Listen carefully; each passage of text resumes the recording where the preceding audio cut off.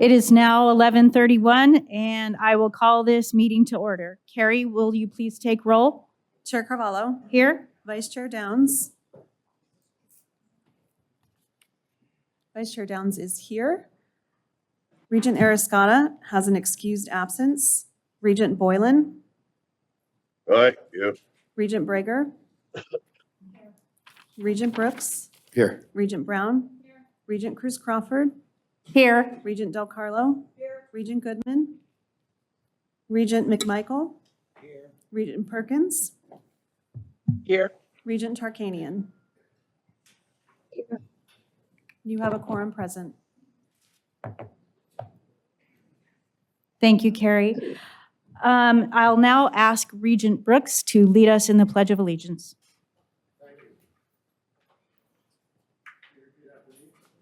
Allegiance to the flag of the United States of America and to the republic for which it stands, one nation, under God, indivisible, with liberty and justice for all.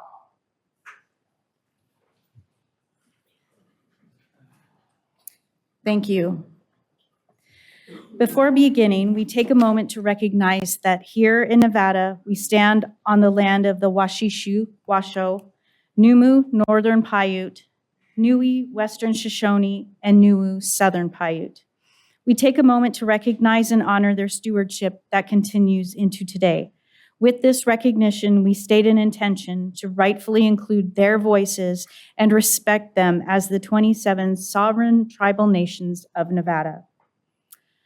Before we go to public comment, item number 1, I just wanted to briefly introduce our new special counsel to the board, Mr. Chris Nielsen, who's sitting over here to the right. Mr. Nielsen, welcome, and thank you for being with us today.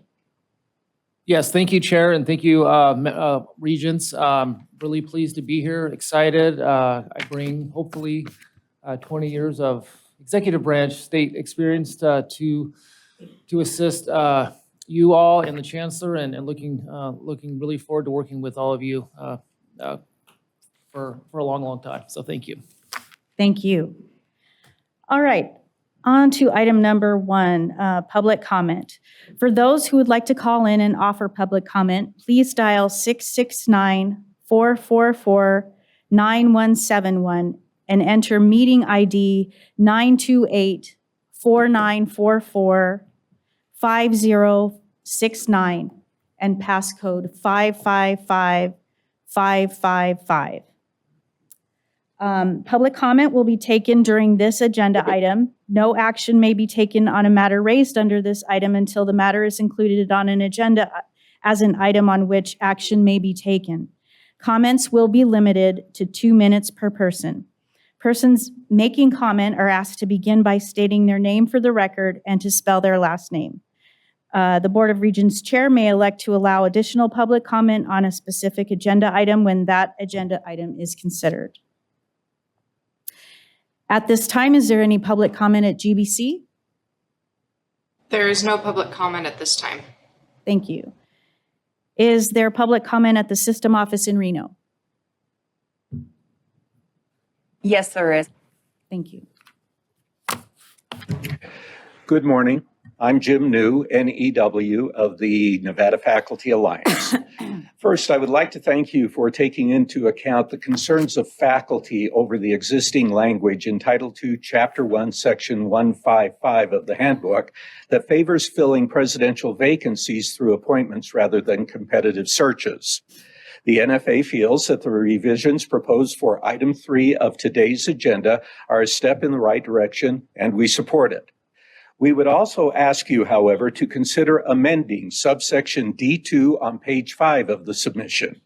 It still allows the board to unilaterally appoint an interim president to the permanent position. Faculty positions at all NSHE institutions are filled through competitive searches, usually at the national level. A national search should be the minimum standard for selecting the chief executives at our campuses, and nothing should prevent an interim president from competing in that search. An individual selected through a search process will enjoy more legitimacy as they enter the position than an individual unilaterally appointed by the board, where questions of favoritism and cronyism will always linger.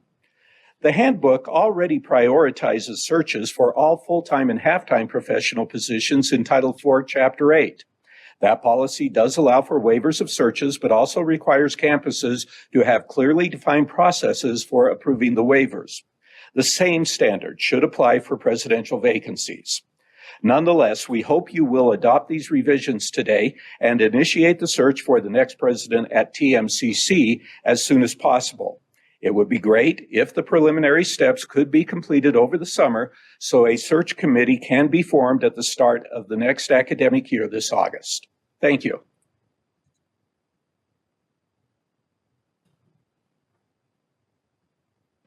There's no more in Reno. Thank you. Is there any public comment here in Las Vegas?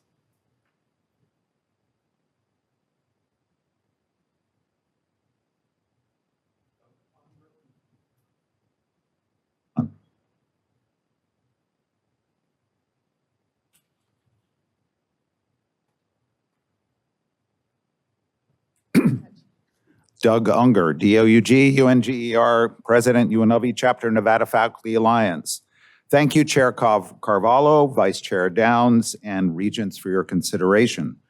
Regarding agenda item number 10, the resolution delegating authority for litigation decisions, we strongly support the comment of NFA President Jim New that's written and in the record that the board should pause action on this resolution until it can be revised.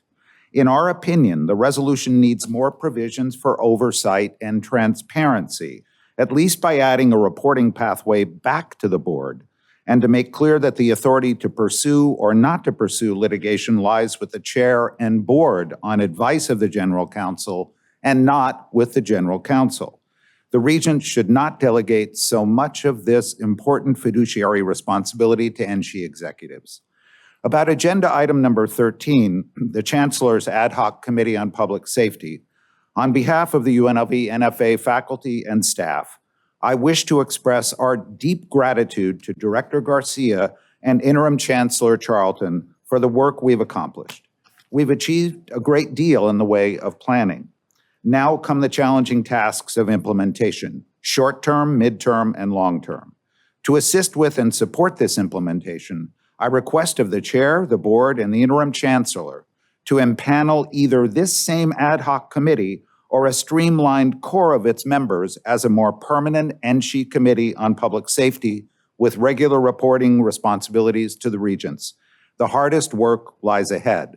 I think all in our NSHE community can benefit greatly from the energy, input, and expertise of many of the members of this ad hoc committee as we pursue the goal to achieve much safer, more secure campuses. Thank you.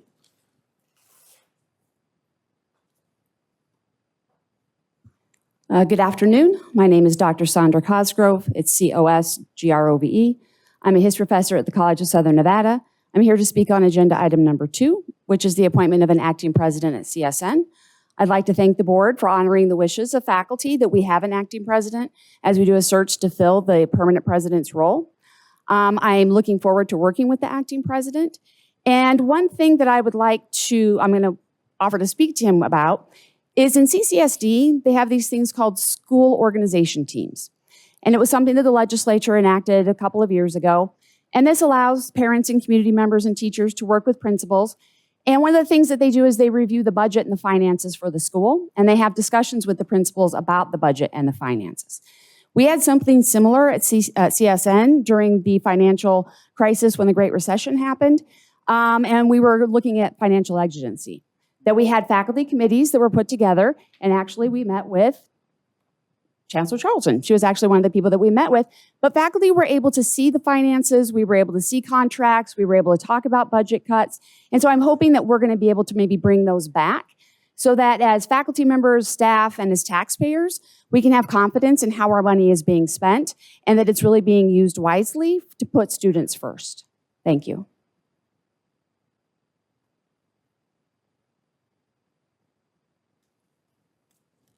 Good morning. My name is Colleen Friedman, Freedman. I'm a proud Boyd graduate. I also hold a Master in Business degree from the Lee School of Business. I'm here today because the university that I proudly call my alma mater has failed to recognize my right and the rights of others to sit in a public graduation ceremony and feel represented, included, and safe. At the university's commencement speech last week, Ms. Yvette Mercado gave a speech that was undeniably anti-Semitic. Her speech included several anti-Semitic tropes, accusing Israel of war crimes, genocide, and apartheid. And though I personally don't agree with Ms. Mercado's views, I do understand the perimeters and protections of free speech. And there are moments throughout her speech that are outside the protections of the First Amendment because her words are true threats, as her words provoke and incite violence. I'm also disappointed in the university for tolerating Ms. Mercado's actions and lying to the university by promising one speech and publicly deceiving the university by giving another speech during graduation. Her actions and the university's inactions raise several concerns of integrity, which excellence and integrity are listed as the values of the university. And as demonstrated, I have yet to see either from both UNLV, the president of UNLV, and Ms. Mercado in this instance. Ms. Mercado's actions and words show that she consciously disregarded the substantial risk that her communications would be viewed as threatening violence. And the university has not taken sufficient action in explaining that they did not expect her words and what the consequences are for lying to the university, if there are any, and this is unacceptable. I ask the university to take action and endorse their values of excellence and integrity by making a public statement clarifying how this incident happened, their plans on balancing the First Amendment protections, and if the university has any disciplinary actions in place to follow through with those actions and lying to the university. Thank you. Good morning, Regent. I'm Las Vegas City Councilman Cedric Creer and former Regent. It just brings back so many great memories. I get the feel of what it feels like. I got this something on my shoulder. I know exactly what you're going through today, so it is great to be here. I'm a city councilman for Ward 5, and I'm here to give public comment in support of item number 8, which is CSN's West Side Education Training Center. That facility is located right in my ward that I represent, Ward 5. When I first got in office, one of the main agendas was to get unemployment down in our ward. I walked in as at 15%. We're working towards that. We needed a place where people could go and get trained and get ready for jobs of the future and get prepared. Just by happenstance and by fortuitous nature, Dr. Zaragoza came along to our system. And we had a chance to conversate. We had a chance to go to San Antonio to see all the great work that he did at the Alamo Community College system. And we said we needed to bring that back to Las Vegas. And we are going to, hopefully with your approval, break ground very soon. We are recipients of the largest EDA grant in the history of our state of almost $7 million. It shows you what a comprehensive combined public partnership can do. And we look to train people in workforce development, manufacturing, construction, information technology, and healthcare. This is a huge, huge, huge deal in my community, as well as in Las Vegas in general. We need to get people ready, trained, prepared to go to work, especially if jobs of the future. So I want to thank you all. Hopefully you can count on your support. I have to thank Dr. Zaragoza for his commitment. He is a man of his word, and he said he was going to do it, and we are doing it. I also have to thank Dr. Lawrence Weekly. We also have to thank Frank Woodbeck, who has been instrumental in this entire process. Stavon Corbett, who is working in the DWED department, Steve Goebel. And then we also have to thank our chancellor, our wonderful chancellor, who was the CFO at the time when we got started at CSN. So thank you, Chancellor, for all of your support. You all have a great day. God bless you. Thank you for your service. I know it's not easy. Have a great day.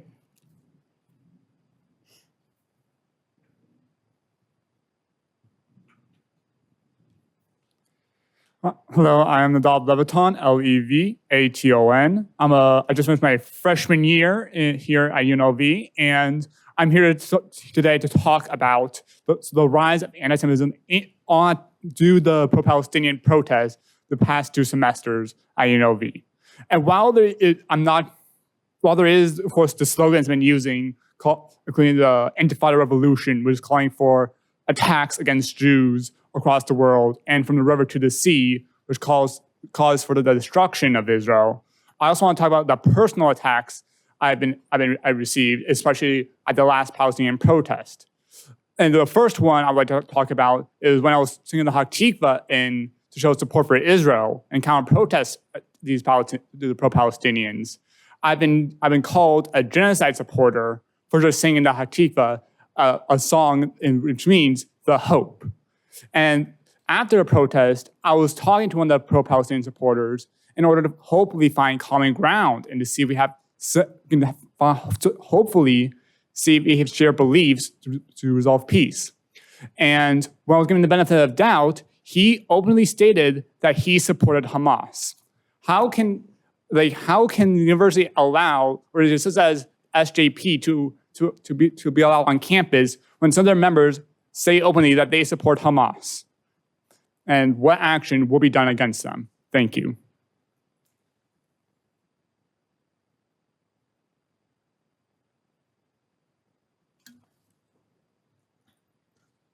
Good morning. I'm Gregory Brown. I'm a professor of history at University of Nevada, Las Vegas. I'm speaking to you this morning on behalf of colleagues who, as I think many of you know, have formed this year Jewish faculty and staff group at UNLV. We have done a lot of different work in a lot of different areas, and we'll continue in curriculum and in other things, but a lot of our time over the past few weeks and months has been spent on campus climate, and particularly with respect to a hostile and harassing environment for Jewish students. We are all aware that there have not been encampments, and we thank UPD for enforcing university policies. There has not been violence, and we're all very lucky for that, but that's not by accident. That's as a result in part of hard work by myself and some of our colleagues at de-escalation. And it is also not an indication that we're okay. We are not okay. Our students have brought forward for months concerns about incidents of harassment in classrooms, in student clubs, and of course, as we know from reading published news accounts of rhetoric that is hostile rhetoric that, as the student just referred to, repeatedly calls for intifada. Intifada was a wave of terrorist violence that killed thousands of people in restaurants, cafes, buses, and synagogues in Israel. That there are repeated chants that explicitly use precisely the language that is defined as anti-Semitic in the definition that this board has adopted. Now, there is certainly a First Amendment right for our students and my colleagues to issue anti-Semitic language. There is. However, we have an obligation as a university to do education and to do de-escalation. This is what I am here today to advocate for. We have submitted and are trying to work with our administration on steps towards de-escalation and towards education. And in particular, we have proposed that UNLV participate with the National Academic Engagement Network, which is a faculty network on their campus climate initiative, or the Parallel Student Initiative, which is run by Hillel International. I ask the board, I ask the chancellor to support our university administration in moving forward with some of these needed educational initiatives.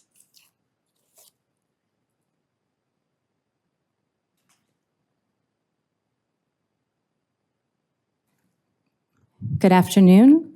I'm Jennifer Scher, SHER.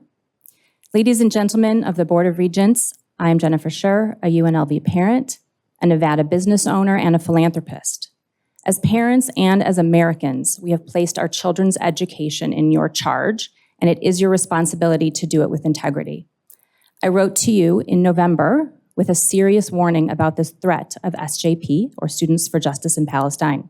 I sent you evidence to the fact that it is a terrorist-sponsored organization. In effect, for example, at CU Boulder, the SJP gathered and began an Instagram account on October 5th. October 5th. Permitting this organization and others like it to continue on campus is knowingly abetting terrorists and complicitly allowing your students to become indoctrinated, not only to hate Jews and Israel, but to hate America, as evidenced by the defiant, anti-American commencement speech given by Yvette Machado. Enough already. We cannot afford ambiguity. I call on you to publicly denounce any speech emanating from your institution that threatens to lead down the dark path of anti-Semitism. Your stance must be unwavering, sending a resounding message to UNLV students and faculty and the citizens of Nevada that we will not tolerate such behavior. We must refuse to follow the shameful path of Columbia, Harvard, UCLA, and others. We can do better. Action must be taken. The right to speak does not grant the right to be free of criticism, including from university leaders who should never hesitate to condemn anti-American terrorist sympathizers and must distance the university from them. We cannot allow the radicalization of one individual to serve as a beacon for more extremism. Granting a law school scholarship to an individual who flaunts disdain for the country and disregards rules undermines the very ideals upon which the legal system stands. Allowing someone who despises the nation's value to represent its legal system is like appointing a fox to guard the hen house. I realize my time is up. Thank you very much. Good afternoon. Stephanie Tuzman, TUZMAN, President and CEO of Jewish Nevada. Our organization supports over 76,000 Jewish residents in our state and facilitates vibrant Jewish life, including through Hillel at UNLV and at UNR, which works to create engagement among Jewish students on campus. I don't need to repeat what the others have said before me. You know the tragic events of October 7th and what our Jewish students have been facing on campus since then. I do want to express my thanks and appreciation for both police departments at UNLV and UNR, especially Captain Adam Garcia, who I believe have done a phenomenal job in our community and supporting our students' safety. Yet despite numerous meetings with university administration where we've expressed our feelings or given clear, concrete examples of what could be said in response, we've yet to see decisive public action from the university's leadership condemning acts or outlining steps to protect our students. The silence is disheartening. While the academic year may have concluded, the absence of a clear stance from the university sends a message that these issues are transient and unworthy of address. Unfortunately, the reality is quite opposite. The sentiments and tensions on campus do not simply dissipate, they transfer into our larger community. I deal with it on a daily basis, potentially fostering a broader environment of intolerance and hate. And make no mistake, they'll reappear on your campuses in the fall. Therefore, I'm here to express not only our concern, but also our profound disappointment. The lack of action has left our students feeling unsupported and vulnerable. It's not just a campus issue. It's a broader community concern that requires visible leadership and clear communication. As Regents, you have the capacity to advocate for and implement policies that uphold values of safety, inclusion, and respect across Nevada's higher education system. In fact, in 2022, you became the first state to adopt the IHRA definition of anti-Semitism. I thank you for that. The anti-Israel rallies taking place on campus have done everything to negate that policy. They're clearly anti-Semitic and should absolutely not be tolerated. I urge you to work with UNLV's leadership to condemn this. Thank you.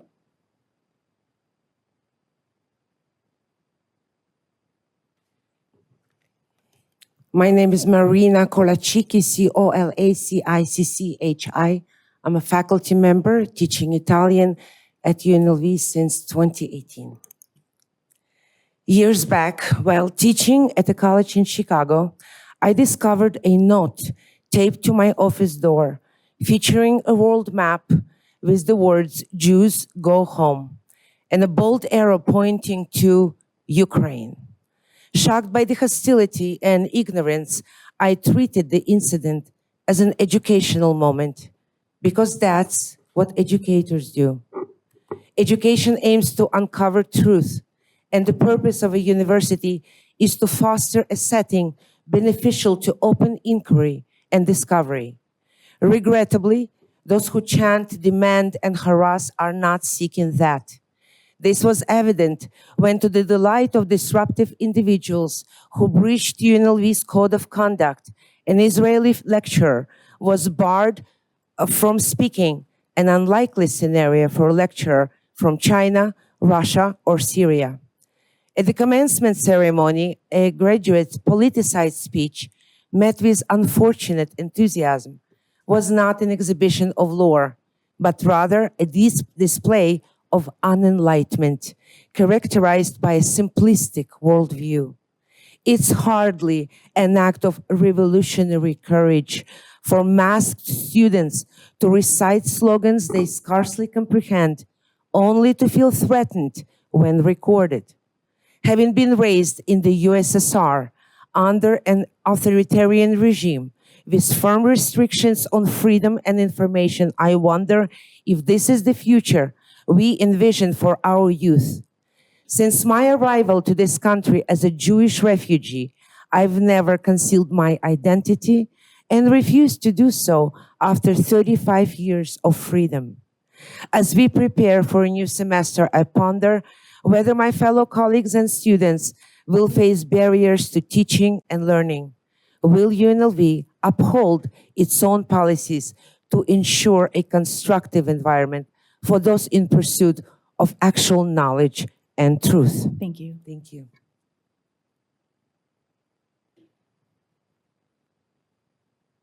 Morning, Tai Dadan, DADON. In 2023, the motion to boycott and divest and sanction all Israeli-related businesses was finally passed throughout campuses. Pogroms have become a normal thing. 2024, Israelis are blocked from entering grounds of campuses. Blood libels are now publicly spread on campuses, nationwide, even by your graduation commencement speech, watched by all of you and applauded by many. In 2025, from the river to the sea comes true. Israeli citizens are now stripped from all of their property and everything is confiscated. And then in 2026, Israelis are separated from society and closed up in concentration camps. We all knows what happened next. Replace campuses with Germany, replace Israelis with Jew, and deduct exactly 90 years off this timeline and see what led to extermination of 6 million Jews. History is repeating itself before your eyes, and it seems like you choose to close them. Burying your head in the sand allows the prisoners to run the asylum. The Holocaust happened due to society being split to 3 different types of peoples: killers, victims, and bystanders. Madam Chancellor, President Whitfield, Board of Regents, we stand upon the best opportunity of a teachable moment over here in UNLV. We, your community, implore you to grab this opportunity with both hands. Dear board members, before our university fills with barbaric extremists and physical attacks become a regular occurrence, we ask you to step up to the plate and do your duty. We ask you to make sure that you hold this university and the universities in Nevada accountable. Same for their administrations. We have high standards and we have to keep them. You failed to shut down crazy demands, discrimination, and boycott of Israel related to UNLV. You failed to ban public extremists and an individual from going on a commencement speech on a stage after viewing their social media. You failed to stop outraging incitement on your stage graduation live. You failed from stopping bullying, attacking Israeli guest speakers on your campuses and kicking the guest speaker off instead of arresting the students. And worst of all, you're failing to respond to all these atrocities against all of our school values. With severe action and public statement, it's not too late. We expect to see actions now, and we will not allow this to be brushed under the rug. Thank you.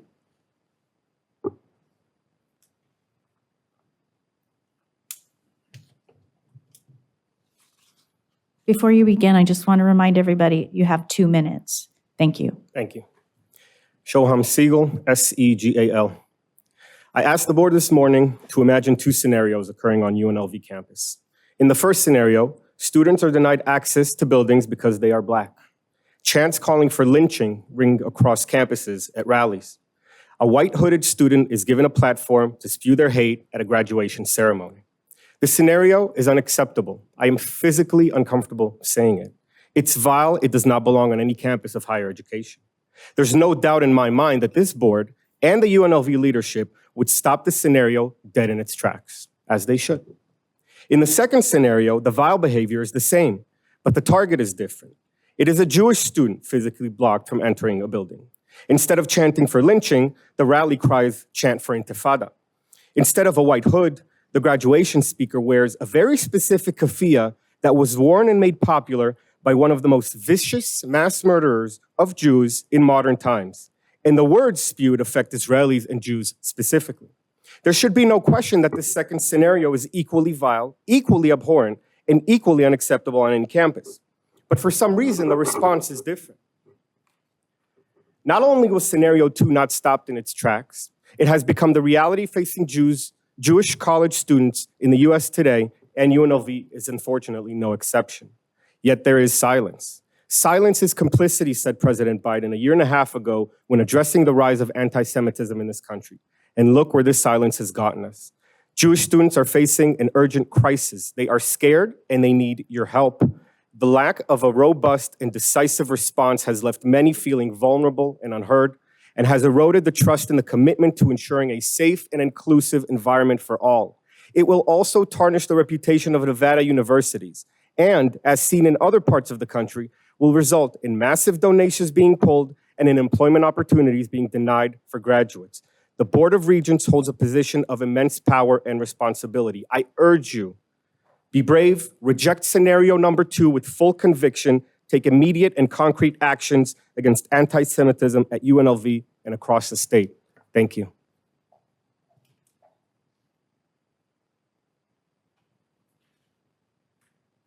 Moshe Borvik, B-O-R-V-I-C-K. I'm the husband of a UNLV student, and I'm a community youth director. And I address you today, as many others, deeply concerned about the rising anti-Semitism on our campuses, particularly about UNLV. We're disappointed by UNLV's lack of response to this issue.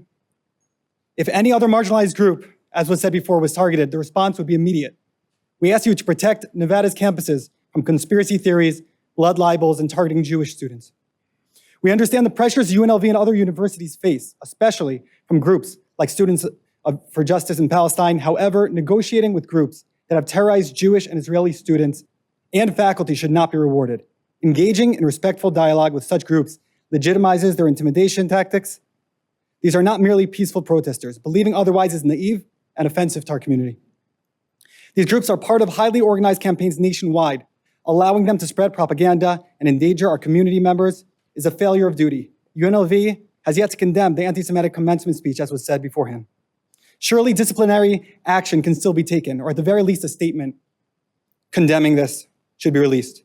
President Whitfield mentioned that lines have not been crossed at UNLV as they have at other campuses. But what would he consider a red line? What would you consider to be a red line? Must we wait for further escalation, for more hate speech before taking action? Does violence need to erupt? Anti-Semitism is racism and deserves the same protections as all other persecuted minorities. If any other marginalized group felt insecure and threatened on campus, the administration would not stand for it. Thank you for your attention. I urge you to take immediate action and to address this issue and protect all students on our campuses.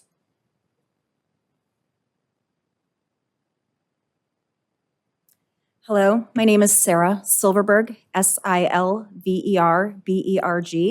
and I'm here today as a concerned community member. UNLV's refusal thus far to condemn the commencement speech given by graduating senior Yvette Machado, despite the speech being different from the text she submitted prior to the event, and her words being full of anti-Semitic tropes, misinformation, and buzzwords, is not only distressing, but greatly disappointing.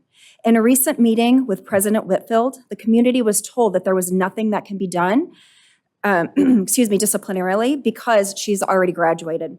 It has since come to our attention that she is enrolled in UNLV's Boyd School of Law. Surely, as an incoming graduate, there is still disciplinary action that can be taken. At the very least, a statement should be released without any delay, condemning the students' words that were spoken without any significant knowledge of the ongoing war or the Middle East, and proving the UNLV community and the community at large that anti-Semitism is not tolerated by the administration. Thank you.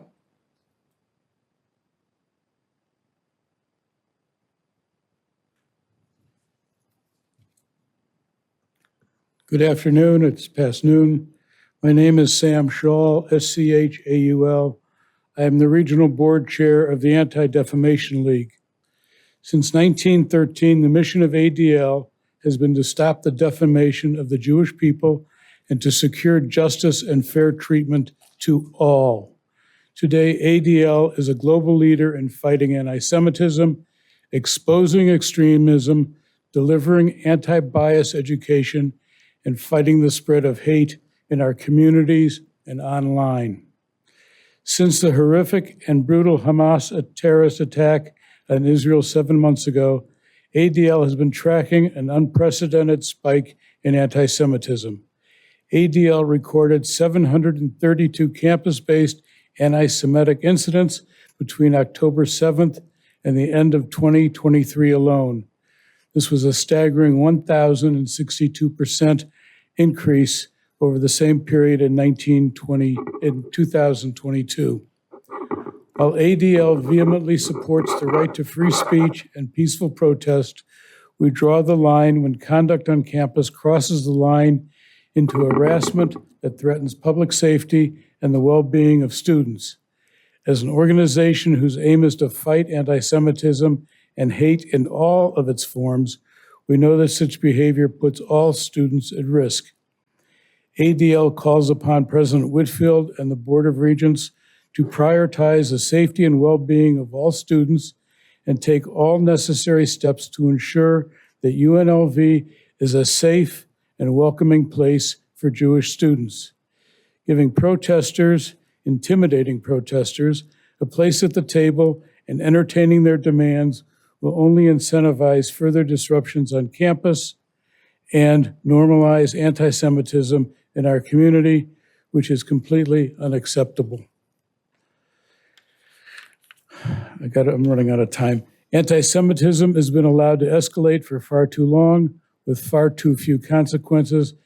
ADL Desert Region calls for President Whitfield and the Board of Regents to act and ensure that UNLV is a safe and welcoming place where students return in the fall. Thank you.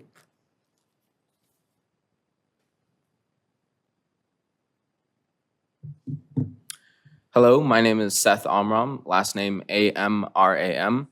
I am a student, a sophomore UNLV student and a student officer of Hillel at UNLV and student supporting Israel on campus. I want to first thank Byron Brooks and Patrick Boylan for being the only few regents that have seemed to care about Jewish and Israeli student safety. In addition, I want to thank UNLV faculty and staff for their work in supporting Jewish students and Jewish faculty, but even so, the work is not over. This semester, we have seen tensions rise on college campuses because of the Israel-Hamas conflict, and UNLV is no different. I want to bring awareness to the organization Students for Justice in Palestine's UNLV chapter, formerly known as MPL. SJP's RSO constitution is in direct violation of the IHRA definition of anti-Semitism, although they claim to prohibit anti-Semitism in any form. Section 2 also states that the organization will comply with all NSHE and UNLV policies, which it does not because it denies Jews' right to self-determination as well as discrimination on national origin.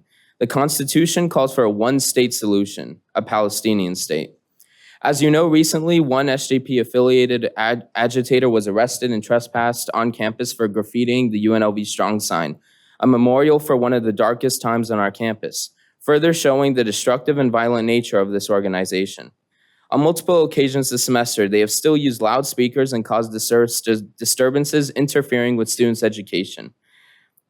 In addition, we have seen this organization, along with others like the UNLV Feminist Club, post dangerous and potentially threatening material, such as a photo of a Jewish UNLV student on their Instagram, naming said student a white supremacist and unwelcome. No student should ever feel unwelcome on campus because of their religion or national origin. I hope this board looks into this organization and its conduct and will not go forward with the divestment of efforts of this organization, as it is not only discrimination on national origin, but also would be in violation of Nevada law signed by the governor in 2017, legislation outlawing the boycott, divestment, and sanction movement. Thank you.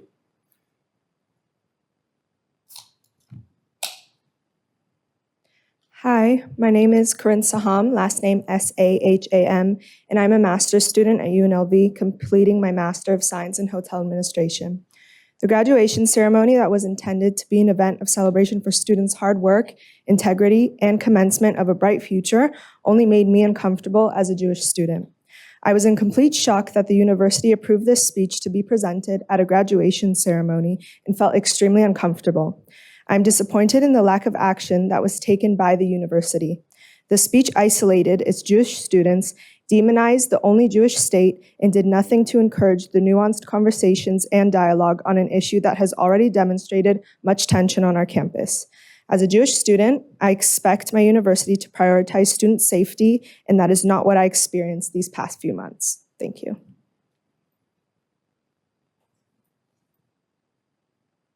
Hey, my name is Helen Lebanon, and I wasn't even planning on speaking. So I don't have anything in writing, but enough said, and I'm a proud Israeli American that live in Las Vegas. When you leave this room, after this meeting, I just want you to ask yourself a question. What needs to be done in the university? That the Jewish student will be killed, and then the parents and the family will come after you, after the president of UNLV? Just ask this question when you leave this room. Thank you.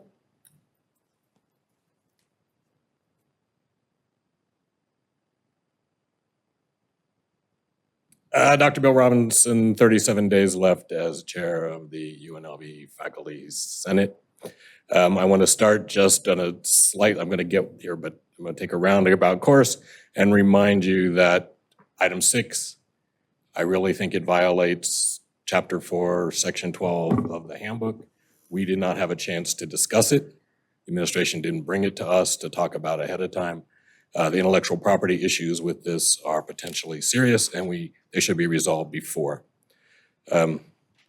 My raising this to you, as you know from last time, was not really an issue of whether this project should be. It was an issue of campus safety and our commitment to campus safety. And I asked you to make a statement last time by voting no on this, specifically to make a statement about the importance of putting resources into campus safety. As Chair Carvalho knows, she was at our Senate meeting December 5th, and the major topic at that meeting was safety of the faculty and staff and students. That's been, every time I've been given a speech in the last 6 months, and I've had to give way too many speeches in the last 6 months, the safety of all our faculty and staff and students has been a primary focus of every speech I've given. We have not done enough. We need to do more. We need to coordinate more. And we learned, and as some of you have seen the survey results from what happened after December 6th, that those feelings of unsafety don't just apply to the Jewish community, but they apply to the BIPOC community as well. We have lots and lots of faculty and staff and students who feel unsafe on campus. And we have not done enough, and we have not committed resources, our own resources, to fix those problems in a way that we should. And so again, when you went to vote on 6 last time, the God spoke, because you were going to vote for it, I know, and the God spoke. And I'm suggesting that you do not tempt them with lightning and thunder and whatever again. Thank you.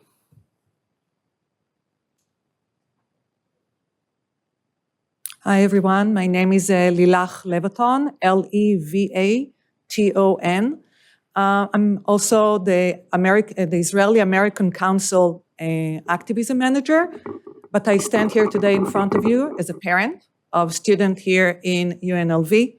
I actually came a few months ago to share my concern in front of you about the rise of anti-Semitism in the campus in UNLV. And today I come to tell you that I'm no longer concerned, I'm afraid, I'm terrified. I actually have 3 kids. One graduated already in December. One is just finished his freshman year, and one is in Israel studying in University of Tel Aviv, and she is in a war zone. And I want to tell you, as a mom, unfortunately, I feel that my daughter in Israel under war is safer than my own kids here in UNLV. I'm asking exactly what the UNLV administration, president are planning to do to bring back safety to our students, to our kids, all the students. This is concerning, and it has to concern everyone here. Look behind me, community members came here today. Students are here, staff members are here, parents are here. They are concerned. This is our obligation to them to ensure our student safety. Thank you, everyone.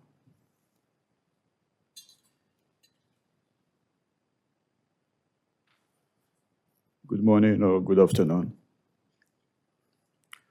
My name is Odette Cohen, ODED-COHEN. If any other marginalized group were being targeted with hate speech, there will be no hesitation in responding. We are not asking you to choose a side in a foreigner war thousands of miles away. We are imploring you to protect Nevada-owned campuses from conspiracy theories and blood libels that specifically target Jews. I'm fed up with this biased treatment toward Israelis and Jewish students alike in a public university.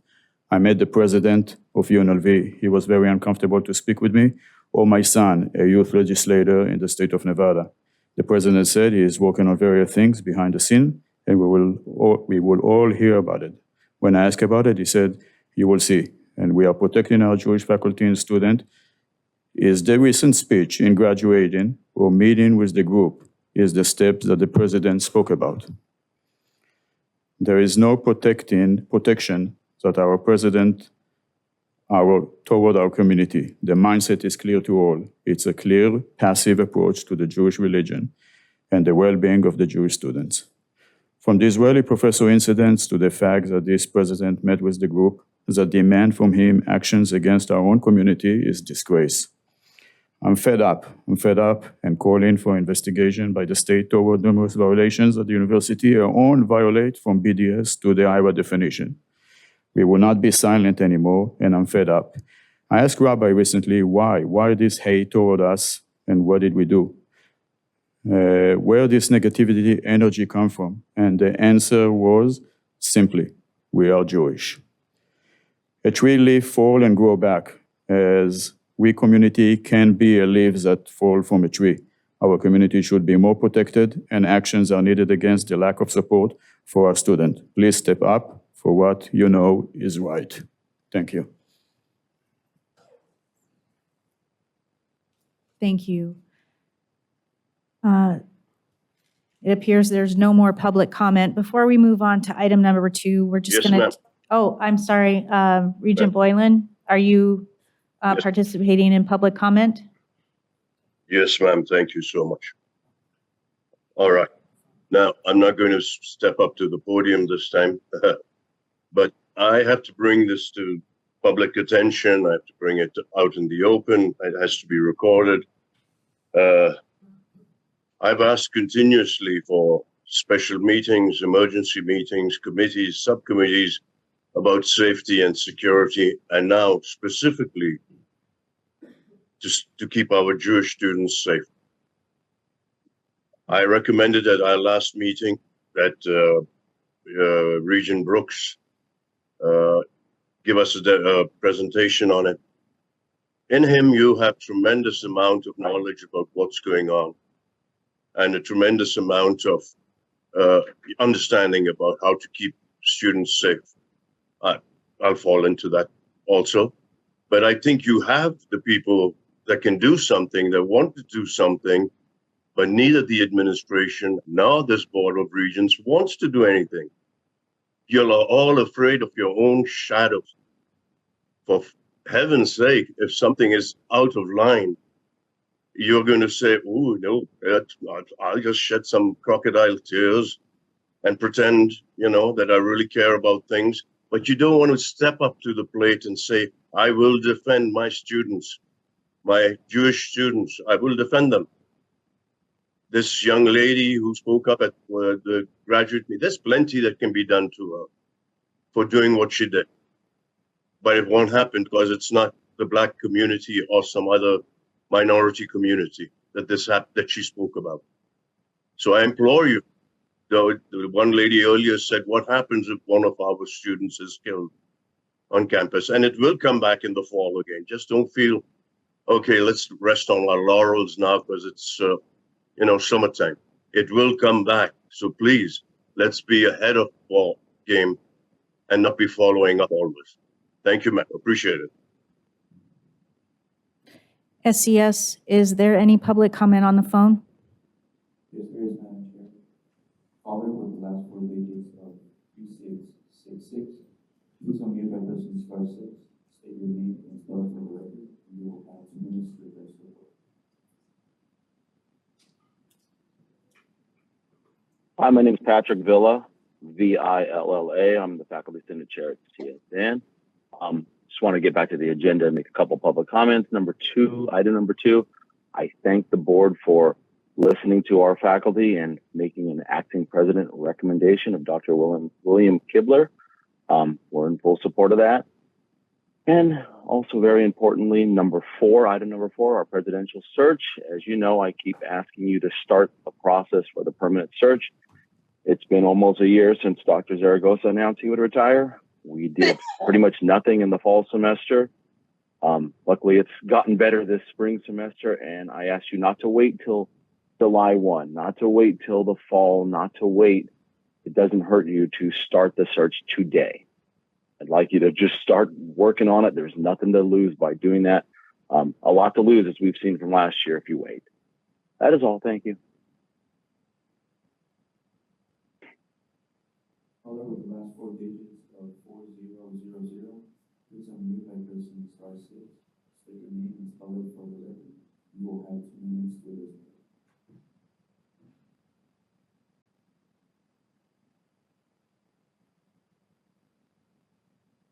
Thank you. My name is Elaine Silverstone, Silverstone. I didn't realize I'd be able to join the public comment from the phone, but I did want to take this moment to acknowledge many who spoke about campus safety and anti-Semitism in general on campus and add my voice. Thank you very much and appreciate this opportunity.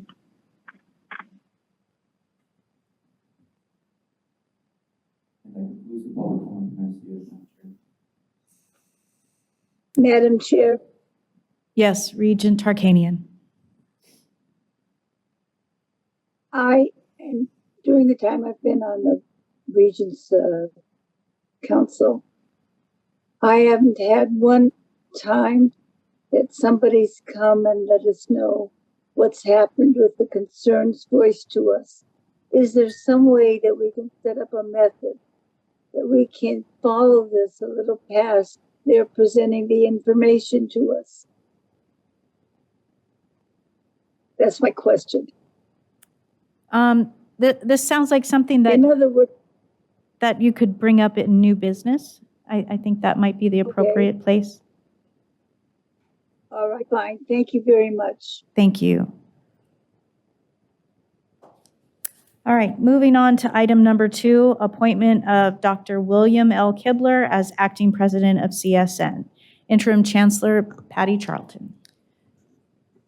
Good afternoon. For the record, Patty Charlton, Interim Chancellor, Nevada System of Higher Education. So today I bring forward to you an action item and request your approval for the approval of Dr. William Kibler to serve as the acting president of the College of Southern Nevada in the time that this board will engage in a search process. As I brought forward to you in February of 2024, the college, or not the college, but the system, in consultation with the board chair and vice chair, engaged the services of the registry, a nationally recognized premier executive placement company that focuses on acting individuals that can serve in the higher education space specifically.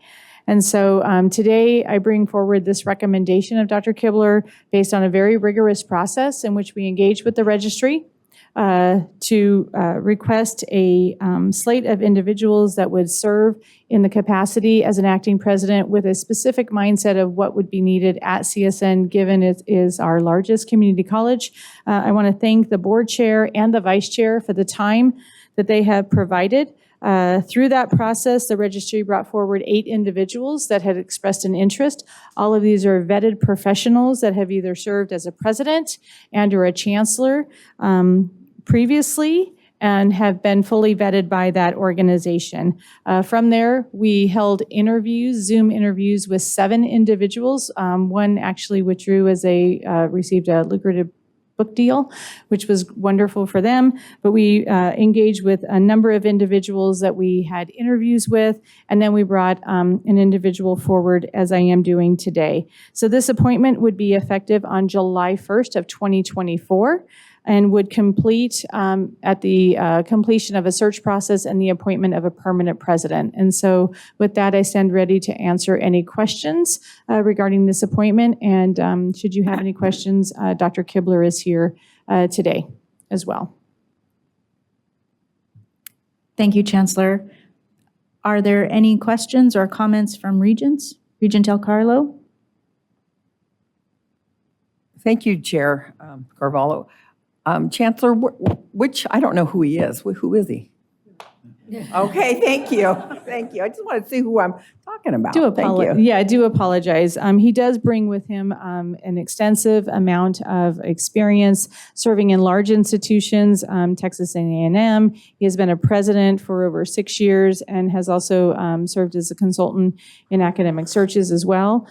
So I'm pleased to bring his name forward today. I'm going to go to Regent McMichael, and then I'll go to you.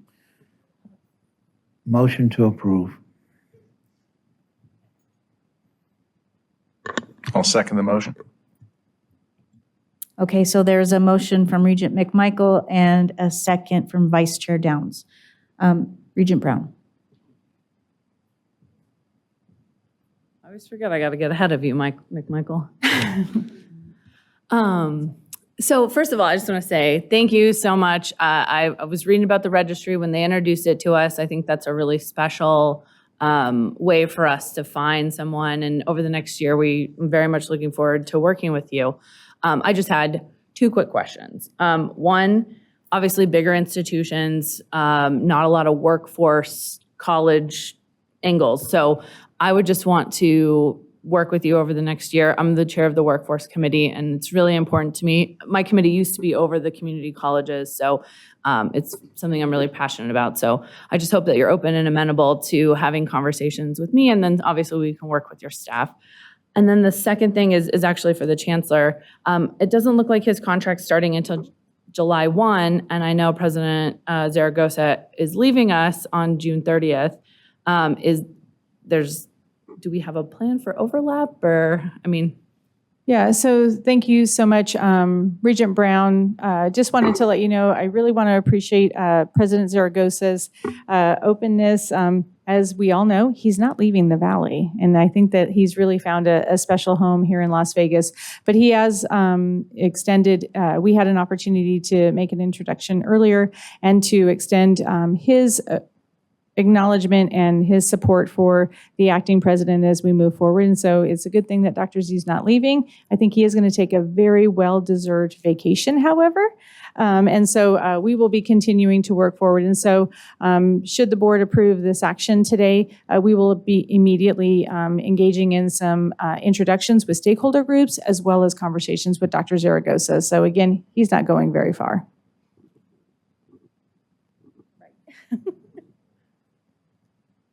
Regent Del Carlo. Thank you, Chair Carvalho. To Dr. Hibbler, no, I got it right, Kibler. My dermatologist is Hibbler, so that's why I said that, I'm sorry. I noticed in our supplemental material that we got last night, I went through it, and I am really happy with this process. I really think we needed somebody with deep chops, and it looks like, you beat out 7 other people, and I think just to get into the registry is not an easy feat. And I do remember when our former departed president at UNR, Dr. Joe Crowley, he was there 17 years, and then he went out. I don't know if it was a registry, but he did do the same thing you're doing, and I have great respect for the work you're going to be doing. But I just want to have you remember that number 7, 8, 9, and 12 to me are the most important things you're going to do for us. I'm not going to read them. Everybody else should have read them, but I think those are really the crux of what you're going to be doing for us. And I really look forward to you coming and engaging with you. And I did want to ask you, Chancellor, I noticed on the very first part of the contract, something about at the beginning of the assignment and you got to depart Las Vegas. They don't have to really depart, do they, when they're done? I mean, if he decides he loves Las Vegas and wants to stay, he can stay, right? But just not in this role. The way it's worded, he has to leave. Yeah, so I just wondered about Regent that. Del Carlo, I think everybody loves Las Vegas, right? So we What's not always to like to love? have increase our population. So I think that's an invitation that should you like Las Vegas in your family, that you're welcome to stay. Thank you. But it won't be in this capacity as you are enacting. So. Yes. Thank you. Thank you. Are there any other questions or comments from regents? Regent Cruz Crawford? Oh, Regent Cruz Crawford, for the record, I guess my microphone has been on the whole time. I just want to thank everybody involved in this process. We heard the concerns from the community, CSN, faculty, and staff, wanting to make sure that we had open and transparent searches. And this was just a really great job to make us feel secure that well in the role, someone is not campaigning for the position. It is very much equitable. I did speak to the faculty, CSN Faculty Senate. They love their president. And thank you, President Zaragoza, for all the work that you've done in our community. And looking forward to continue this equitable practice of hiring. And welcome, you're going to have so much fun.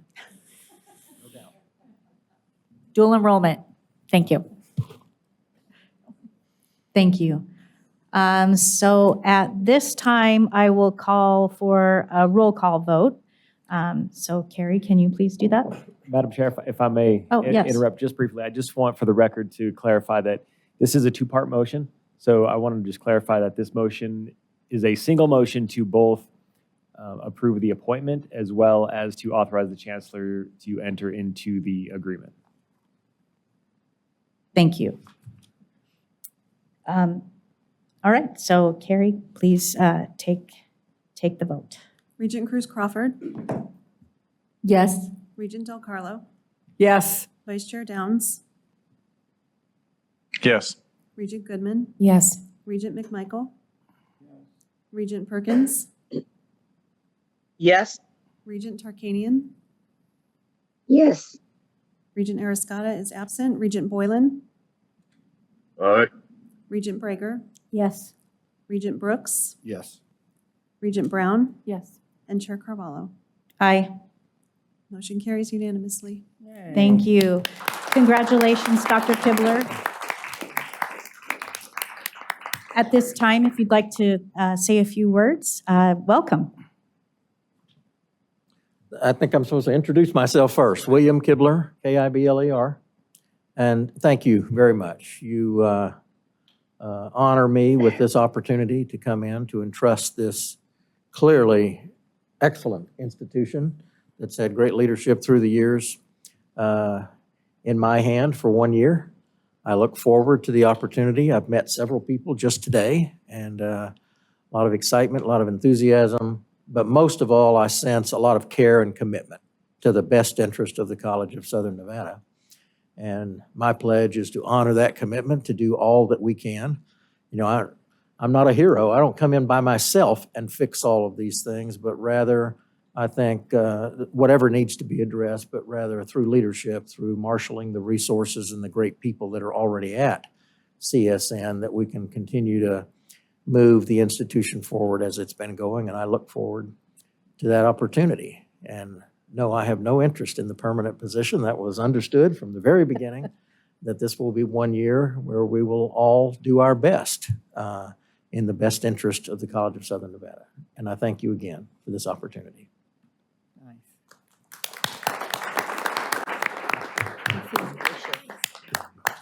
Thank you, and welcome to the NSHE family, if only temporarily. We'll move on to item number 3, Code and Procedures and Guidelines Manual revisions for the vacancy in the Office of the President.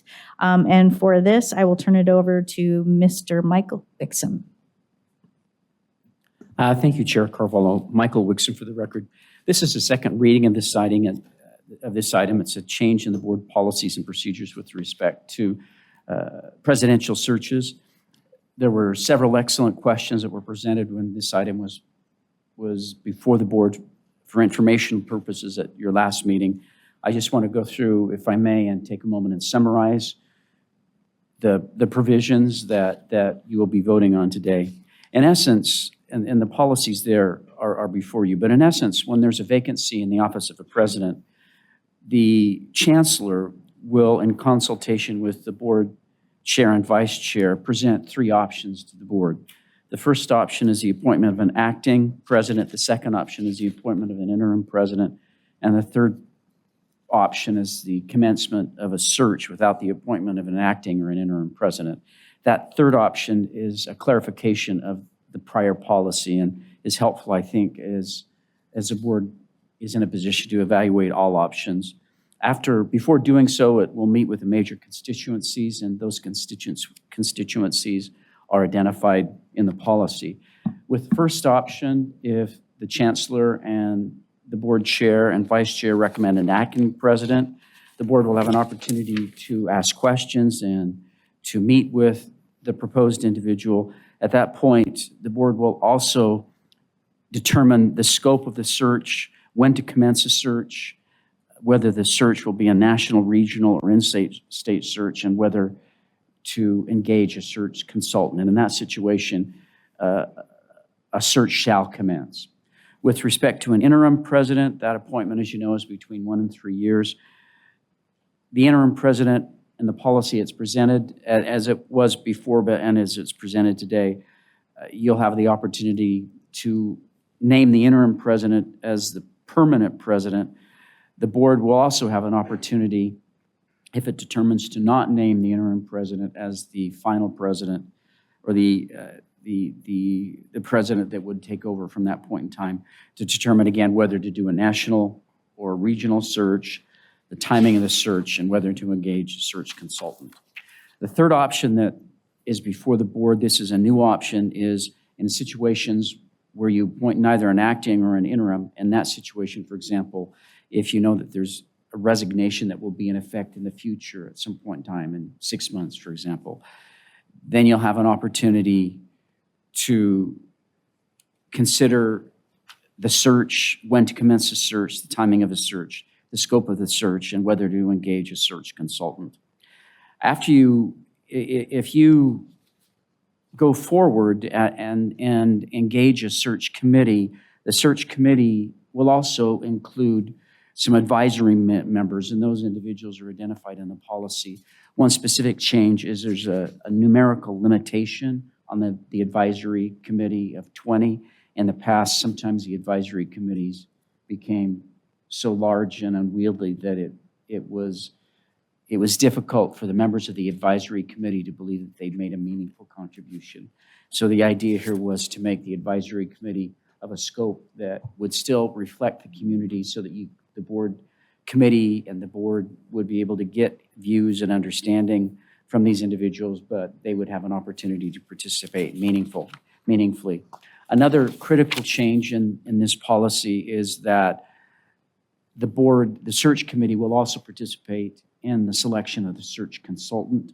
At the first meeting, prior to the first meeting, the chief of staff of the board will bring forward 3 names or 3 possible search consultants for your consideration. The chief of staff will, of course, do so in accordance with board policies and procedures, and then the board at its first meeting will have an opportunity to pick the search consultant and move forward at that point in time. Generally speaking, also at the first meeting, the search consultant, or the second meeting, the search consultant will get the input from the board as to what they're looking for in terms of the qualifications and the nature of the president. So that's a brief summary of where we are. I will pause for a moment and ask if you have any specific questions.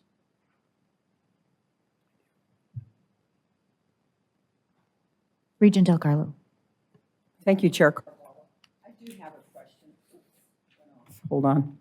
Okay, I do have a question, and this would be on page 7, under G, the second paragraph that says the chancellor and the chair of the Regents Presidential Search Committee shall, in accordance with direction from the committee, either directly or in consultation with the search consultant, if one is hired, be responsible for the initial screening process to determine candidates for consideration by the committee. Now, I have been a search chair before, and it was my understanding that when I was in that role as the search chair, I had the ultimate say in who moved forward. And this says it's the chancellor and the chair of the committee. So I'm asking, my question would be, what if there's an impasse between the two? It doesn't address that, because sometimes 2 people can't agree. Is somebody going to take precedence? Do we take precedence because we're regents, or? I think that's a good question. I think from an overall perspective, the chair of the board, or the chair of the search committee would have that ultimate responsibility. And so in terms of the chancellor's role there is, in that regard, an advisory role, in the sense that the chancellor does not make the determination of who comes forward. As I read the policy, it would be the chairman of the search committee, because the chancellor has no specific role in that regard. Now, I'm going to pause for a moment. Jimmy, do you have any? Mr. Martinez, rather. Jimmy Martinez, for the record, no, I don't have any further comments on that. It's a good question. It's not currently addressed in the policy. So yeah, I think if in the event that would happen, we would have to figure it out internally. Otherwise, we could attempt at coming up with a solution and bring a policy back in the future if it's something that needs to be addressed in writing. I think it should be addressed because having been in that role before, I can tell you it was rocky because there wasn't consensus. And I mean, there was 4 of us from the old policy. I don't know where Carrie is, but I mean, it was rocky. And I just think it needs to be spelled out. Definitely think it should be the chair of that search committee. And that's why you have that authority as the chair. And it's the chair that we elect that makes that chair. So I would say that we clean that language up so when the time comes in the heat of battle that we know, and then bring it back. Thank you. Thank you, Michael Wixon, for the record. The choice you would have today then would be to approve the language as is and clarify it at a later date. The advantage in approving the language as is that it would allow you to commence searches immediately. So you could commence both searches. If we change this and bring it back for another reading, it would be another couple of meetings before we could finalize the policy. And I think you make a very good point. As I read the policy and as I read the code, in my view, ultimately, the chair of the search committee would have to make that decision because that's the role of the chair of the search committee. So I view it in context as the responsibility of the chair of the search committee. That's the way I would view it. But I think you make a valid point. My candid recommendation would be for the board to approve the policy as presented and then to bring back a clarification of this particular point to address your concern. That way you can begin your searches and you wouldn't have to wait. And we can actually clarify, we could bring a policy back at the next meeting, for example, and then have 2 successive readings. We have the June meeting.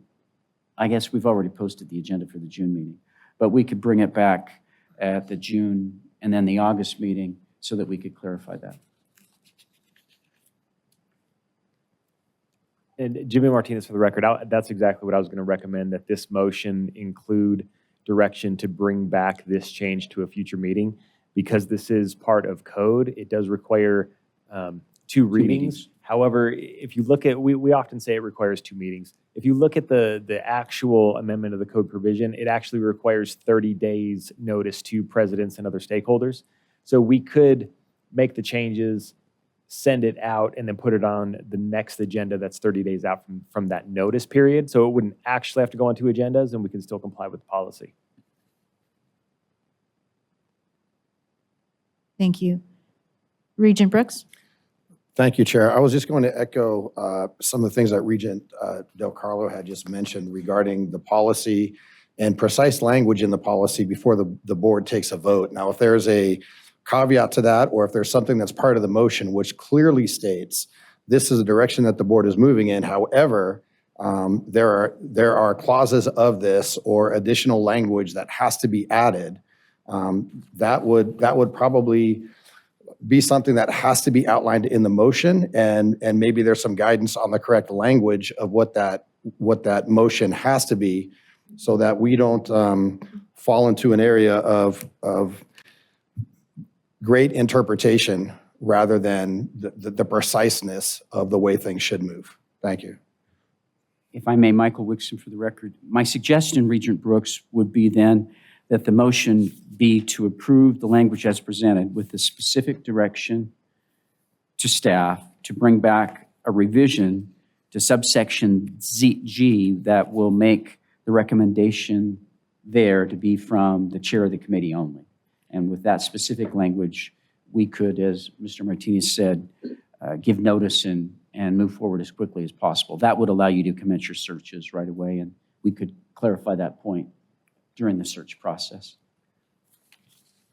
Thank you. Madam Chair, Councilor Regent Wickstrom. Perkins here, if I may. It's, I think Regent Brooks has a follow-up question, and then I have Regent Brown, and then I'll go to you, Regent Perkins. Thank you. Regent Brooks, for the record, I'm wondering, Council, if the language could be something in terms of this would move forward and the board, there's an expectation that the language be framed in a certain way as it's brought back. Something that signifies that this is passing with this caveat, that the language has to be, and so I just didn't want to get that section of it lost in the motion itself. Thank you, Michael Wickstrom, for the record. That was what I was suggesting specifically, is that it be conditioned on that language being brought, that the motion, that the policy is approved on the assumption that this change be brought back to the board at a subsequent meeting.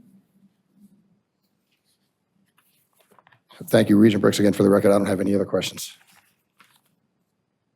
Thank you, Regent Brown.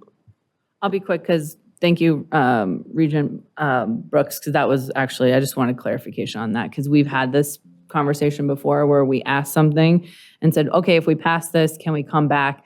And then it turned out we were given bad counsel and we were stuck with what we had originally, this is since I've been on the board. So thank you for that clarification. Thank you for that question, because I do want to just make sure that we're not stuck not being able to clarify in the future. But I think, Mr. Wickstrom, you've answered that question, so thank you.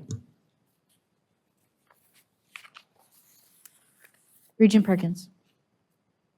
Thank you, Madam Chair. I just have a quick, well, I have two questions actually, and I don't know if they'll be quick or not. The first one is, can't we proceed with the search? Hold on, my camera's not on.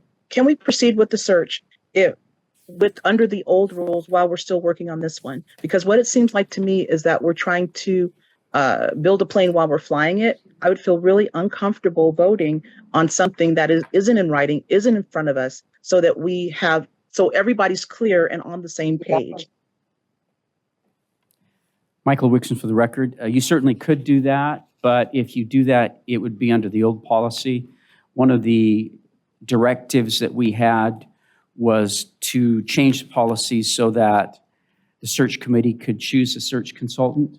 If you go forward with the policy in its present form, the search committee would not be participating in the selection of the search consultant. That would be the key difference. So if you go forward, the search committee would begin on the assumption that it can participate in the selection of the search consultant. If you don't, then that you would not participate. That would be the key difference. And the other provisions wouldn't apply either. So you would begin the search and that would be the primary difference. Okay, one more question then as a follow-up. Does our previous language actually prohibit the search committee from saying or from voting on the search committee to be involved and engaged in the selection of a search consultant? Does it actually prohibit that? Or could that committee say, be formed and still say, hey, this is what we want to do for this particular committee while we're still working on the language for this particular change? Michael Wickstrom, for the record, it does prohibit the search committee from participating in the selection of the search consultant. That's one of the reasons that we changed the policy. It specifically prohibits? Yes. It does not allow for the search consultant is selected by staff prior to the first meeting. So under the present policy, you would be prohibited from participating in that. That's why we're changing this policy. Thank you for that clarification. Okay. I'm going to go to Ms. Nikolajewski and then to Regent Downs, Regent Brager, and then Regent Del Carlo. Thank you, Madam Chair. I just wanted to clarify something. The current policy does not allow the participation of the search chair. It vests all that internal screening with the chancellor. So not approving this will prevent any involvement from the search committee chair in that narrowing. Thank you. Vice Chair Downs? Thank you, Chair Carvalho. I'd like to make a motion as articulated by Special Counsel Wixom.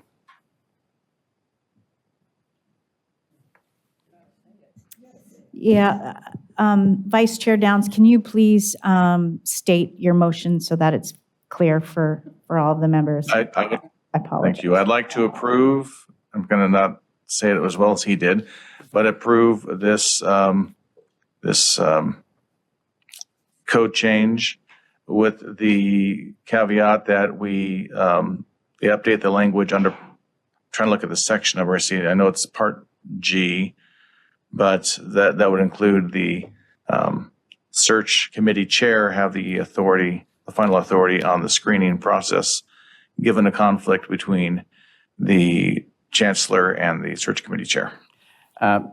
If I may, Chair, for the record, Regent Downs, if I may Yes. suggest some language just so that we're consistent with board policies and procedures. Please do. My suggestion would be that you approve the policy with a caveat that staff go back and bring back to the board a change to subsection D that would reflect that the committee chair is the individual that would bring back the recommendation.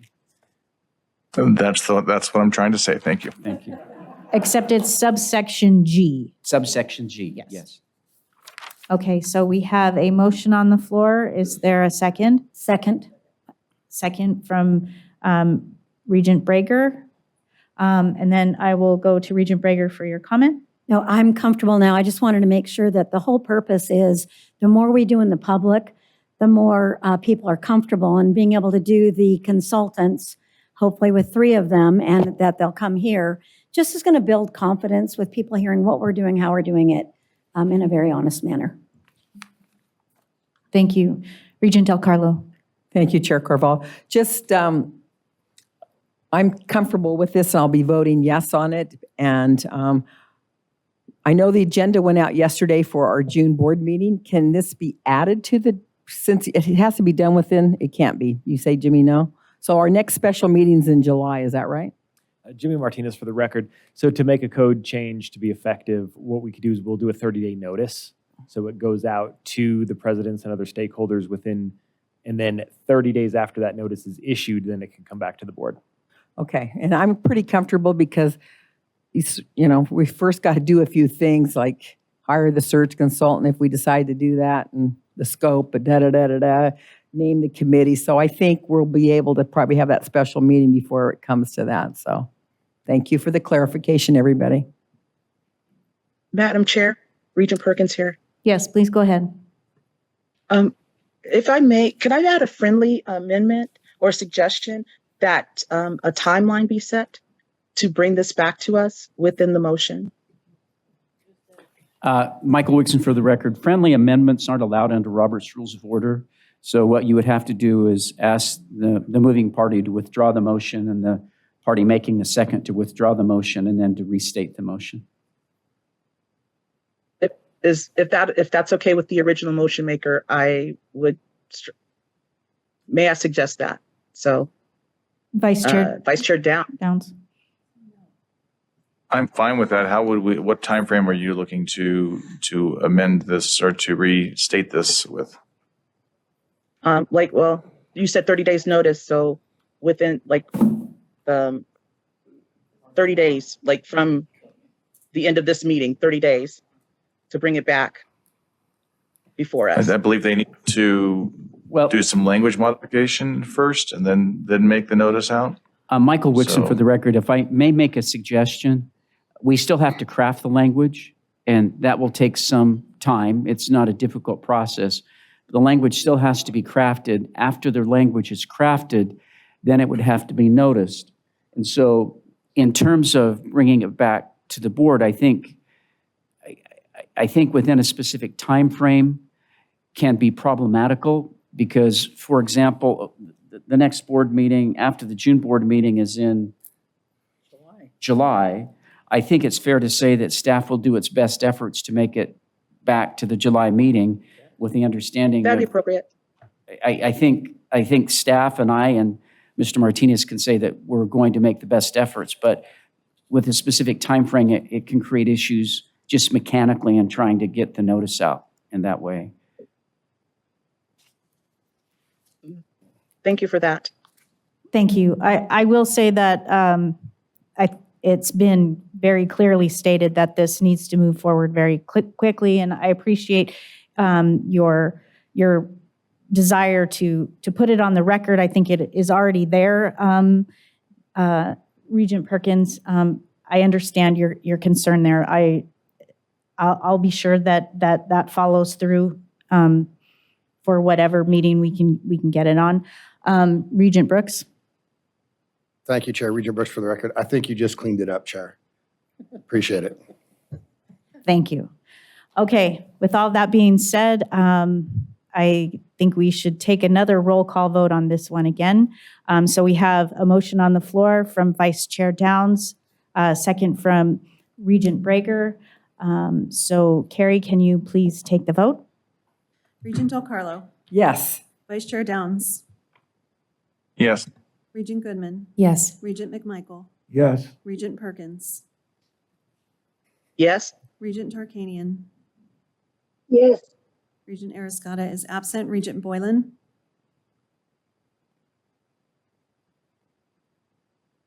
Regent Breaker. Yes. Regent Yes. Brooks. Oh, gotcha, Regent Boylan. Thank you. Regent Brooks. Yes. Thank you, ma'am. Regent Brown. Yes. Chair Carvalho. Aye. Regent Cruz Crawford. Yes. The motion passes. Thank you. We will now move on to item number 4, President Search CSN. So pursuant to Board of Regents policies, upon the appointment of an acting president of the College of Southern Nevada, a search for the permanent president will be conducted. This agenda item is to take comment and action to determine the general timing of the search, whether to conduct a national, regional, or in-state search, and whether the Presidential Search Committee shall be aided by a search consultant. So to start, I'll say that the general timing of this is, as we've previously appointed Dr. Kibler as acting president of CSN, and his contract is until July 1st of 2025, or I guess June 30th. We anticipate that the ending of this search and the appointment of a permanent president will take place within that time frame to match that. And we'd like to get that search started now so that we can work through the process in terms of getting the search consultant identified and also the committee identified. So with that, I think it's important for us to start that search now, but I would like to open the floor for any regents who have questions or comments regarding the timeline, whether to conduct a national, in-state, or local search, a regional search, and whether it shall be aided by a search consultant. Regent McMichael. Motion to approve. While I appreciate your expediency, we need to decide whether it is whether we want to do a national search, a regional search, or in-state search, and whether we wish to be aided by a search consultant. So we're in Madam Chair. discussion as to which of these options we're going to pursue before motion to approve? Yes, we need to determine that today. All right. I withdraw my motion. Okay. Regent Del Carlo? Thank After you, that, Chair Madam Carvalho. Chair. I would make a motion to start a presidential search for the College of Southern Nevada, and it be a national search aided by a search consultant. And what was the third one? Oh, the timing would be ASAP. Thank you, Patrick Vila. I would second that motion. Okay, so I have a motion from Regent Del Carlo and a second from Regent Perkins to start the search today. started as a national search and a search to be aided by a search consultant. Okay, so that is the motion. I will call for a voice vote. All those in favor, please say aye. Aye. Aye. Aye. Aye. Those Aye. opposed? Thank you. Those opposed? Motion carries. Thank you. Perkin. Oops. Okay, so at this time, before we move on to item number 5, we do have lunch available. So we will take just about a 15-minute break and get lunch and a short break. So we'll come back at 1:15. Thank you.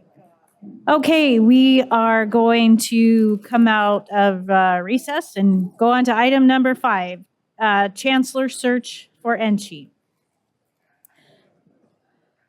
So at the August 29th, 2023 special meeting, the Board of Regents took action to commence a search for a permanent chancellor following a review of relevant board policies. That work was completed on April 19th, 2024 with the board's approval of revisions to the NSHE Code and Procedures and Guidelines Manual. In furtherance of the search, the board may take action to determine the general timing of the search, whether to conduct a national, regional, or in-state search, and whether the Chancellor's Search Committee shall be aided by a search consultant. So I would just remind everybody that this is very similar to item number 4, where we need to determine both the timing of the search, whether to conduct a national, regional, or in-state search, and whether the Chancellor's Search Committee, which has already been formed, shall be aided by a search consultant. And again, the timing for this appointment is probably going to mirror very closely the CSN timing for that search as well, with an anticipated date of July of next year, June to July of next year, in all likelihood. So with that, I will open the floor up to Regents. Regent Breaker. Thank you very much. I think it's an exciting time for us with the changes that we've put in place. The committee has been, I think, just really amazing on where we want to go, what we want to do, and the same change that we would look at a consultant. So for me, the suggestion would be, and I'd like to hear from everyone, or whomever wants to speak, that is, that we do a national search, that we kind of broaden, this is my, no one said this, I'm just saying it, broaden our views that if there is an amazing CEO out there and they apply for this, that doesn't necessarily mean you have to be an academia. And why I'm saying it is because we have amazing presidents. And that's who runs our schools, is the presidents. The chancellors over the presidents and a lot of other people. But I think that the right person, and I have no one in mind. I have no idea who would apply. I'm just going to state that. But I do think if we could be open to a national, and whoever wants to apply, then we have criteria that we want, if we need to develop more criteria, and we go from there. I'm just going to briefly say that, but I love that we would bring 3 or 4 consultant firms. I think it should be a consultant firm that works with us forward to the whole board, and we discuss and ask them some very pertinent questions on, who they are, why they're doing this, who's been their successes, are they still in place, things like that, that I felt like, no disrespect because we didn't have this policy before, that we didn't get to ask those things as a board. So I'll just lead with that and then hear what people are thinking. Thank you. Regent Brooks? Thank you, Chair. Regent Brooks for the record. I certainly want to piggyback off what Regent Breger is saying. I think it's extraordinarily important that we move in a fashion that supports what we really need in terms of the Chancellor's office as a whole. And I would offer that the conversations that we could probably have as we get closer to forming or deciding who is actually going to be that consultant, much like the president search, maybe it's at that time that the board frames up what it is, the expectations of board members in terms of what we're looking for in a manager. And I would offer that the chancellor's role really is a management position, not an academic position, as much as I would say that the president's positions are management positions. I believe it's the provost really who falls into that academic lane. And I think it's really important that we have, like you said, a CEO, somebody who really understands management in those positions. Thank you, Chair. Thank you. Regent Perkins, did you have something to say? Thank you, Madam Chair. I was just going to echo what Regent Brager was saying, is that we need to, if that was her motion, to make it a national search to commence along the same timelines and to do the use a consultant. I would second that motion. Regent Perkins, Regent Brager did not make a motion. I think she was just stating her her desires, but she said that she wanted to open it up to more discussion at this point. Okay, then I'll make that my motion then. If you're going to make a motion, could you please state that motion? Sure. I would like to proceed with the chancellor search using a search committee, a national search, and to follow the same timelines as the CSN presidential search. We already have a search committee in place. The question before us is whether we will be aided by a search consultant. I just want to clarify. Excuse me, that. I meant consultant. Okay. Yeah, search consultant. Okay, thank you. So that's a motion from Regent Perkins. Is there a second? I'd like to second that. Okay, so there's Madam a Chair. second from Vice Chair Downs. So Regent Del Carlo, you have a comment? Yes. I think it's really, really important that we use a national search consultant that has expertise in higher ed. And I think I personally think it's really important that we do give extra attention to people out of academia. One of our biggest customers for that chancellor are all the faculty and staff. Next to our students, we have 106,000 students in our system. The next largest group is our faculty. And they have to understand the faculty and tenure and academic freedom and all the precepts that make you faculty. And faculty's not for the faint of heart. I mean, not everybody gets tenure. That's a very competitive process. So as the motion is stated, I can't support it because I think we need to have a national search firm with higher ed experience. And we do definitely need to do a national search. I've said this on the record before. I would certainly welcome anyone that thinks they can do this job within NSHE to apply and let the cream rise to the top. Thank you. Madam Chair. Yes, Regent Boylan. Regent Boylan, Thank you, before, Yes, ma'am. would you mind, Mr. Wixom would like to make a comment real quick, and then I'll go to you. No worries. Go right ahead.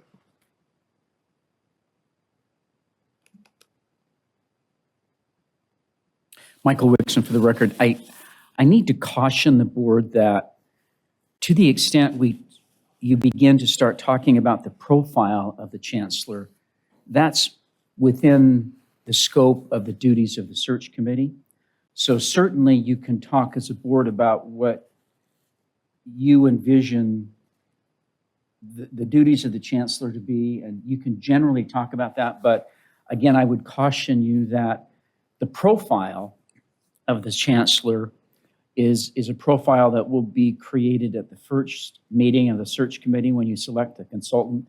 And at that point in time, the search committee itself, along with the advisory committee, can create a profile. And the profile can certainly include the types of individuals you're talking about today, but the motion itself should not include the profile because that's within the prerogative of the search committee itself. Thank you. For clarification, is it possible, Carrie, can we have that motion read to us again? It's just me, but is that possible for that to be read again to us? Thank you.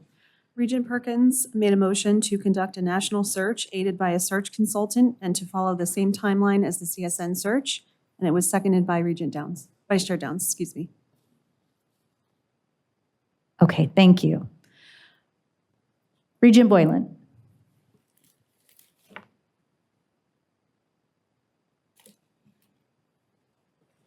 Sir, I think you are on mute. We're not hearing you. Okay, can you hear me now? Yes, we can. Outstanding. I was saying I always appreciate Council Wixom's advice, but I don't agree with having a search firm do this for us. National search, I like that.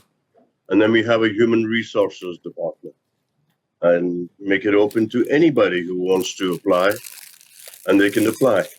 Now, we already have a committee for a chancellor search, and we still don't have a chancellor. I remember this old saying that committees are like camels. You don't know who made what part of it. So I don't agree with my colleagues on the fact that we should spend more money hiring consultants.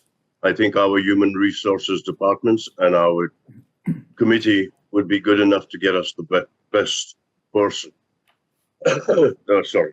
Thank you, ma'am. Thank you, Regent Boylan. Mr. Wixom.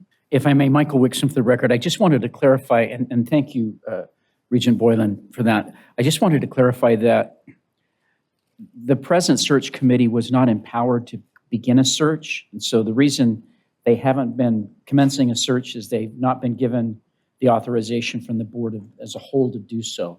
And so that's the purpose of the motion today, is to give guidance and direction to the committee that's already been formed. So with respect and with all due respect to the committee, they couldn't do anything. They couldn't commence the search because you haven't given them that direction. That's the purpose of this particular agenda item today. Thank you again, Council Wixom. I think it's just the fever that's getting to me. Thank you. I appreciate that. Thank you. Any other questions or concerns? Regent Del Carlo. Thank you. I'd just like to say, I'm in my 8th year, I've been involved in 11 searches, and it's very, very helpful to have a consultant.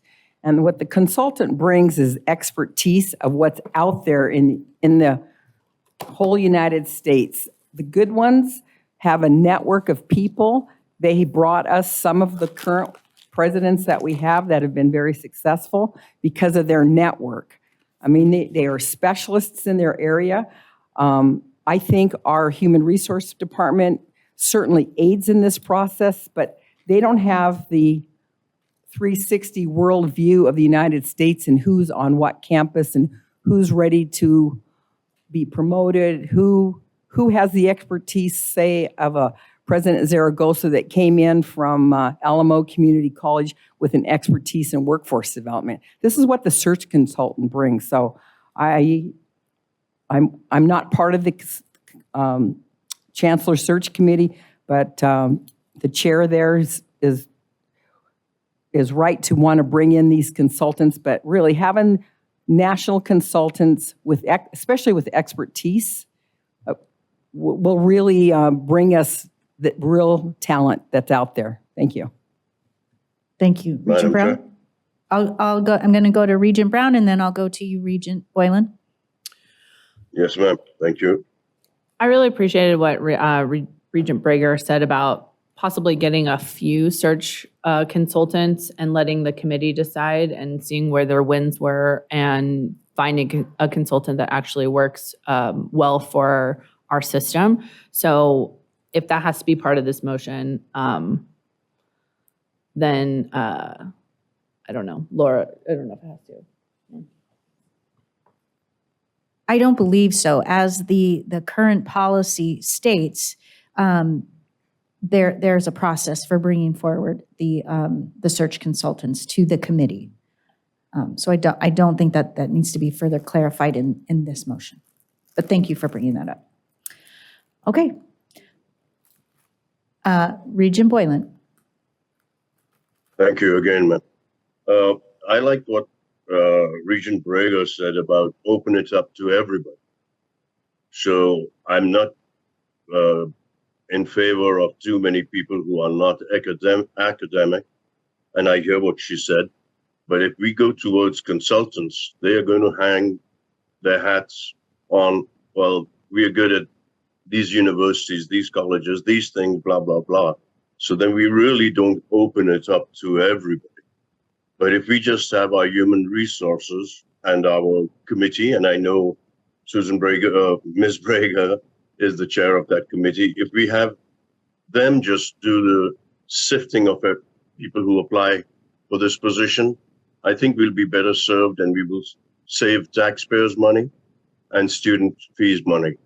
So I'm always talking about saving money and not having so many consultants and just open it up to the whole country. Thank you, ma'am. Thank you, Regent Boylan. As part of the process that we go through for searches, the committee will discuss advertising options that go out in all sorts of publications so that it is open to as many applicants as possible. So it isn't just that the consultants bring forward possible candidates. It is a public process, very transparent. Like I said, there's always a discussion about publications and other ways of advertising for this position. So I can assure you that this will not be a closed type of search, Regent Boylan. And Regent Breaker, I'll go to you next, and then Regent. Okay. Thank you, ma'am. Regent Brooks. Thank you, Chair. I appreciate that, Regent Brooks, for the record. So I just wanted to clarify some things. I don't believe that our Human Resources Department currently has the capacity to support the board with a national chancellor search. And really, the question that I wanted to pose to the chair of this committee, Regent Breger, was the way the agenda is written, we're trying to solidify some type of timeliness and when things would move forward. So I'd be interested in hearing from you, based on the work that you've done, what does this look like in regards to you being the chair of this committee? How should things proceed in your opinion? Thank you. Thank you for that. Susan Brager, for the record. Even though I keep hearing that it would mirror the president's search, I really think no matter who the chancellor ends up being, is that I think a May hiring and a June, so we have an overlap after the legislative session. So whoever that person is, they'd have that ability. So it's a pretty tight timeline. As soon as we get it approved, which we need this today, then we would get back together as a committee, and everything's as public as it possibly can be. There's nothing that would be behind the scenes so we have a group of people that has been narrowed down a little bit. And I believe that Mr. Wixom has already explained that in the presidential search. So we'd like to be done by April. Get busy on a search committee, do that in the public in our committee, bring it back to the board of 3 people, to the 3 people of the consultants, and be able to ask very direct questions on who, what, where, and when. Are the people they've had in the past still in their positions? Some of them, depending on how many years it's been, so we can get some real credibility. Does that give you a good sound basis? Yeah, Regent Brooks again for the record. So it does. Thank you. I appreciate that. So the determination then in the general timing of this would really be now in first seeking a consultant group to be able to work with and then moving forward from then. So the timing is, would it be fair to say that the timing would be immediate?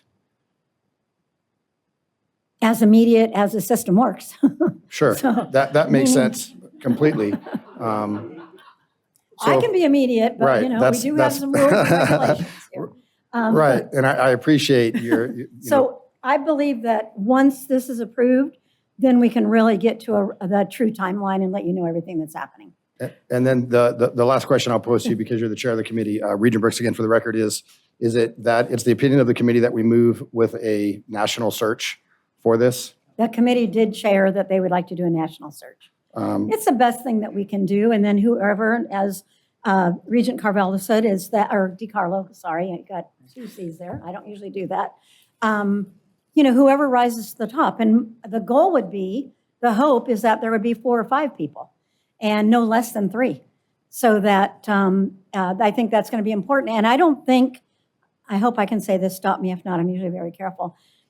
I think that if we really feel like the cream didn't rise to the top, that you don't pick somebody just because you've done a search. I think it has to be everything that we need.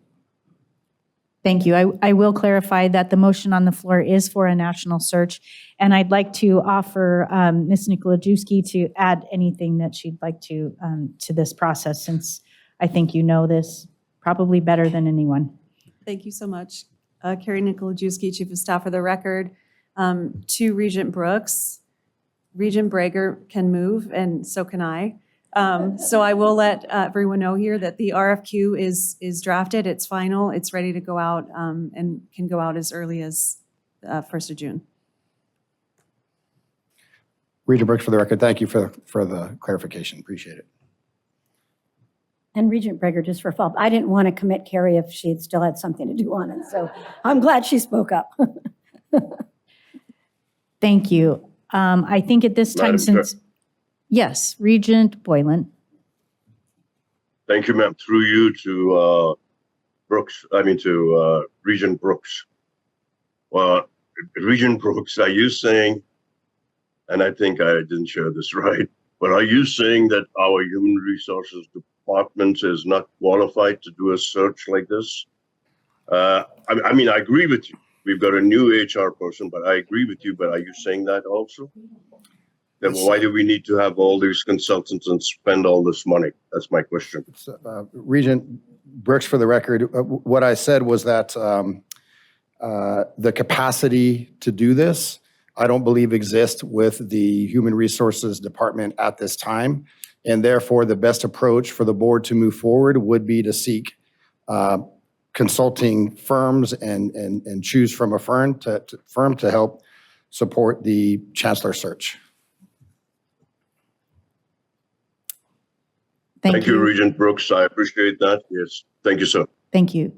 Regent Brager. Just Susan Brager, for the record, it's not about that, and I just want to say this, it's not that they couldn't do it. I really think arm's distance and arm's length is really healthy in a situation like this, and they're focused on so many different positions that come about, that to focus on a search that is about one person across the nation is not something that they can't do. It's something that they shouldn't have to do. That's what I think. Thank you, Ms. Brager. That makes sense. Thank you. Thank you. So we have a motion on the floor to commence a search as soon as possible for a national search to be aided by a search consultant. So at this time, we will take another roll call vote. Carrie? Vice Chair Downs, Aye. Regent Goodman, Yes. Regent McMichael, Yes. Regent Perkins, Aye. Regent Tarkanian. Aye. Thank you. Regent Ariscotta, Yes. Regent Boylan, Aye. Regent Brager, Yes. Regent Brooks, Yes. Regent Brown, Yes. Chair Carvalho, Aye. Regent Cruz Crawford, Yes. Regent Del Carlo. Motion passes unanimously. Thank you. So we will move on to item number 6, capital improvement fee expenditure for the Dreamscape Learn pre-construction and site preparation for UNLV. And for this, I will turn it to President Keith Whitfield. Thank you, Chair.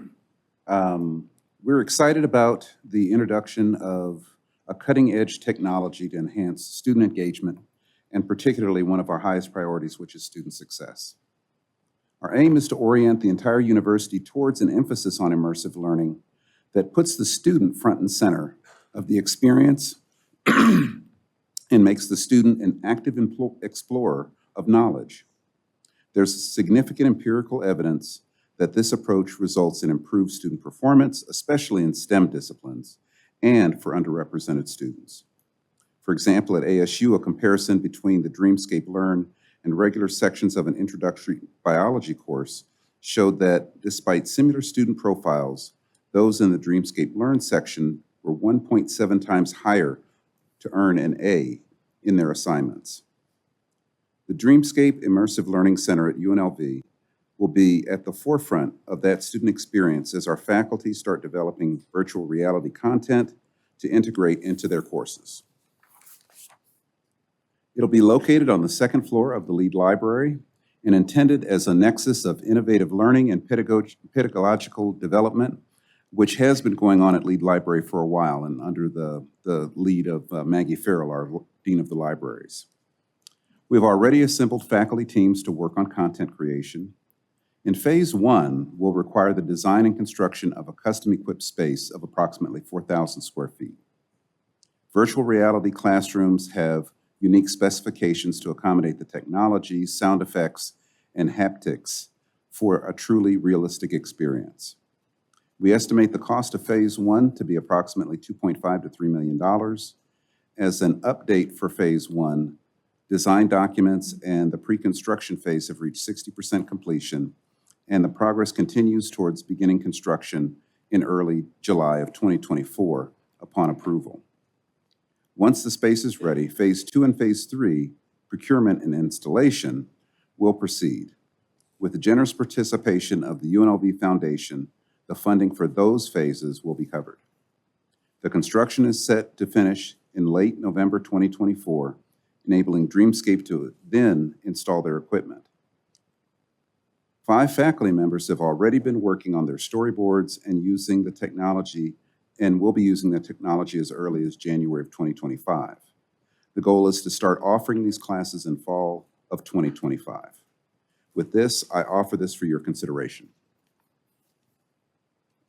Thank you, President Whitfield. Regent Breger. So I do have a question in regards to Chair Robinson for 37 more days. Has shared from not just his opinion on safety. So I guess my question would be, hopefully I can ask it, even though 6 is on the capital expenditure, but it is $3 million.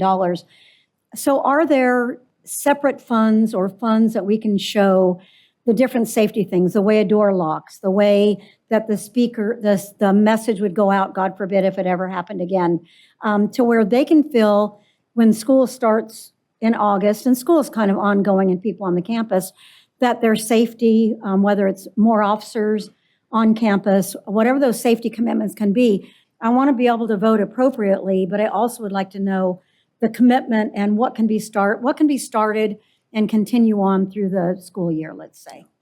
And our CFO, Casey Wyman, is here, and I'd like for him to join in this piece of the conversation. But what I would say is that first and foremost, the tragic events on December 6th, while it was stunning, it stopped us in a moment in time. But since that time, we moved forward. We're a university that continues to get multi-million-dollar grants and teach classes and do all of those other things, in addition to working on safety, which we've been doing a lot of. I think later in our presentation, actually, Chief Garcia is going to present a more detailed view overall for all of NSHE, but he's going to have some things that he'll talk about specifically that have been worked on at UNLV. And one of the things I think that Chair Robinson raised was the issue of locks, and we've been talking to him about this issue and what we have planned. Just a real short piece of it, we can actually lock the classroom doors right now, but we want to make sure that we do it in a way that makes sense. We're also looking at alternative sorts of locks to be looked at, and we do have the funding to be able to do those. I think Chief Garcia is going to talk about some of the multiple ways in which we're going to be trying to find funding to be able to do that work. But if not, we do have other internal funds to be able to fund that as well. I'm going to just... Anything to add? I'm just going to go to Mr. Wixom real quick. Thank you, Michael Wixom, for the record. And I certainly appreciate the tenor of Regent Breger's question. And I would just caution the board that you've not agendized safety issues as part of your agenda today in that regard. And it's certainly appropriate to talk about opportunity costs generally. But if we're talking about specific safety matters, those have not been agendized. And a discussion of specific safety procedures would create a potential open meeting law issue. Then I will hold that for new business. Thank you. Which would be entirely appropriate. Okay, thank you very much. Thank you. President Whitfield, I'll go back to you. I apologize. Did you want Mr. Wyman to come to the podium to add? I just want, it's always phone a friend. I wanted to make sure everybody knew that he was here for, if we went into any more details. But as Mr. Wixom said, we could Okay. go off the rails from that agendized item, but that was to just provide a little bit of context in addition to this particular item. Okay. Are there any other questions or comments from Regents? Regent Brooks? Thank you, Chair. Regent Brooks for the record. It just struck me the sound advice that council gave regarding questions pertaining to this agenda item. And so the question that I would have specific to this agenda item, because we can't get the elephant out of the room in terms of things that are happening on campus where security is rolling through most people's minds. Did you have opportunity to speak with Regents prior to today to outline some benefits for this spend versus other placements of these monies as part of what I would consider to be the process of how we're able to learn what's happening on a campus or learn about what's happening through the system office to better aid us in making a determination based on an agenda item? I want to be mindful to make sure we don't tee off Mr. Wixom about the agenda item. As I had mentioned, we do have funding to be able to do security. I think I'll just make my statement about that, is that Dreamscape Learn is an opportunity for, to really be a 21st century university and for student success. And what goes along with that is all the other things that we care about relative to campus, and safety is definitely one of them. This will not impede our ability to be able to continue to work towards trying to improve safety on our campus. And again, I will just point that we'll see another agenda item a little bit later on, and you'll get a little bit more full vetting of that. This item has come up before, I think at least 2 times before. Actually, before, I think Chair Robinson was thinking that it was an act of God that stopped it the other day, but even before then, we had introduced this item before. So you have seen some of it before, and we did try to provide some additional background for this. Yeah, thank you, President Whitfield. Regent Brooks for the record. So even and I understand that because we were in the room when that happened. I think my question really pertains more to procedures in which how we're getting things done. There was a time when I was first elected that the way things really got done was things that were on an agenda, those would come forward to the board long before we would be in a meeting. There would be communications between presidents who were asking for an agenda item to come forward, the chancellor's office who would support things that were happening with the system. And it much better prepared, I think, Regents with some of the harder areas of determining how things should move on a campus based on the ask. And so my question is really about the process of how we get to where we are today in terms of these type of conversations. And really, I started off asking, was there an opportunity for you to be able to talk to Regents to let them know this is our ask, but these are our other considerations to provide some type of relief in terms of what the agenda is asking for? For the record, Keith Whitfield, President of UNLV. We've done that in the past, and I think this is one of those items that's just been being carried over from previous ones. And so immediate to this particular meeting, we provided some additional information, but we did do some conversations before. I forgot, what was that, the April meeting? And we did when we first introduced it. So it's been one of those things that been holdover, but we probably could have done a better job of renewing your knowledge of this particular item, in addition to having seen it previously. Thank you, President Whitfield. I don't have any other questions, Chair. Thank you. I've got a queue going right now. I have Regent Brown next, then Vice Chair Downs, Regent Goodman, and then Regent Arascata.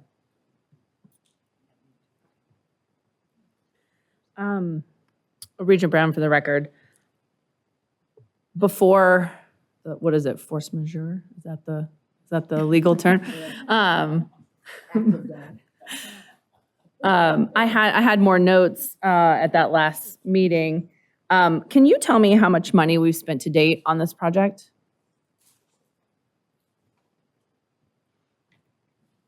I'm going to take a moment and phone a friend.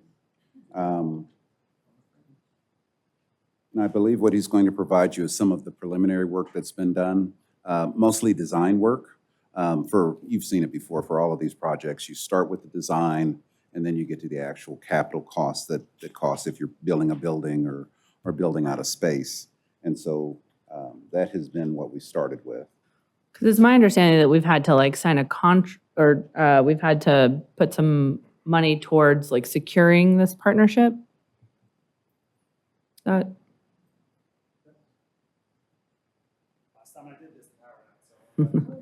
Welcome to your official first turn, Casey Wyman. Yeah, thank you for the assist. For the record, Casey Wyman, CFO, UNLV. So we have already executed a contract to engage with Dreamscape Learn to be able to start the process. And so that is bringing them on board, understanding what they'll be able to provide, to work through the site preparation, pre-construction. And so I'll tell you from a cost standpoint, we've already expensed, I'm getting it from my team as I walk through this, so I'm buying a little bit of time as well. But I don't want to give you wrong information as well, so I can definitely follow back later on.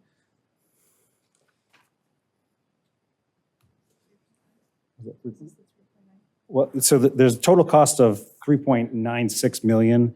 We've already expensed $1.1 million from the phone a friend. And we're asking for the additional $3 million today, which will then drive a shortfall. But that starts in years, the fiscal year 26 and 27 is when we would technically run out of money. And so what our plan is, up to this point, we're going to continue to fundraise through our foundation for support. Additionally, we're going to develop a cost model that is based on the ASU model to develop content. And just quickly to address the Faculty Senate's previous comments about intellectual property, I think this is relevant as well, is that the clauses associated with IP are already involved into the existing contract that was signed. And so there is future agreements that needed to be developed between Dreamscape as well as UNLV to determine the split associated with the revenues that come back. And then our portion of that split would then address Mr. Robinson's concern associated with intellectual property going to the individual as well as their section within the academic side of it. Okay, so yeah, and I have questions about the actual expenditures because I do think that, spending $1.1 million to then ask us to spend $3 million, it's almost like forcing our hand because 25% is already out the door. But you touched on intellectual property. I do want to talk about the commercialization of this product. So two things. Obviously, we know technology is changing pretty rapidly. So I'm curious what the pivot plan is in case another update comes and the hardware that we have just paid for no longer services this new technology. And my second question, will we need more money in the future to pay for the commercialization efforts? And I guess my third question, and I can say these again, what's the timeline of the first dollar in? Sure. So the pivot, for the record, Casey Wyman, so associated with the pivot, we've really modeled it after the ASU structure. And so if you kind of go through a timeline, a horizon, they're about 5 years ahead of us. And so they started out very similar to where we are now, and they continue to evolve as early adapters. And so I've had a few meetings with them now, and so we continue to share information as peers. And so I would have to go back to the exact specifics on if it's a software or a hardware update. I believe there's some delineation associated with that, but software is included. Hardware, if they were to change the pods, we then would warrant additional recapitalization. For the last 5 years, they have not recapitalized any of their hardware, but they have, in fact, expanded their existing hardware to take on additional capacity because it's in such a high demand within their student population. If you could refresh my memory on question number 2. Yeah, definitely. So just for clarification, the ASU model, they've had about 5 years, and to your knowledge, they haven't had to update any hardware, but obviously just software updates and as technology. So we feel confident that the hardware we're paying for is not just what they got 5 years ago, but it's any improvements in anything. No, I don't know if you were able to get any, done any research on what they look like. They're pods that you sit in, and so I don't believe that there is a urgent need or in a near-term need to update those, as well as that it's just a virtual reality environment. And then my next question was about commercialization, and will we need to expend more money in the future to actually pay for the process of commercializing the products that we produce? For the record, Casey Wyman. And so commercialization, depending on your scope, right, is really where we go. And I think initially, the reason why we want the approval to use our capital now for this is to be able to start that socialization even more. And so our business plan is developed on what we've learned from ASU, but ASU is not UNLV. We need our own NSHE solution here. And so what we want to be able to do is work to first get the faculty to transition from storyboards into actual content where people can sit down and embrace through this. But then also, as they work, is this something that's going to continue to warrant, I'm not going to say expansion because that's not the right word, but an appetite for academic success. And all indicators point to yes right now, but we want to keep it dynamic in that nature. And so we are doing, this is a heavy investment for us. We want to be able to do it. And then I think there's even more in terms of commercialization associated with the utilization too. So we're going to do some deep analytics on how well we're utilizing that space. And then if there's opportunity to potentially partner with other NSHE institutions for their interests, as well as external factors. I know you're tracking all of the movement into the Las Vegas area associated with film studios right now. There's potential for partnership as well as additional academic input as we work through that more. So that's a little bit of a long answer to say that the commercialization is going to has already started as I work through the business plan, but then we just need to adjust as we see kind of the appetite associated with it. Well, in the document, it said event fundraising and content licensing was how we would actually produce money. Are we going to need to hire more staff in order to do the commercialization, the licensing, the booking of events and things like that? So we are in the process of trying to hire one individual full-time member, and we're going to use an existing position associated with that. And then I believe it's an executive director role or a director role, excuse me. And then they will handle the initial setup and scheduling portion of that. And then again, depending on the workload management, we'll determine if we need to either offset that with potential self-supporting investment income, soft money type deal, or if we need to come back and work through state positions. Okay. So my last question was like the first dollar in when we thought that timeline. So it sounds like we might have some faculty being able to start using this Jan 1 of 25. This particular chunk of money would run out in 26. So we essentially have 2 calendar years to start producing money in. And going back to unclear if we need additional staff is what I heard you say. And do we have a better understanding of like when a timeline of money could be made? So then we can kind of make a determination of $3 million, okay, that pays it for 2.5 years of construction and a half year of construction, 2 years of utilization. At that point, can we expect to be making any money? And then we can do a cost analysis benefit for the projection. Yes, and Casey Wyman for the record. And so just a point of clarification on that, our initial resources that we have with this approval will run through to the end of 27. And so we have a few years still with this improvement. So gets the construction piece, we get one member on board, they work through the setup and formal structure of the program to include scheduling. So that's one part. And then the next question is, when do we start to see revenue come in based on that? And so without trying to set faulty expectations, and content creation is going to drive most of this. And so if you think through storyboards to virtual reality, there's a long leap in there, but that's what Dreamscape is bringing to the table, to be able to have those content creators to take the vision, turn it into the environment with the expertise of the faculty. And so as we start to work through those, that will generate the revenue, because we create it for our students, but then this is where the sweetener comes into play, is now Dreamscape also markets that for all the other Dreamscape institutions as they continue to push this brand out. And then if they were to say, you know what, UNLV has the #1 hospitality brag moment, in the world, we want some of this content over in somewhere else, then they can purchase that, and then we reap a benefit, which is associated with the intellectual property side of this. So I think as soon as we get content out, and I don't know exactly how fast that will be, but that will be the first moment when we start to generate revenue. Okay. So it's not just us commercializing this. We actually have with the partnership with Dreamscape, they'll also commercialize what we produce. And that is what the original contract agreement states. Yes, ma'am. And so, the data is going to not tell a lie here. It generates a better academic performance of our students. And so if universities, institutions have the ability from a capital standpoint to implement this, I think it's something that we'll pick up. Okay, thank you. Next, I'll go to Vice Chair Downs. Thank you, Chair Carvalho, Regent Downs for the record. So I had a couple of questions. First, this is asking to use capital improvement fees. Is it not eligible to use the tech fees for this project? For the record, Casey Wyman, UNLV CFO, could you further explain what you mean by tech fees? Well, students pay tech fees, don't they? There's a tech fee that's part of their enrollment.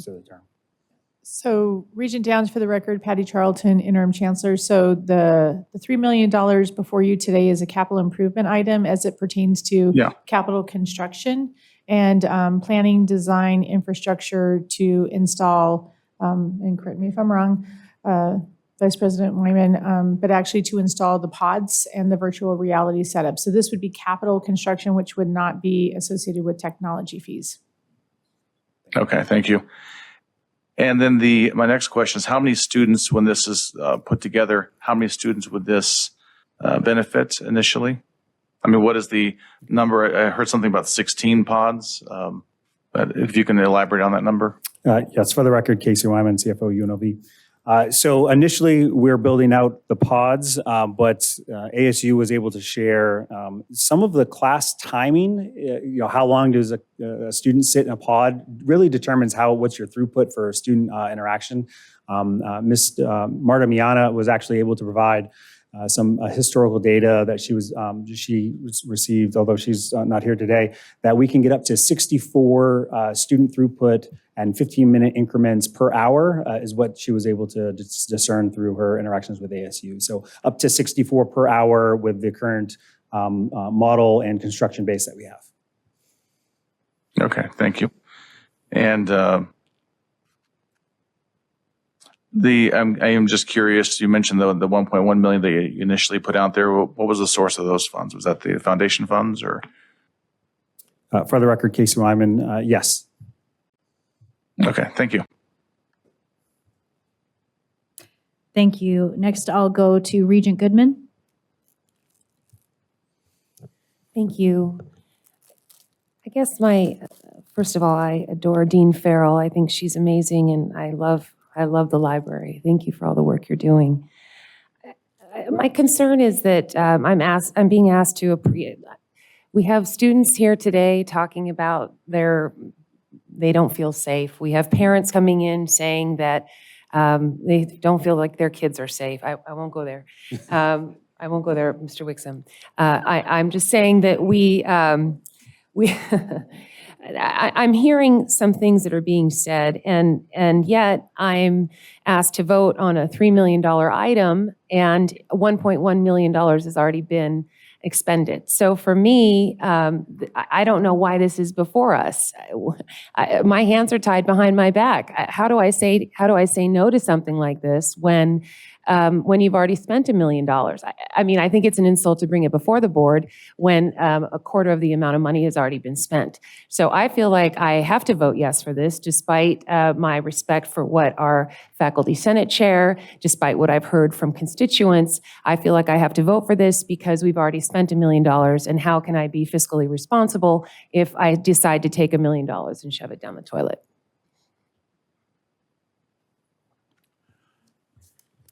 I can understand your concern. This is the process that we tend to do with all of our things. It will go in stages. And so that stage actually began before the incident that we had that has raised our ire and concern about safety. I will say that they're not two completely separate things. It is still UNLV, but we do lots of things at the same time. This is one of many things that we're working on, from real estate deals, which we'll talk about next, to other things. And so I think it needs to be put in the proper perspective of that this is a piece of what our future is. And part of what we want to do with our security is change from what it was before December 6th or even October, of that's just it's a different process that will require us other dollars that we're going to either get from other sources or ones that we have from other sources at the university. And so I don't think that it's one or the other. And again, this is the process that we tend to do. We start off with design, and then we come back to you, and we'll come back to you again on some things. There's a multi-stage process when we're trying to create and construct facilities like this. Thank you, and I appreciate your autonomy too, as a president, trying to do what's right for our. But I'm sorry, Mr. Wixom, Stephanie Goodman for the Regent, through the chair to the president. I understand where you're coming from. At the same time, I think that these kinds of large dollar items, it probably would have come before the board before I was even a regent. But for me, I wish that these kinds of long-standing, expenditures, I would have just rather not seen the item, to be quite honest, if you're going to move forward with a project like this, because those are my concerns. But I appreciate your ability to move forward and plan. At the same time, if I have issue with this, I can't not vote for it because you've already spent money on it. Thank you. I will add you to the queue. Next, I'm going to Regent Arascata. Thank you, Chair Carvalho. A couple questions. I'm going to direct these to President Whitfield, if I may. What data was used to support the effectiveness of this learning system? Essentially, President Whitfield, what is the return of investment? Could you repeat the last part of that question, Regent Arascata? My pleasure. What is the return of investment?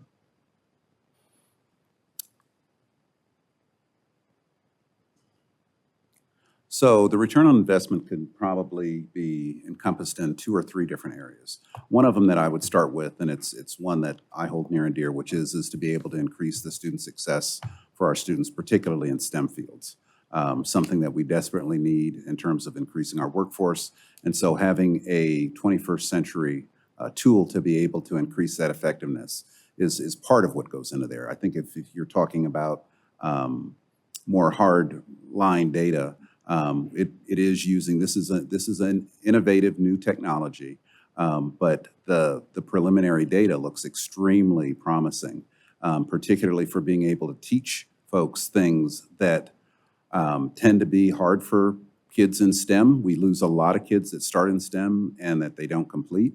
And so this is one of those ways in which we can try to help increase the number of students that stay involved in STEM by engaging them in the way that they basically live these days, which is in metaverse and different environments. And I apologize, I'm not directly answering your question on this piece, but I've been trying to think about why it would be so effective. And I think it's because when you're using this technology, you're not looking at your phone, you're not looking at your computer, you're not looking at a bunch of other things. You're actually fully immersed in the task at hand, which is learning objectives that are trying to do problem solving and critical thinking and team working and all of those things. And so that is behind the data that we have used that we base this on, which is from ASU, about the effectiveness of this particular approach and this particular technology. I'm going to ask for that data, if I may, please, because in order to have approval for this, you have to have concrete evidence of the effectiveness. And for me, I'm not receiving the concrete evidence that you have the data to support continuing doing another 2/3 of amount, another 2-point-something million dollars to receive an essential return on our investment. A couple more questions. You have a 16-seat immersive learning experience. Earlier, the gentleman, your CFO, was mentioning that it has a potential of going up to 64 seats. I believe it was 64 seats. When is that timeline for it to threefold, even fourfold up to that number? For the record, Casey Wyman, CFO UNLV. Just for clarification, Regent Arascata, is that we're able to do 64 interactions through our existing pod structure. And so the interactions tend to be 15 minutes. So 15 minutes so 4 per hour up to 64. So not expanding construction and needing new equipment. It's just utilization of our existing infrastructure. And then I had a little bit of tough time hearing you towards the end. Could you restate your question as well, sir?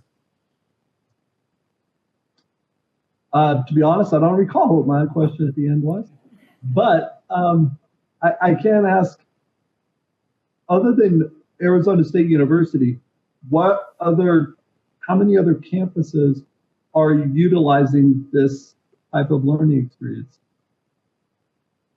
They're the only ones. There's 3 others that are slightly behind us that will be coming online, I think, relatively a year before actually we would come online, because the process for developing this is the same across those campuses. I can get back to you with the data from that 1.7. ASU runs huge classes. I mean, probably 1,000 to 1,500 a semester through this. And so it's been from at least 2 semesters worth, maybe 3 semesters worth. So it's a good number of students. And I respect that number of students, but what you're saying is we have one other campus to compare this to that has only been utilizing this system for 3 semesters. That does not really provide me as confidence that there's secure data to support the effectiveness of the system. Couple more questions. Are there going to be significant differential fees for this type of immersive learning experience? It sounds rather costly to provide this type of learning experience. Are there going to be significant differential fees? For the record, Casey Wyman, CFO UNLV. So the intent is to make this where there is no cost to the students. And that is going back to our amazing foundation with how they have supported the initial investment associated with this. However, I reserve the right to say, as we develop a business case and determine this, I think it would be prudent to constantly review to determine that we can still deliver what we're asking the board to approve today. And then I'll share with you too, just as more of a macro level business plan approach, the intent is to make this self-sustaining. And so as we work through content development and sales through Dreamscape, and we reap those intellectual property revenues and share with the appropriate members of the team, but then also look at it more holistically. The intent is to have this as a self-sustaining, so no more initial costs after this. And this is Keith Whitfield for the record. The other piece of this is that hopefully, as more and more courses get developed, there'll be courses that already have lab fees to them. And so rather than using the traditional lab, you will use this innovative new technology to be able to create those labs, and that then those fees would go towards supporting those labs. And how many years down the road would that be?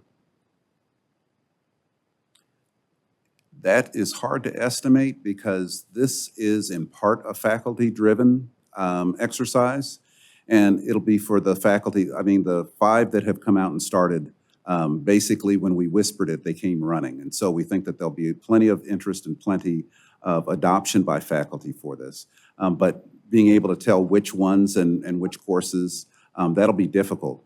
I can tell you that we'll probably try to encourage classes that are more introductory level courses and larger courses. It's part of the reason why we need the size and the capacity that this design will actually hold, so that we would have the capacity to be able to do larger courses. And again, this is still seeing that original model that's done at ASU. And last question, a little bit of leeway on this.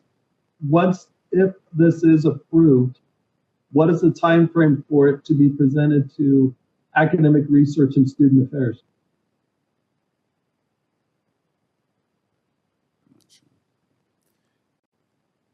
I don't know. Can you restate the question again? I apologize for the audio issue. So if this is approved, you're looking at 2 years for the build out, if I remember correctly? About 2 years? When or if this is going to be presented to academic research and student affairs? This type of academia has to go through ARSA and be presented once again through ARSA, if I'm fairly confident on. So for the record, Patty Charlton, Interim Chancellor. So President, I think what Regent Ariscott is looking for is, as you're building an academic program around Dreamscape and the technology, what is the time to bring that to the ARSA committee for program approval? Is that correct, Regent Ariscott? Well done, very much so. I don't think that this would come to ARSA. This is not an academic program per se. This is a tool to be able to use to enhance the delivery of individual courses. I don't have it in front of me, but we have a variety of courses. I think there is a hospitality course. There's one in architecture, and I can't think of the other ones. And so these are individual courses, not a programmatic piece to it. Actually, the provost is here. Can you correct me on that about if it's an individual course, whether it requires an ARSA approval?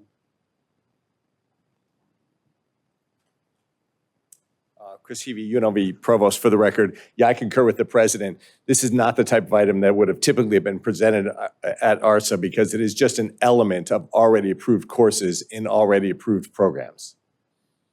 It certainly, there could be a special request, but this is not the kind of thing that normally would come before ARSA. It's an innovation in a particular element of a degree program.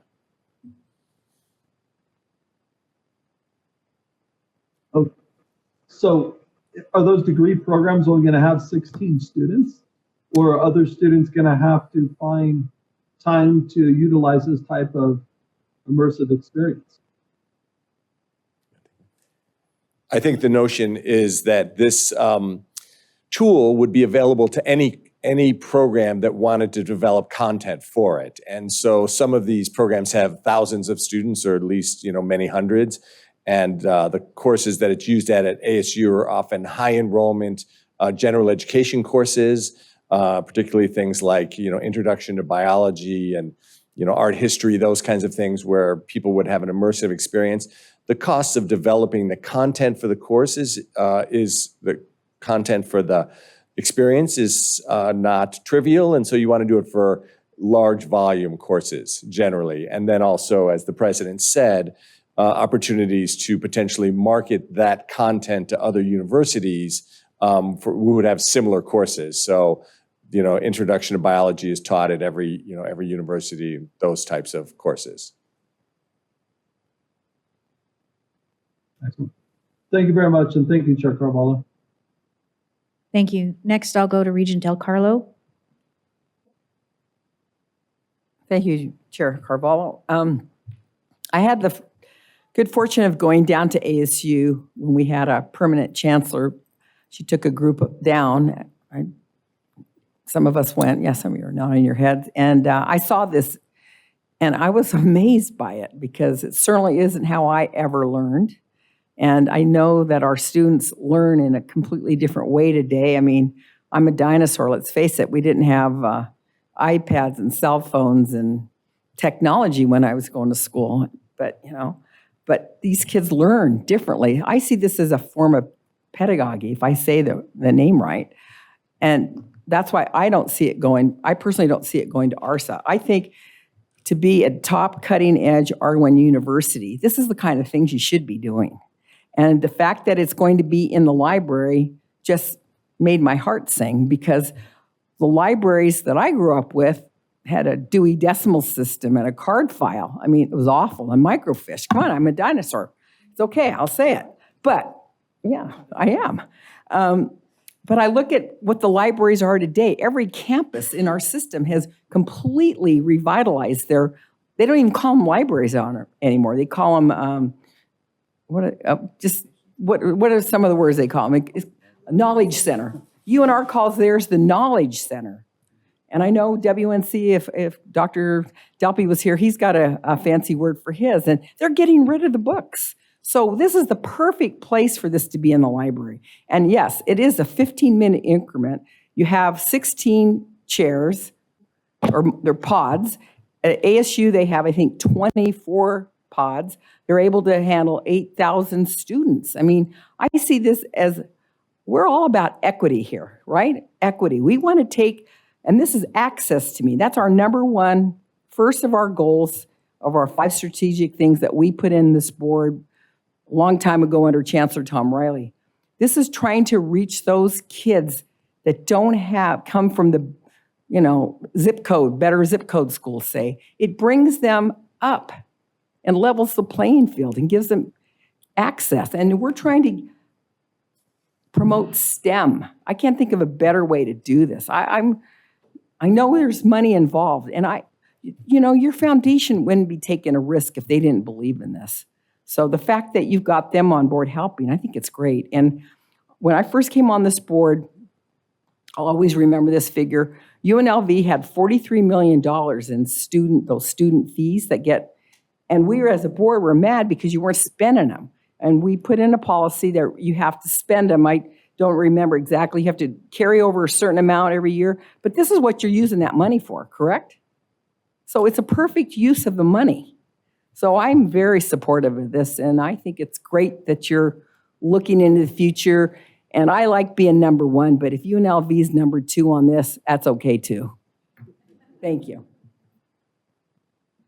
Regent Brooks. Thank you, Chair. Regent Brooks for the record. There were just a couple of comments that I wanted to make. I appreciate some of the things that you said. I certainly appreciate technology. I appreciate the advancement of education and how that's delivered and what that looks like and the benefit of students for success.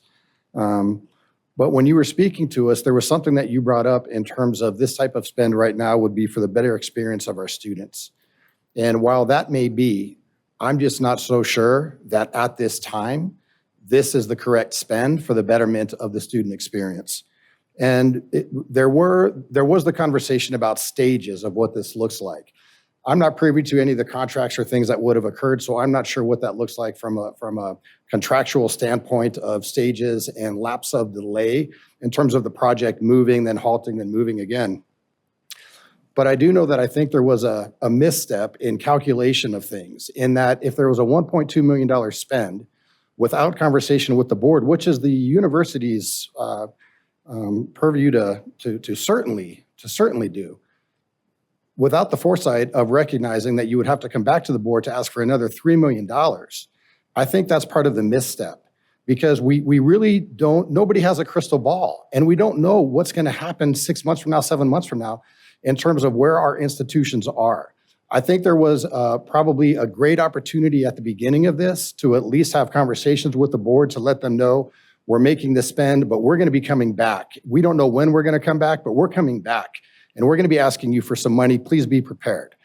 That would be great, because now you put us in a position where we are a lot more informed than we currently are, which is why this agenda item is taking as long as it is, because it's that difficult to wrestle with when we're taking a look at the pieces of this puzzle for student experience and student safety. And how do we outline it as a governance body to ensure that we're doing the right thing? I think, again, this really falls back to communication with the board. And I think that this is, for me, I would just say, this is not the right time for this type of spend.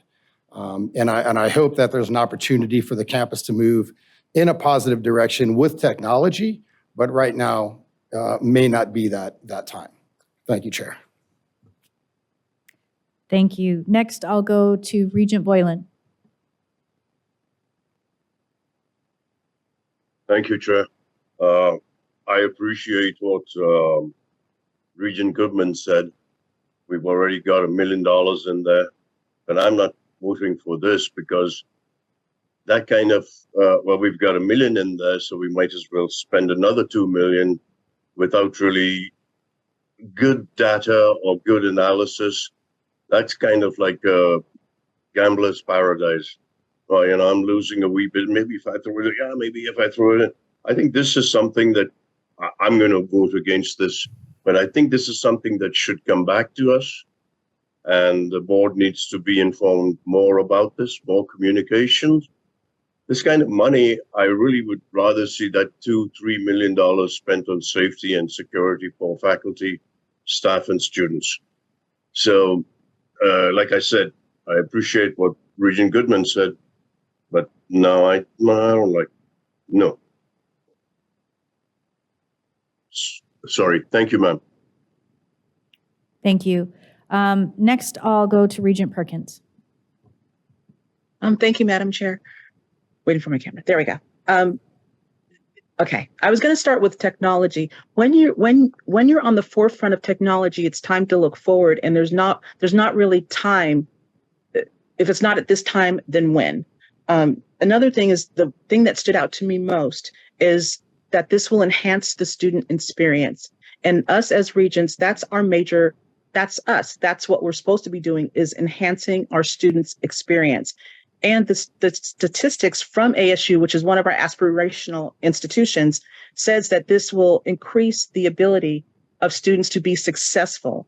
And success, that's one of the most important things that we do. $3 million for a project is not, on this type of scope, is not really a lot of money. I know it sounds crazy, but it's not really a lot of money considering how big our actual budgets are. And like was mentioned earlier, this is a perfect, at one point in time, we were saying that there was too many student fees being held from year to year. And this, like, I truly believe that this is a great way to spend it to enhance the student's experience. And like you said, like Regent Del Carlo said, we're first is great, but second for us is even better. And this is a chance to improve our ability to function in the jobs of the future. Once again, workforce development and student enhancement. So all those things are, it seems like a win-win to me, to have this expenditure now rather than wait till we're once again behind on technology. And that's my only comment. Thank you. Next, I'll go to Regent Goodman and then Regent Cruz Crawford. Thank you, Chair. I think we just need to kind of address one quick thing here. This board may have not always been completely functional, and you know, I can tell you right now that I might not agree with everyone here, but I respect most of the people that are on this board. And I have to say that I think it's wrong to spend money and then come back and say, well, now we need you to spend more. There's another item that's on here today that's an incredible project that I didn't even hear about. So my issue is, presidents, we are fiscally responsible. We are the ones that get written up in the newspaper, that everyone blows it out of the water how terrible we are. The fact of the matter is, you need to give us the respect to give us an information item. I would have liked to heard about this, and if I hadn't heard about it or I wasn't a regent, that's okay. At least somebody in my position did. And I just think that respect needs to be paid before you go out, and if you know that it's going to be $1 million now and $4 million later or $3 million later, we should know about this. And I'm just letting you know that out of respect for the foundation and out of respect for the fact that they've raised money towards this, and I do think technology is important, I will vote for this. But I am telling you, I think it's really irritating to have one hand behind my back and realize that, okay, I better vote for this because I don't want to upset people in the foundation that already gave money. I don't want to upset what's happened so far. I'd like information items more often so that at least I can say, at least I know this was there. At least I know it's coming back. Thank you. For the record, Keith Whitfield, UNLV. Please know that that is not out of disrespect. I think that it is out of a process that we've used and that I should have done a better job at being able to show you this. This is stretched out probably over 2 years just to get to this point. And so, as you said, some folks actually weren't for that first piece of it, but we've been running and trying to keep up with it, and I should have done a better job at taking everybody back to say, this is where we started from. I actually showed during one of my presentations a version of this. I think half of you might not have been at that one. And so in my mind, this has been something we've been doing all along, but it's not out of disrespect. It was just out of a poorly way to prepare you all. I will do better next time. Regent Cruz Crawford. Regent Cruz Crawford, for the record, that kind of sums up, as I think about how cool this project is, it's amazing. The teacher in me, the principal in me is like, this is where we need to be. This is going to keep us on track. And as I think about how we talked about evolving, and then we talked about being fiscally responsible, I was like, as in employees, we're evolving too. It's not the top-down approach that it used to be. It's more of a collaborative model.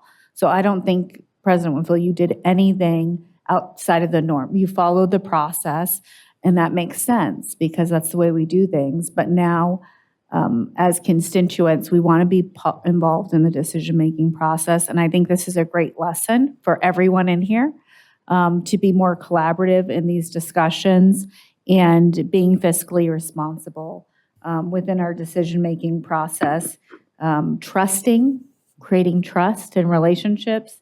And I actually like what everybody did come and bring to the table so that we do feel like we understand where the money is going and that it's being used. I love this project. I think it's amazing, but I can see all the sides. So thank you for saying that. Thank you. I do have a few questions regarding this. First, if this is not approved today, what is UNLV's next step for funding for this? Or do you lose out on the money that's already been spent? For the record, Casey Wyman, CFO, UNLV. So the request is the authorization to use the capital funds. And so the contract is in place, but the contract is contingent that we able to bring things together. And so first, the impacts to the contract would be we would have to work with Dreamscape to let them know that we either failed to receive that or we would need to go back and raise capital somewhere else. And so whether that's to go back to the foundation to ask for additional resources, to let them know that through this process we were unsuccessful. We could potentially use other resources as well that we have at our disposal, whether that's our soft money as we work through that. And so I think a lot of unknown there, but we would obviously have to hold the space at the library as well. And so we would continue to take up that student space to ensure that we make a decision of whether we terminate and move on or we work to bring this forward going through. So, thank you. And also in terms of intellectual property, it sounds like there's some split with ASU and then UNLV for using their licensing. Is that correct? For the record, Casey Wyman, no. So not with ASU, with Dreamscape. And so ASU is the early adopter, and Dreamscape has partnered with ASU. They don't let us have the privy to the information of that agreement. However, Dreamscape is going to act as the overseer of our content. And so anything we create will be in conjunction with Dreamscape to ensure that it's compatible within the pod area. And then they will then market it to the other universities that have adopted as well. And then should somebody want to take that biology course, then they would pay Dreamscape. Dreamscape would have that cost sharing that is to be determined at this time, still depending on what content we create. And then a portion of that would come back, and then we would further split that based on the IP rules. Okay, so yeah, I misspoke. I apologize. It's Dreamscape, not ASU. So according to our policy Title 4, Chapter 12, Section 8, regarding distribution of income, it says in part that those funds outside of the Knowledge Fund, which I guess is a completely different situation, not this, but for this, it sounds like I'll just read part of the policy here. The personnel shall receive not less than 60% of the net income from each intellectual property. The personnel's academic unit or department shall receive not less than 25% of the income, and any remaining income shall go to the institution. So that's 85% that goes, so only 15% comes back to the institution, correct? Yes, and so if you think through that model, 15% doesn't sound like a lot, but one of the things ASU was able to capitalize on is their online education and or other content. And so while UNLV specifically doesn't have a strong footing within, maybe that's not the right term, sorry, Provost. While we traditionally have students in classrooms here, as we develop content, it can then go to Dreamscape and then be transformed into an online presence. And so they're anticipating, just like ASU has seen, a higher utilization out that. So that 15% starts to add up exponentially as you go into the online space too. And so that was informed into the business model. Okay, and then also for online classes, there's additional student fees that are tied to taking online classes, correct? So in an indirect way, students will pay for this technology. Yeah, I think I would, for the record, Casey Wyman, I think that would probably go more into the tool aspect of this, because I don't believe all biology classes are going to utilize this. And I think depending on how the students either sign up for their classes or select would determine that portion. But certainly if it's online and they're using it, that's a content creation that would be protected under IP. Okay. And also I have to echo what some others have said, that this, I agree that early adoption sometimes is great, and we want to be on the forefront of that in some areas, but then in other areas, I feel like this is, other than ASU, this is not really a proven tool at this point. And so I am a little concerned with spending this money up front when we haven't seen that this technology has worked well in other settings other than ASU, which you even said, Mr. Wyman, that ASU is a very different institution than UNLV. And so I can see it working there because they're charged with coming up with their own funds. It's a very entrepreneurial type of institution that is almost more like a private institution in a lot of ways than like what UNLV is. And so it's difficult for me to translate the success at ASU to success here. So that gives me a little bit of pause. And I appreciate what Regent Goodman has said, that it would have been desirable for us to have seen this more up front and kind of gone along the process with you so that when it came to having this action item before us, we would be aware of this much more deeply than we have been. So thank you for answering those questions. I'll see if there are any others from any regions. Yes, Regent Breger. Susan Breger for the record. You heard a lot of different conversations, and I think by now, I think that all the presidents should know we're not a rubber stamping board. And so I think that's important. I think a lesson learned today. Some of us might only have a year and a half on the board, but we've been very active in the community. We've paid attention to UNLV. Some have graduated from UNLV. And I think hopefully what comes out of this, and my thoughts are the same, what Regent Good, really everybody has said. It's tough to sit here when you do your homework and you read And then it's not an information item, even though it's been going on for years. I guess one last question for me is, after this $3 million, what would you be asking for in the next 6 months to a year? For the record, Casey Wyman, and just as an ultra position for UNLV, is we never anticipated or expected that this was a rubber stamped request. By no means was that the intent, and I'm extremely sorry that that's the perception that is that we've received. And so, to answer your question, is after this, the $3 million gets us to the end of 27 fiscal year 27. We continue to fundraise up to that point, so we have a little bit of runway now, to use some military terminology. Sorry about that. And then, so we'll fundraise and then also continue to refine the business model as we start to develop content, and then work with Dreamscape to further either that content creation back to them to sale. And so it'll inform us as we move forward. So the intent is to make this self-sustaining. So the intent is not to come back to the board and ask for anything else. The intent is to make this a self-sustaining portion, or work through those lab, specialized lab fees or something to that effect. But that is down the road a little bit, and we still have a little bit more homework to do. Okay, then a follow-up question, because I know we've spent a lot, we normally wouldn't spend this long, and I appreciate what you said, President Whitfield. Don't tell me I did that.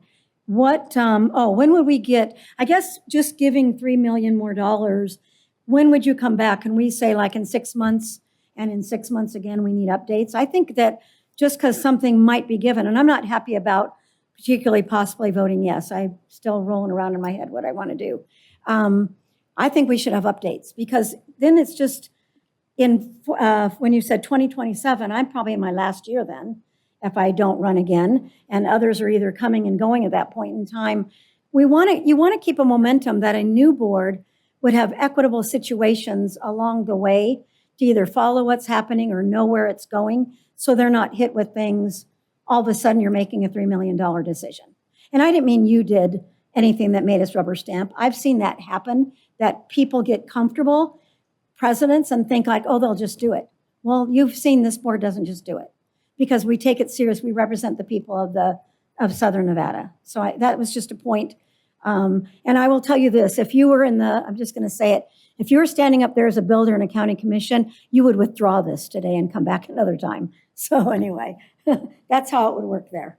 I'm not saying do that. I'm just saying that's how it used to be, because they would get the sense it didn't go as well as they thought it should be. Maybe they better go and brief the people and come back again and hope for a solid win. Just a hint. For the record, Keith Whitfield, UNLV. That's an interesting concept about bringing it back to show updates. One of the things actually that Chair Brooks started that I thought was absolutely brilliant, and I hope we get to today, was to talk about student success, which is one of the primary things that we're about. It could fit under that, or maybe it could fit under, I would hope that as your research institution, you're always expecting us to do innovation. And again, just knowing how many things are on the docket to be able to do, but to try to figure out a way to squeeze some of that in, to be able to have time to give those kinds of updates. We do lots of other things that are innovative, similar to this, that we don't have really time for. And so it's not pushing it off of us, but I would love to see that written somewhere into, maybe it's once a year that the universities and the colleges get to talk about some of the innovative things that they're doing, like we're going to do with student success today. I think that would be a great addition. And I just follow up from what you're saying then, I think that it's not about how much time we spend, it's what we're doing with the time. So I don't care if I sit here from 8 o'clock till 4 or 5, if we're being productive and talking about students. I look back my year and a half and I'm like trying to figure out what I did, and that's not how I work.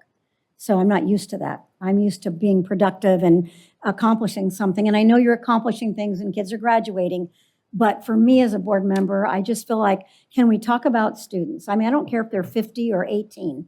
They still deserve the best education. So I'll stop at that because it's not really the agenda item, and I don't want Mr. Wixom to get me. So that's where I'm at right now.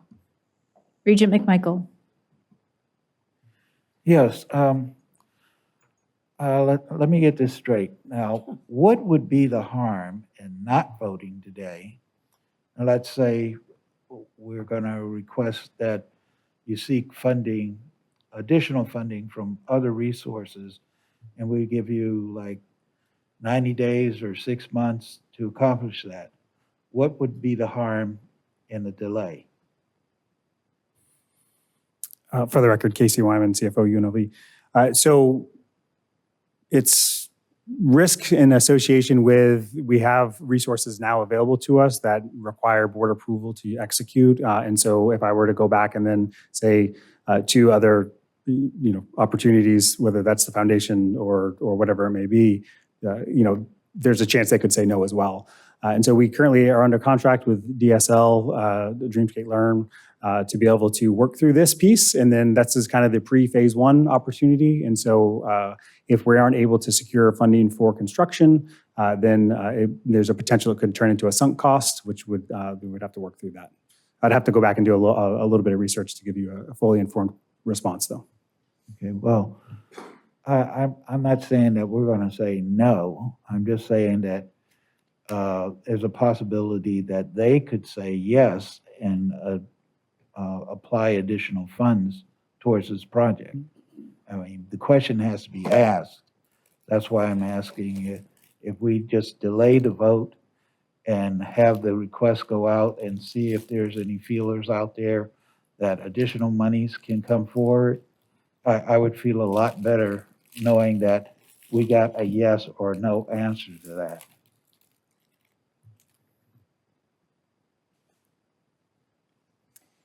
Thank you. So this is oh, I'm sorry, Regent Boylan? Thank you, ma'am. I appreciate it. I agree with what Regent Brager and Regent McMichael said. I think, I don't know how it's done. You do it, we do it, who does it, but we direct staff to bring this back at a different date and all the processes that go along with it. Because right now, I think most of us are not feeling like we got enough information. Again, thank you, ma'am. This is an item for possible action, so I will entertain a motion of some sort.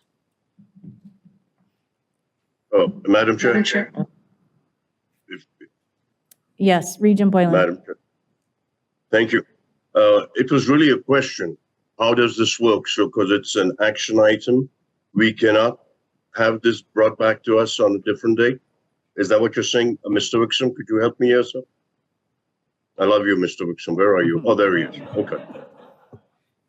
Thank you. That's deeply moving, so thank you.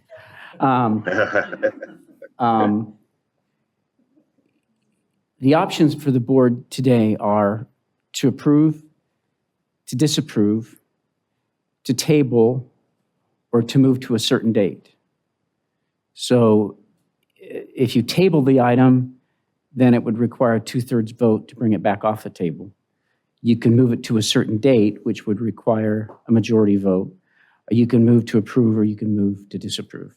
Does that answer your question, Regent Boylan? Yes, sir. Thank you so much. I appreciate that. Madam Chair, Regent Perkins here. Yes, please go ahead. Under that advice, I'd like to move for approval of this item. So I have a motion for approval. Regent Del Carlo, are you seconding? Yes, I'm seconding. Okay, so second by Regent Del Carlo. Any other discussion? I'll call for a roll call vote.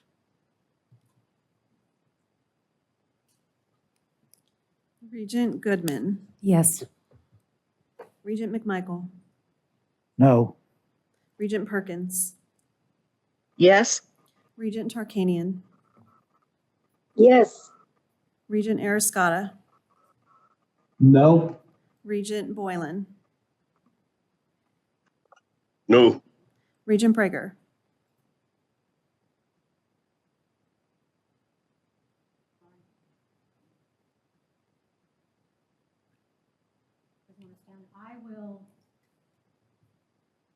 I'll vote yes. Regent Brooks, No. Regent Brown, Yes. Chair Carvalho, Yes. Regent Cruz Crawford, Yes. Regent Del Carlo, Yes. Vice Chair Downs. No. The motion passes. Thank you. We will move on to item number 7, long-term ground lease for the 42-acre property generally located at the northeast corner of Tropicana Avenue and Koval Lane in Clark County, Nevada. And for this, I will turn it over to President Whitfield, and this is for information only. Thank you, Chair. For the record, Keith Whitfield, President of UNLV. So today, UNLV is presenting for information only to enter into a ground lease with G242 LLC on approximately 42 acres of real estate property located near the northeast corner of Tropicana Avenue and Koval Lane. We have been working on incorporating this piece of property into our master plan since 2015, since the board approved the purchase and sale agreement at the March 6th meeting of that particular year.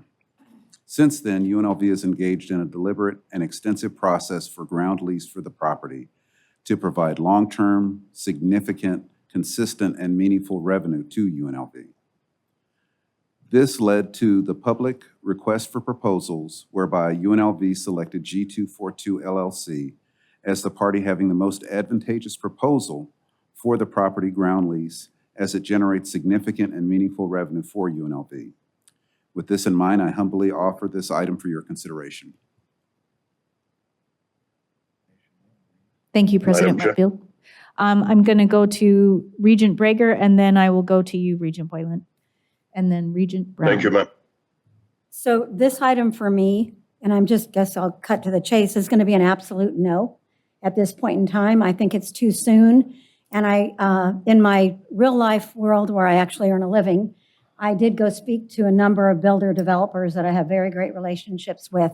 It's the wrong time with what's happening in our state. I think there's much more value in this land, and I feel like I can be an expert on this. I can't be an expert on a lot of things, but I can be an expert on this.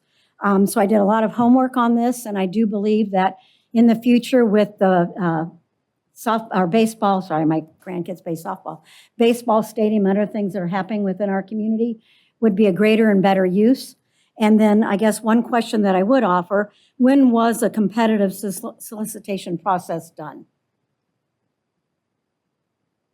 I'd like to I ask, just need the year. I don't need a whole lot of, I'd like to ask Dave Fromer, who heads our real estate division. no, I know, but I mean, I don't want a academia answer. I just want a date. Sorry.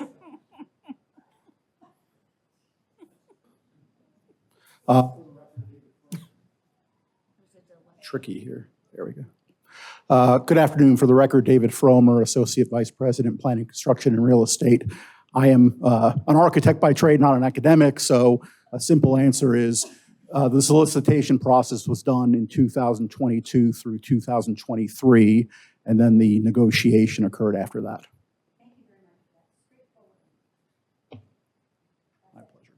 Thank you.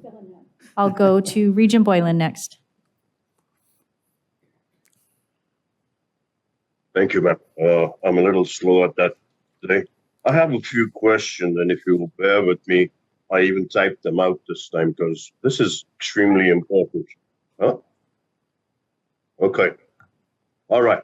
So this this 42 acres of land right there, President Whitfield said, is prime property.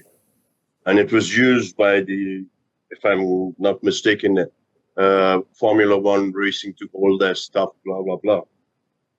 Now, I do remember I had these questions.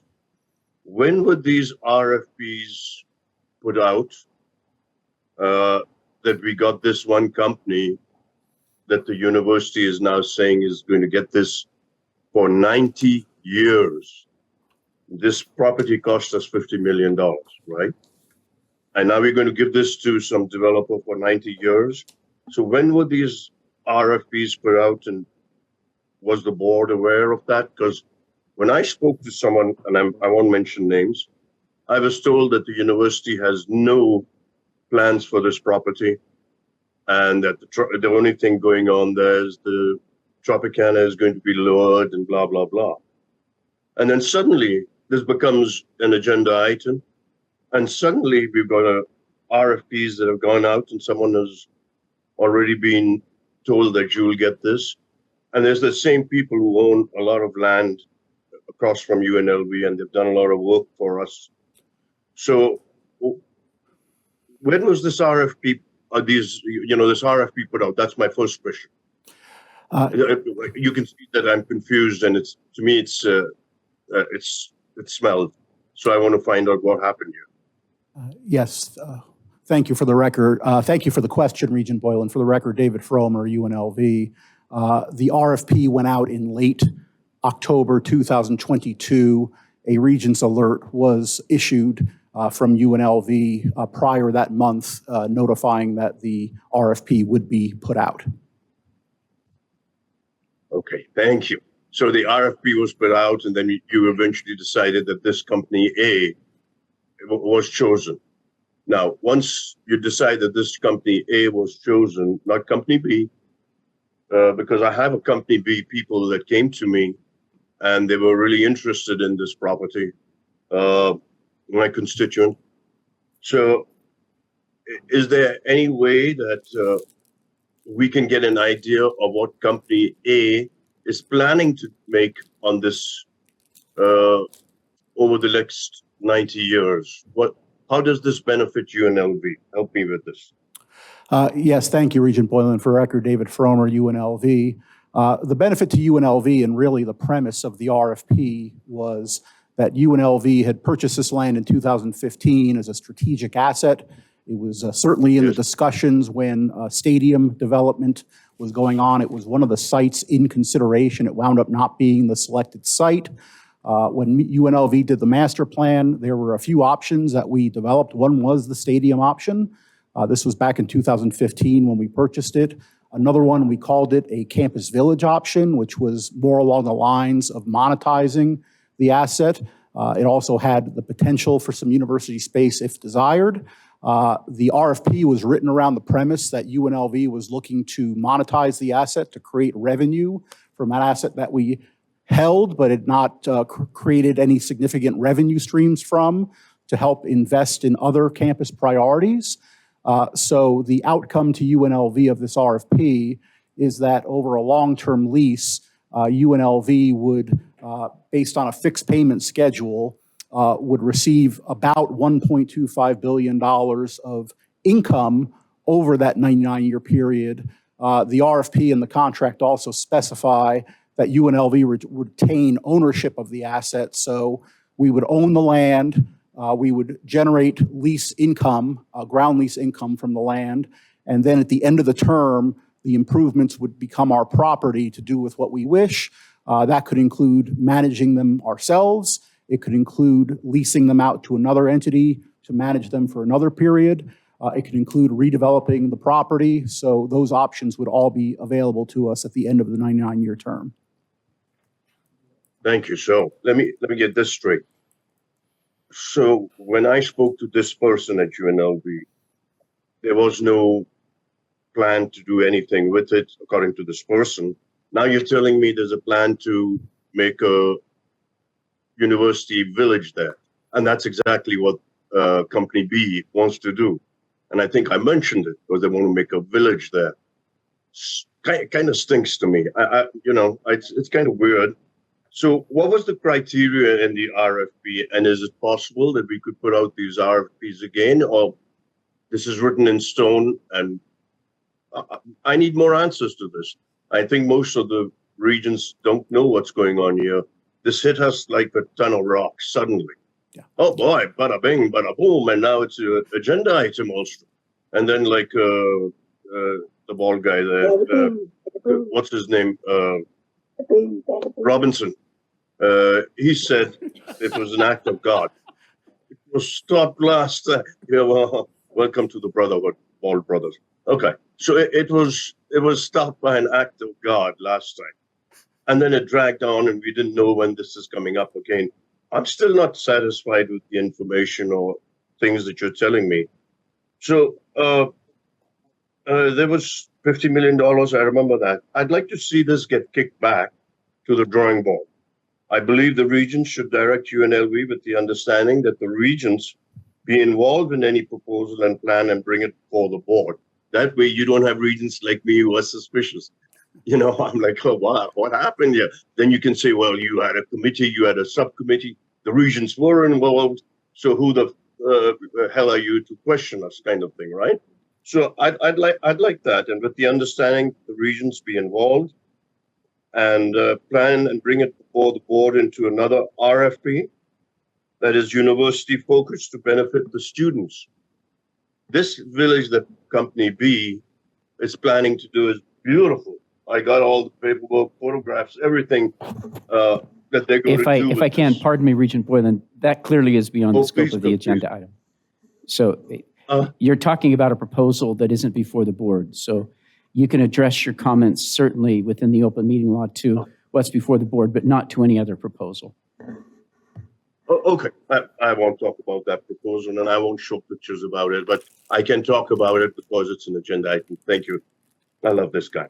Okay, so then it's what I'd written. We need to be good stewards of taxpayer money and land to provide the best use of this property. I really would appreciate it, Chair and Mr. Wixom, the process. Can we bring this back again, set up an ad hoc committee? Because this is a ton of money. I mean, a ton, that land is just unbelievable. And, you know, like I said earlier, the Formula One used it and there was a whole bunch of problems and heads are rolling now and all that stuff, I know. But this is just too sudden. Oh, no, Company A gets it because they've done some work for the university before. Is that what happened? Because I was told there's no plans. Am I wrong? Regent Boylan, for the record, David Fromer, UNLV. Thank you for the questions. Yes, sir. And just so I can make sure I'm providing information, and I really do appreciate the questions. With this being an informational item, I think our intent is to hear all these questions. We are not asking for approval today. We are essentially presenting it for information, and this is an opportunity for the board to ask us any question on your mind, and we want to hear those questions. So thank you for asking those questions. I will ask, earlier in your comments, I believe there was a question about what was the intent of the RFP, and the intent of the RFP was to monetize the asset. So in essence, the university is looking to take an asset that we have that is not really producing anything at this time and looking to monetize it so that the university can generate revenue from that asset to invest in university priorities. So that was really the primary focus of the RFP for UNLV. Thank you. You are too kind. But let me add one more question. How does this benefit the students with this campus village thing and all that stuff that I suddenly heard about from you guys? This was an action item before. Now it's just an information item. Mm-hmm.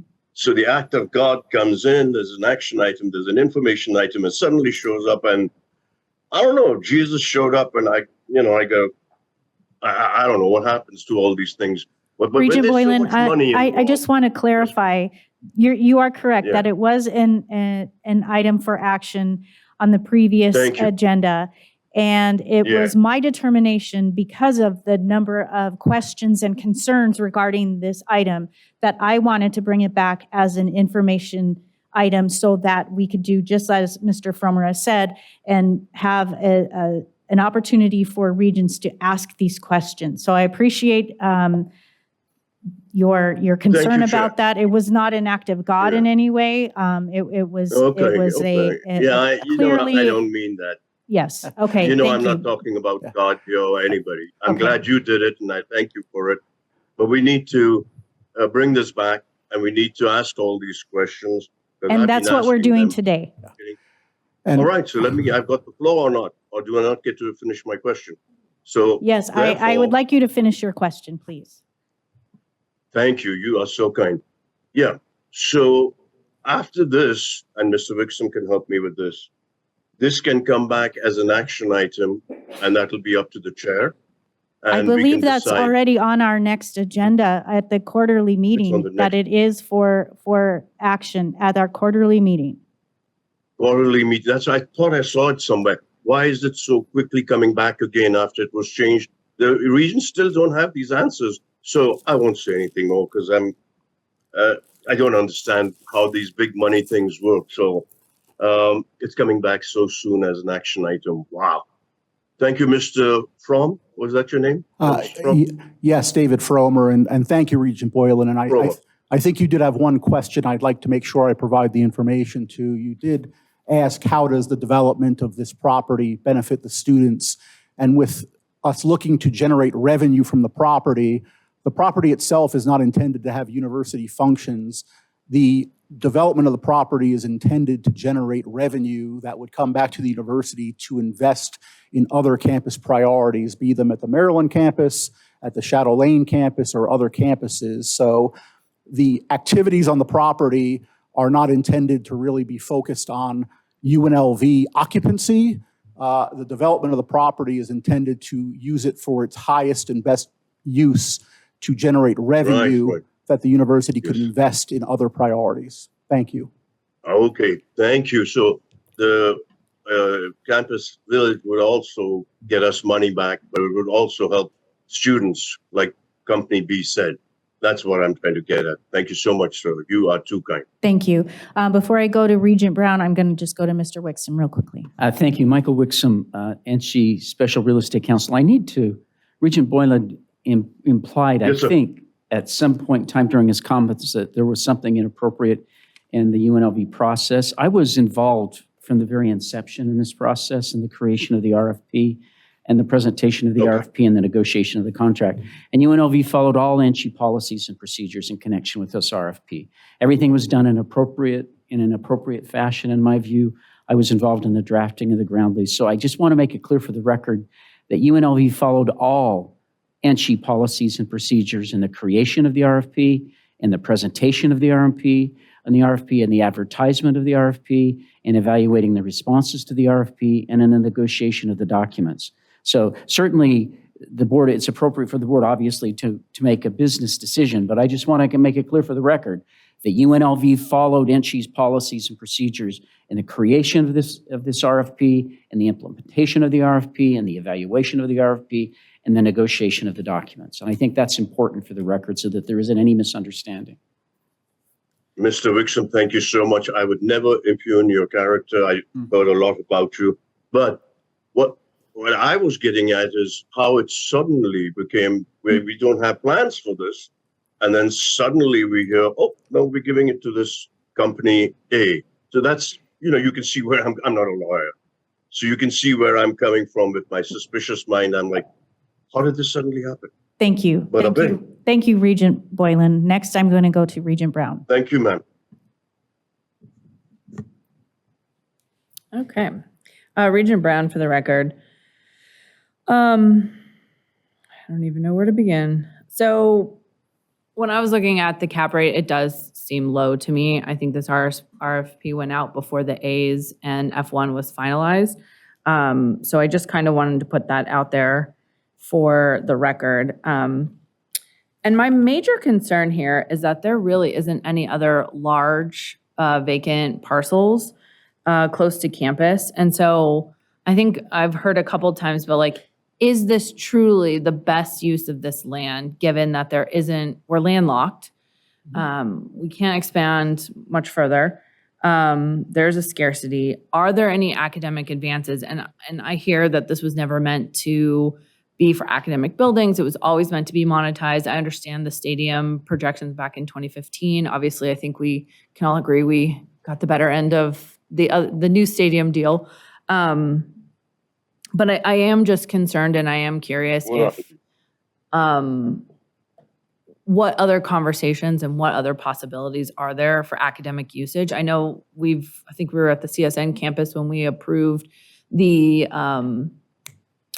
athletic, an athletic space. I can't remember now, but an athletic institute, Sports Institute. Yeah. Could this space be for that? And I understand there's height restrictions. I understand the airport. I do understand that there are, but I am just like, I want to exhaust this conversation to the point where there is literally no other academic possibilities for us before we turn to a 99-year lease where in 4 years from now we come in, we're like, oh shoot, if we had 42 acres, oh well, you know. So I would be cautious that we've exhausted all avenues. For the record, Keith Whitfield to you, Regent Brown. I appreciate that thinking. I want to help you think a little bit broader, though. Where we've been thinking about, and it's kind of been our master plan, and I think we have formalized it, is that rather than going to a place that is not connected to the university, you know, there's a huge space in between. It causes some challenges, and I think that was part of the challenge of why even once we stopped thinking about it for a stadium, that we just couldn't find something that we thought would be connected to it. Instead, what we have done is if you look on the other side of Maryland Parkway, between Rebel Plaza, Gateway, PAF, we have online at UNLV, that's where we can actually expand to a great deal. And I would even add, just because some of the conversations we've been having, there's actually even land on UNLV's 33 and 35 acre plot to be able to expand for future improvements, like an interdisciplinary sciences building. There's a place there to be able to do that, actually even on the physical campus on Harmon on the west side of the campus. So while, you know, when you see something that's that 42 acres, you see where it's sitting, it just seems like, wow, couldn't that be a place where you could go? It could be, but I think when you think about it strategically and being able to generate the amount of revenue that will come, one of the things I think that Mr. Fromo will say, and I'll get you to the ballpark, is that once we hit about year 3, what happens is that the purchase that we have, the debt service that we have on that will actually exceed it. And so that will be income coming in to be able to do other things. One other thing, just following your line of reasoning that I wanted to mention to you is that you may remember we have 2,000 acres in North Las Vegas. And so as we think about, I think just along your line of thinking about, as we think in the next 10 years, 20 years, 30 years, 40 years of where can we expand, we do have a lot of options to be able to expand. I mean, Mr. Fromer could give me the actual land, but if you think about even Rebel Plaza, it's a huge piece that's there. We also even have another piece down Harmon that's a 2-acre plot. Again, I even say some of that because I know some of you all weren't here when we purchased that. So if you go behind where the 7-Eleven is, the next area is a 2-acre plot that we own that as well. So we do have some options in terms of, I think, to your point about expansion. Again, our main piece is 335 acres. I want to say that additional is maybe 12 or 13, even just in the local area that we have to be able to expand and do other things. So there's some options there as well. And Regent Brown, if I may add, David Fromer for the record, I think that's a very fair and good question about what is the long-term vision for UNLV and how do we keep our options open in terms of expansion and not running out of footprint, because land is not something you can produce in the area. The campus master plan, and I'd be happy to spend some time walking through some of the details with anybody who would like to hear. You know, we kind of get excited about those things. A lot of people's eyes glaze over sometimes, but the future of the Maryland campus in the board-approved master plan from 2021 is really building up a lot of the low-density areas of the Maryland campus. So there's capacity between the demolition of one-story old buildings that aren't very good land utilization facilities, from going from surface parking to structured parking, which we've already started that conversion, and I believe there's going to be more of that in the foreseeable future. The master plan does permit for several million more square feet to be built on the Maryland campus footprint itself before we need to expand out to other parcels, as well as expanding out on the Maryland Parkway corridor. So I think part of the vision is we've got a lot of work to do and we've got a lot of opportunity in terms of land development kind of on our core campus, for lack of a better term, before we start going 1.5 miles away for those university functions, which when you start to distribute those a little bit further, you get into some operational considerations and access considerations. That's a lot easier to manage when you do it within your main footprint. So there's no easy answer there, but we have thought about that and the work we have to do to fully build out the Maryland campus and the Maryland Parkway corridor before we start having to look further afield. I think what would be, Regent Brown for the record, I think with that in mind, I think what would be helpful is getting some type of projective timeline of how many years down the road. Is it 50 years down the road before the Maryland Parkway campus, like main campus plus on the east side of the street, until all of that's filled up, in which case then it's really a delta of 49 years that we're looking at this other property. And then to Apex, I'm so happy that we have that 2,000 acres. That's great, but we can't talk about proximity to campus and then use Apex as a reason. I mean, that's 30 miles outside of town versus a quarter of a mile down the street. So I'm talking about from Thomas and Mack, but yeah, so I could probably use that. Just what are your projections? And I think that would help us all stomach that a little bit to understand what it would mean for on campus. And then, yeah, thank you. Thank you. Thank you. Regent Goodman. Thank you. Mr. Fromer, you and I spoke about this at length, and I appreciate your time. My issues with this are the fact that you're talking about monetizing the property to its best. I don't know why you wouldn't wait to get an appraisal after the A's Stadium is built. The last appraisal was done in March of 2023, and it just doesn't seem prudent to move forward with an appraisal that was done prior to the building of a major stadium. Secondly, there's a parcel that's, I don't know, about a block and a half away that recently sold for about $159 million, and it's a 21-acre parcel. This is a 42-acre parcel that we've estimated at $120 million. So for me, those are some initial issues.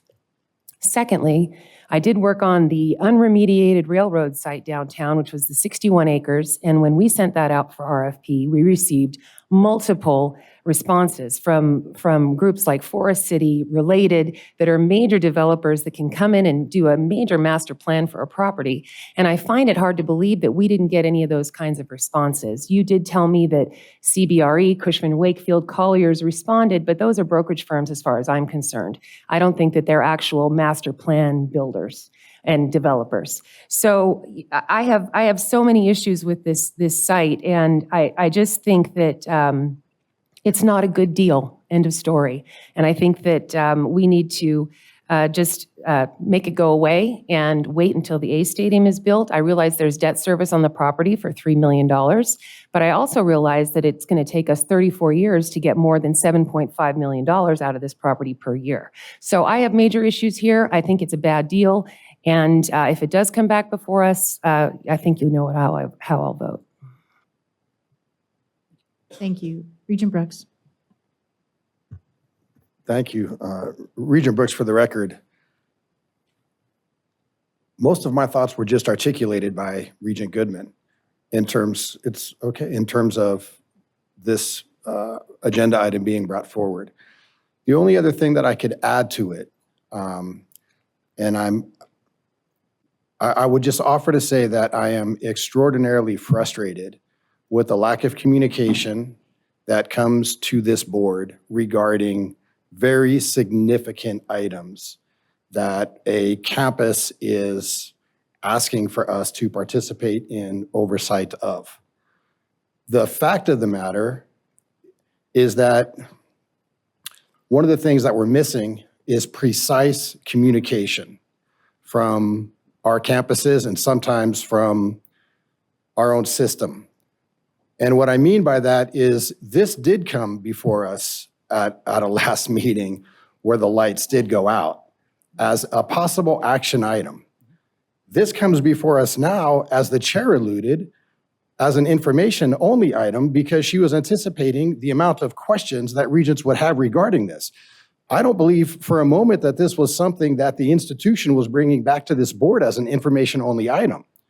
I think the institution would have been very happy to bring this back as a possible action item.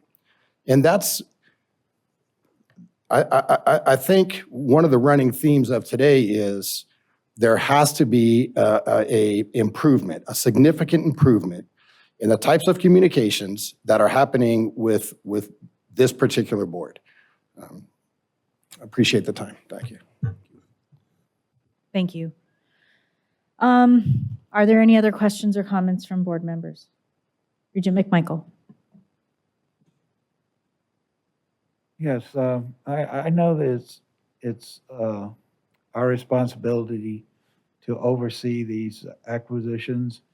And the fact that these 42 acres are situated off of Koval and Tropicana makes it a more or less ideal location. But I have a question in regards to some information that should come our way to make a better decision. Is there an environmental impact statement on this land? And if so, I didn't see it in here, other than the information that the underground storage tanks have been removed and there's no toxicities in the area at present. It's not to say that something might surface in the near future or in 10 years from now because of what was situated on this land. So, unless, I could see for myself that the environmental statement was made, that this is clean, and the fact that I know this area is situated near the flood control. So is it under the land or next to the land? So that's information that I'd like to know, because in the future, there might be, a lot of cost involved in order to develop this land for whatever use that we want it to be. And I don't want to be hit with an environmental impact fund necessary to clean up something that wasn't found, or the flood control that runs under or next to this needs to be renovated in order to facilitate whatever is built on it. So that's information I would like to know, because, we're getting into situations where in the future, this could come back and bite us in the butt. And I don't want to be left, giving, information that's lacking to future board members when they come online, because we're talking keeping this property for so many years. The board's going to change quite a bit. So it would be nice to know that information is all inclusive so that we can make decisions on it. Thank you. David Fromer, for the record, thank you for those questions and comments, Regent Michael. And we do have a phase 1 ESA that we conducted as part of our due diligence, which is a board required or NSHE required item. I would be very happy to share that with you in terms of the environmental condition upon our acquisition. The way we structure any ground lease we do in general, so this is not specific to this one item, but when we engage in a ground lease, essentially, we provide no warranties for the property. When we acquire it, we want to make sure that it has no liabilities or as close as we can get to certainty. That is an NSHE requirement, which is a good requirement. When we ground lease it out to a developer, any land, we do not provide any warranty. The developer is responsible to do their own additional due diligence. So we would not have any development risk for remediation. The developer, if they discovered anything that we were not aware of, would have the right probably to pull out if they wanted to and not deal with it. But we do not take that risk in terms of the development risk for any kind of ground lease we engage in. Thank you. Thank you. I'll go next to Regent Del Carlo. Thank you, Chair Carvalho. Looking at the briefing paper, Mr. Fromer, it said you advertised in the Nevada Government e-marketplace and through advertising in the Las Vegas Review-Journal, and you received several proposals. To me, several is not a lot for a very choice piece of property. So did you not advertise enough? Was the scope not big enough? Because I did have a developer that I know down here too, came to me and was very upset that he didn't even know about it and wasn't happy with how it was going. So I'm very happy. This is an information only item today. I was not happy that it was an action item last time. So I think there's a lot more vetting to do here. So let's start with that. And I have a few more questions. Thank you. Yes, thank you, Regent Del Carlo, David Fromer. So we do follow the university requirements for solicitations, which is that Nevada e-government marketplace. That's a kind of a purchasing and contract standard, as well as advertising in a newspaper. There is outreach directly to a variety of individuals involved in the development industry, be it developers, real estate brokers, contractors, architects, trying to get the word out there. We did not have a response of over 10, certainly. It wasn't like a crush of responses. It is a very attractive piece of land.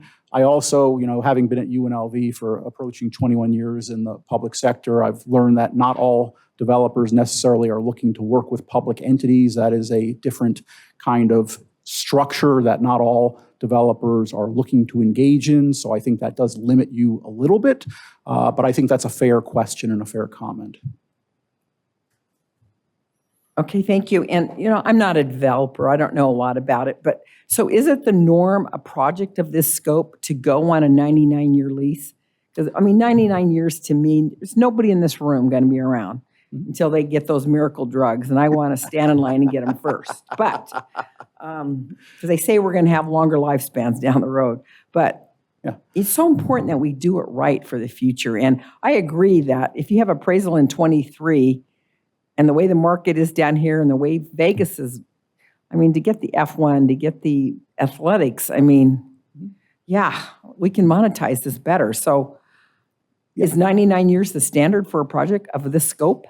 David Froman, for the record, thank you for the question, Regent Del Carlo. I would say that it's really what your objectives are. So to maximize your revenue, the longer of a ground lease you have, the more a developer is going to be willing to invest in the property for high density uses. So if you go to the shortest period, I think ground leasing anything less than 30 years, which is a fairly common financing period, no one is going to invest, at least that I'm aware of, resources that don't have, maybe I'm trying to frame this correctly, they're going to invest for the level of return they expect to get. So if they're not going to hold the land or have the rights to a ground lease for a very long period beyond the financing period, they're not going to build a very high density project that requires a massive amount of capital, because they're just not going to get that return to invest that kind of money. They're going to want to have a longer period of return, which means a greater amount of ground lease revenue for us. So if you went with a 30-year, you might see more of a pad development approach that would not be high density, maybe office building, certainly not high rise. I think when you start to get to the 99 years, you're going to find people are going to be willing to invest more capital, because the potential for the return is much, much higher with that kind of holding period. Thank you. That makes sense. I have one final question. It showed in the briefing paper that the return would be $1.2 billion, if I'm right.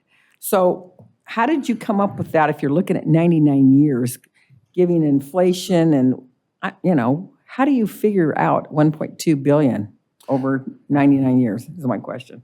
Yeah, thank you for the question, Regent Del Carlo. Again, David Fromer. So we had a process where we had price proposals. So it was done in a competitive setting among those who proposed. So many times we find this is both on the bid side when we're paying for something, but also on the revenue side when we're trying to receive a benefit.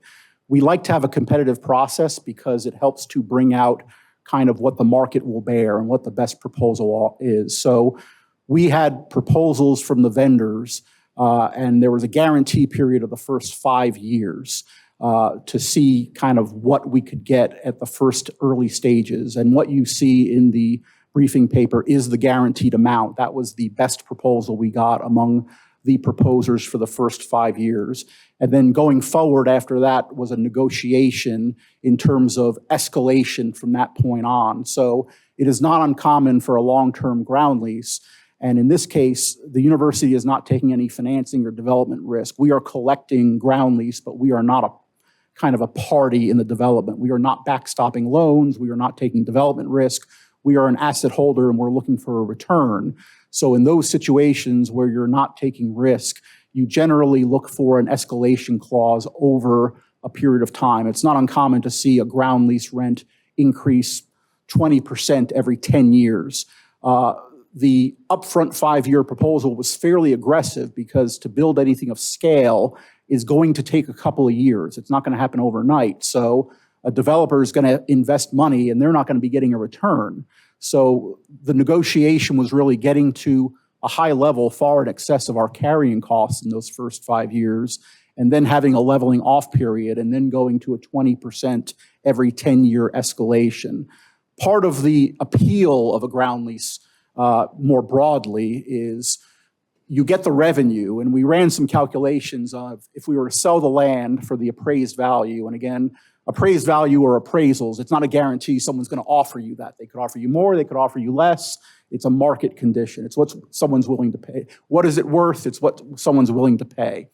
We ran some analysis to say if we sold the land at appraised value and we had a very secure return, 5%, it's a little bit higher than a 30-year treasury, that would return about $700, maybe $800 million in revenue, assuming you're spending the money, the return every year, because the point of this is not to build a big bank account. The point of this is to generate revenue to invest in UNLV.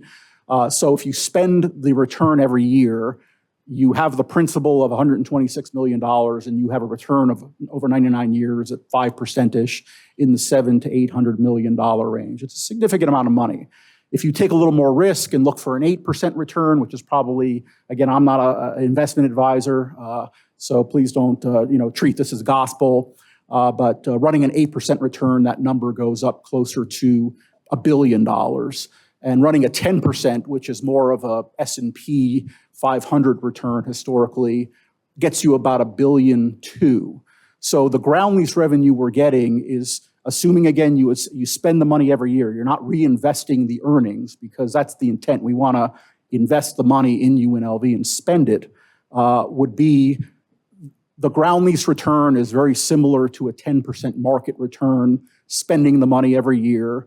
And at the end of that term, we still own the land, which will, again, if you assume 2% a year appreciation, that grows to a very significant number. And then we own the improvements on the land, the improvements the developer financed and operated for 99 years. They'll have made their profit. We get it back. The numbers are quite significant when you add up the revenue, the value of the land you still hold, and the improvements you inherit at the end of that term. So that's kind of part of the kind of excitement of real estate. And I'm probably speaking Regent Brager's language here, that you make a return and you own an asset, and ideally you own that asset in perpetuity, whether you want to use it in the future for your own purposes or whether you just want to keep on generating revenue to invest in other campus priorities. Thank you very much. That was a good explanation. Thank you. Mr. Wixom. Thank you, Chair Carvalho. Again, I'm not here to advise you on the business aspects of the deal, but I just wanted to clarify one point, because the board will see from time to time some long-term ground leases. And this is one of the major areas of my own practice, real estate practice and finance practice. And I understand that the 99-year term seems significant, and I appreciate that fact. But the nature of financing is such that sometimes a long-term lease is required to attract the kinds of developments that you would want.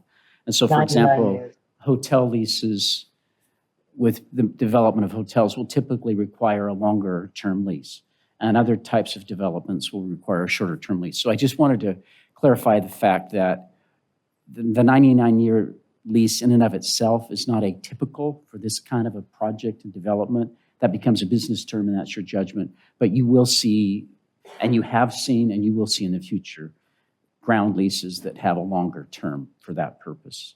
And I just wanted to clarify that point. Thank you. Thank you, Mr. Wixom. Regent Brooks and then Regent Brager. Thank you, Chair. Regent Brooks for the record. for council, as a follow-up to what you just said, can you let us know what then would be a typical lease if 99 years on something like this would not be that typical timeframe? Well, I'm not saying that this isn't typical. What I'm saying is that it's not unheard of. Like, for example, national hotel developers almost always require a 99-year lease. That's just a national standard. That they're looking at that kind of a standard. That doesn't mean you'd always go with a 99-year lease term, but so there isn't anything that's really typical. The thing that's unusual about this project is they're trying to do different types of development on the project, and that was one of the reasons that they utilized a 99-year lease. And so there really isn't a specific term that would be, that I can say is appropriate in all kinds of transactions, because it becomes very deal specific. And in this case, that was the number that they arrived at as they negotiated through this process, because the parties felt like that would give them the opportunity to maximize the kinds of development. And again, I'm not here to promote or say yes or no or give you business advice. I just wanted to make sure that you understood the nature of the ground leasing process, because it is unusual. And if I may, David Fromm for the record, something that we sought in the RFP as part of the monetization of the asset is we are looking for a significant and reliable stream of revenue. So there is value. Again, this is very much kind of a judgment determination. Different people may see it different ways, but the value of having a reliable stream of increasing revenue over a long period of time gives you some financial benefits and capacity that are beneficial to you as an institution. For instance, it wouldn't be unusual for, again, someone who owns an asset like a piece of land that's got great value to say, I'm going to use that as a source of revenue from the ground lease revenue I get to seek financing for a much bigger project. So some of the benefit and some of the value is if we have a fixed series of payments coming in that are reliable and see growth over time, that gives us the ability to have great flexibility with that revenue source, whether you spend the cash or whether you use a reliable source of revenue to finance a larger amount of funds to build another building on campus or something like that. It gives you a great deal of flexibility having that length and reliability. Thank you. I don't see any other questions or comments from board members. We've been sitting down for well over 2 hours at this point, so I think we need to take a break. 10-minute break. We'll come back at 3:50. Thank you. We're going to move on to item number 8, joint grant management agreement and long-term lease and operating agreement for the Westside Education and Training Center for CSN. And for this, I will go to President Federico Zaragoza. Madam Chair, Regents, colleagues, and guests, for the record, I am Federico Zaragoza, President of the College of Nevada, at least until June 30th. First, on behalf of the CSN family, I want to welcome Dr. William Kibler as the acting president at CSN. I know that the CSN team is looking forward to working with Dr. Kibler, and he will do an amazing job. Regents, today I respectfully request approval to enter a 20-year lease and an agreement with the City of Las Vegas for CSN to operate a planned 16,590 square foot Westside Education and Training Center. We will refer that to as WETC. The WETC will be located adjacent to the historic Westside School at 330 West Washington Avenue. As part of my quarterly reports, I first informed the board of the WETC project back in March of 2021. And the WETC at that time was a project that was being developed for a $6.9 U.S. Department of Commerce EDA grant.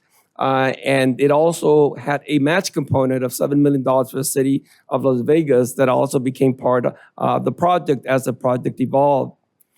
This mission-driven project has been in development actually since the first day on the job for me. And it was part of an effort that we had done in San Antonio to impact those communities that were being left behind. So I want to emphasize that this was a pure workforce development effort. The model that is being used here is not the community college unto themselves. It's really a community effort and requires collaboration. And it really does require a champion from one of the funding sources, because in this model, the community college is not being asked to invest in the capitals for those projects. So I want to emphasize that this is very much mission driven, and again, relates very particularly to the efforts, particularly of Councilman Cedric Clear, to address some of the workforce development gaps that exist in the West Side development area. I think I've mentioned to the regions that there's over 230,000 individuals without a high school diploma, and that many are concentrated in our urban inner city corridors. And for the record, the WETC location is in the heart of zip code 69109. And I think most of you understand what that means. This is an area of the city that has had the highest unemployment rates, the highest dropout rates, and the highest poverty rates. And this is true also as relates to the state of Nevada. It's a high need area. It's an area that needs a lot of efforts like the ones that the councilman is undertaking, both in economic development, housing, and obviously the missing part that he talked about today was the workforce development.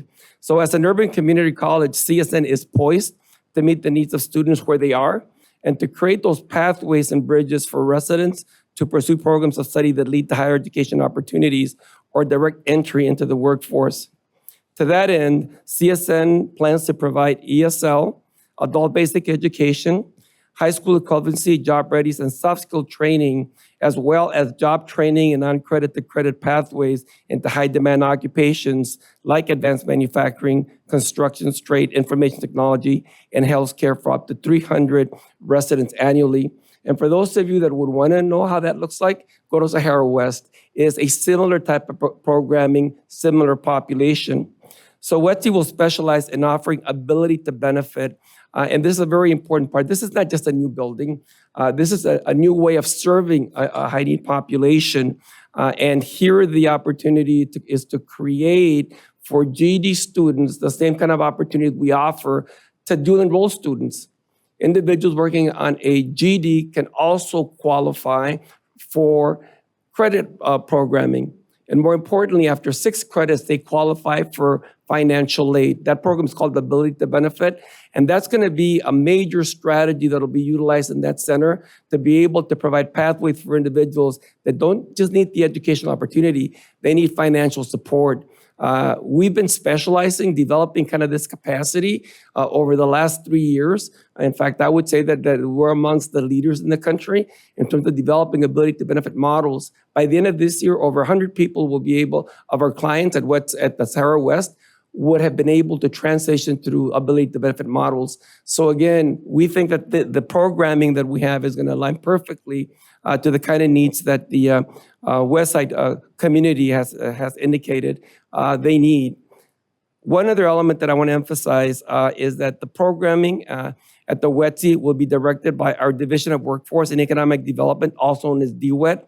DWET is the non-credit grant-funded self-supporting arm of the college.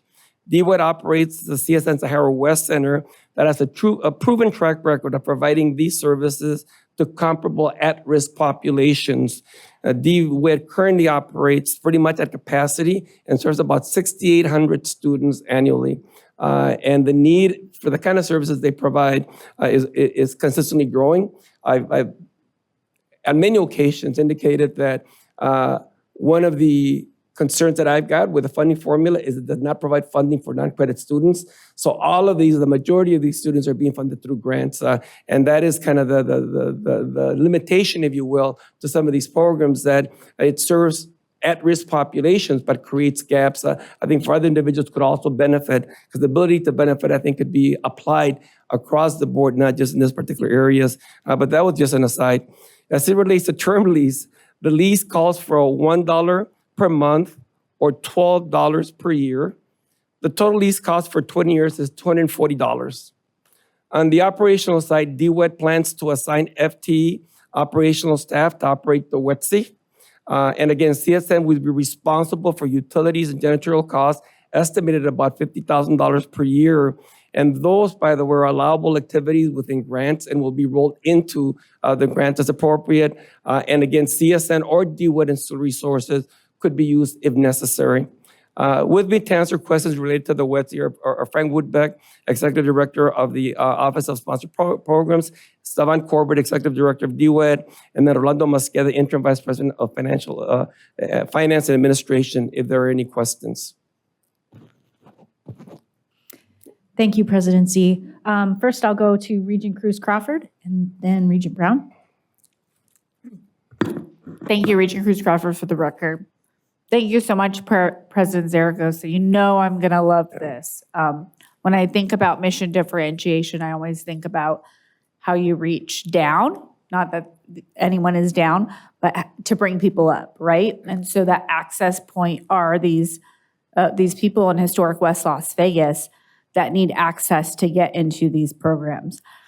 Last week, I had my promotion ceremony for my 5th grade.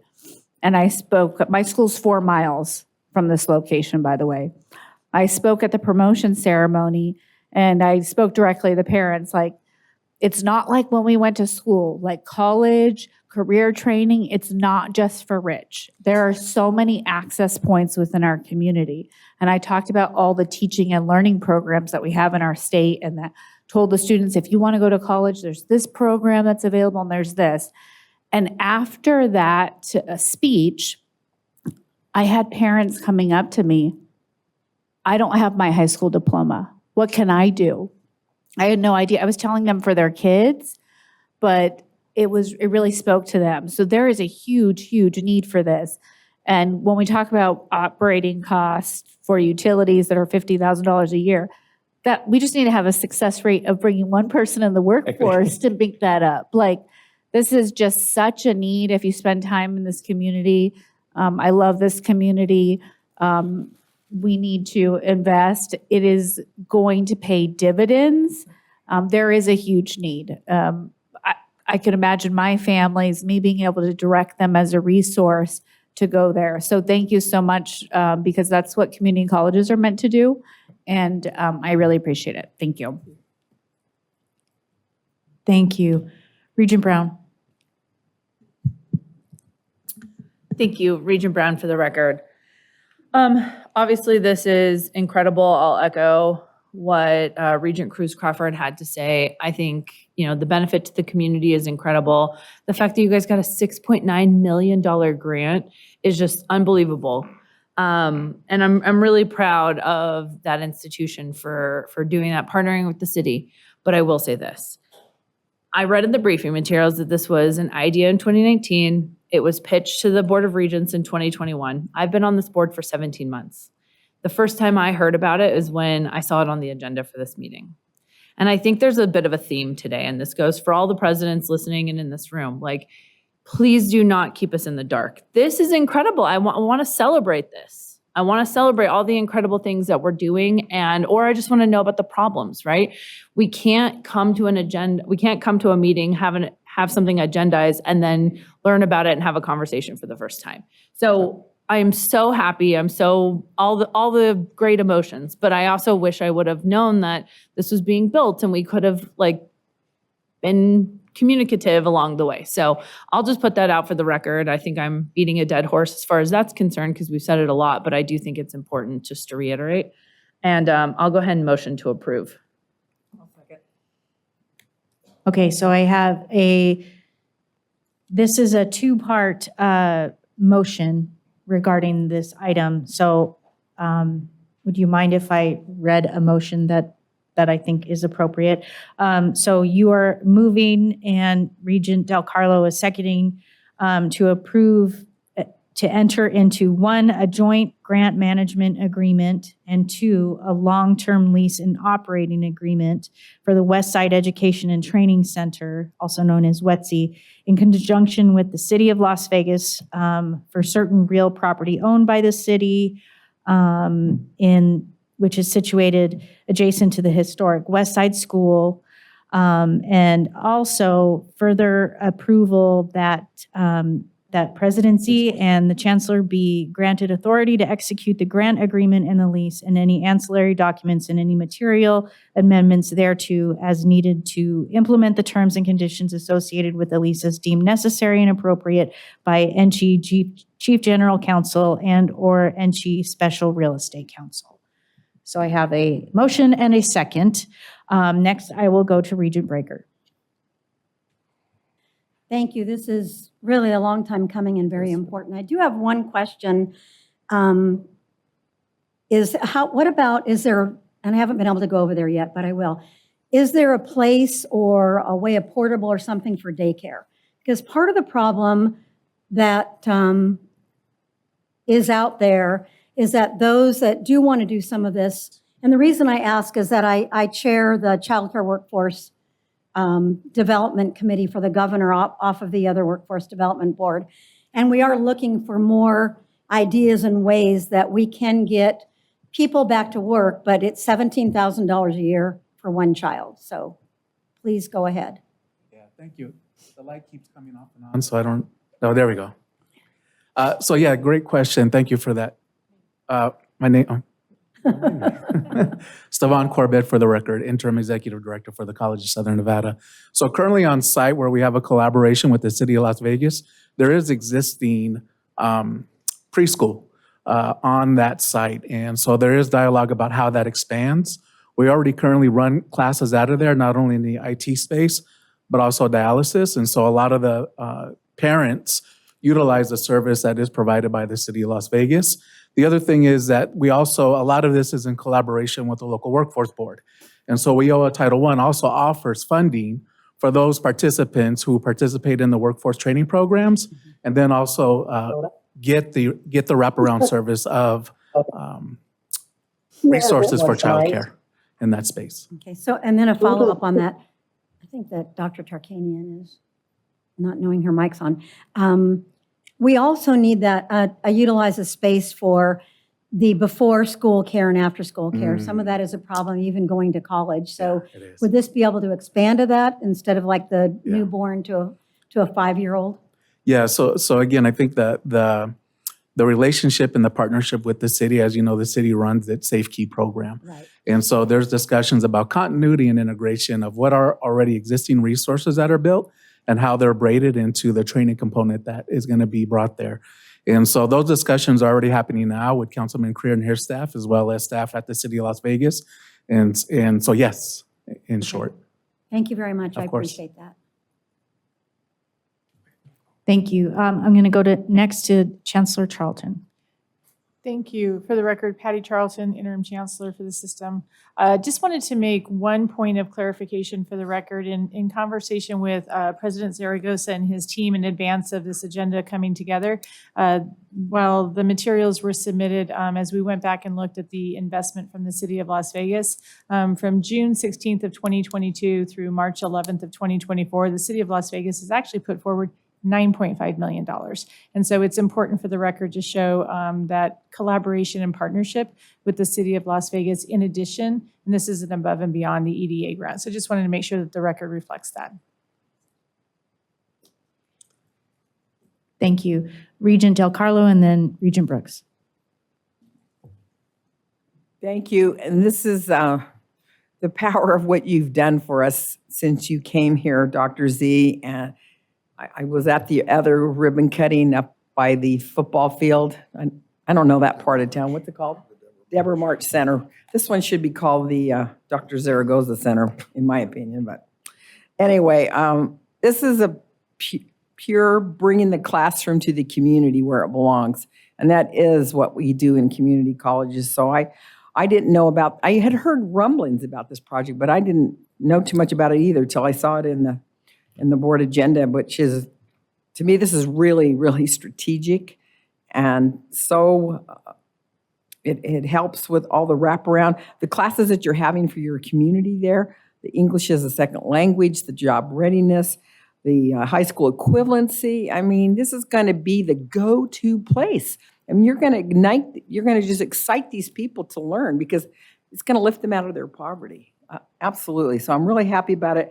And the soft skills, I really hope you really get into that. I was at many graduations shaking students' hands, and it's really sad that students don't even know how to shake hands. For the most part, they don't.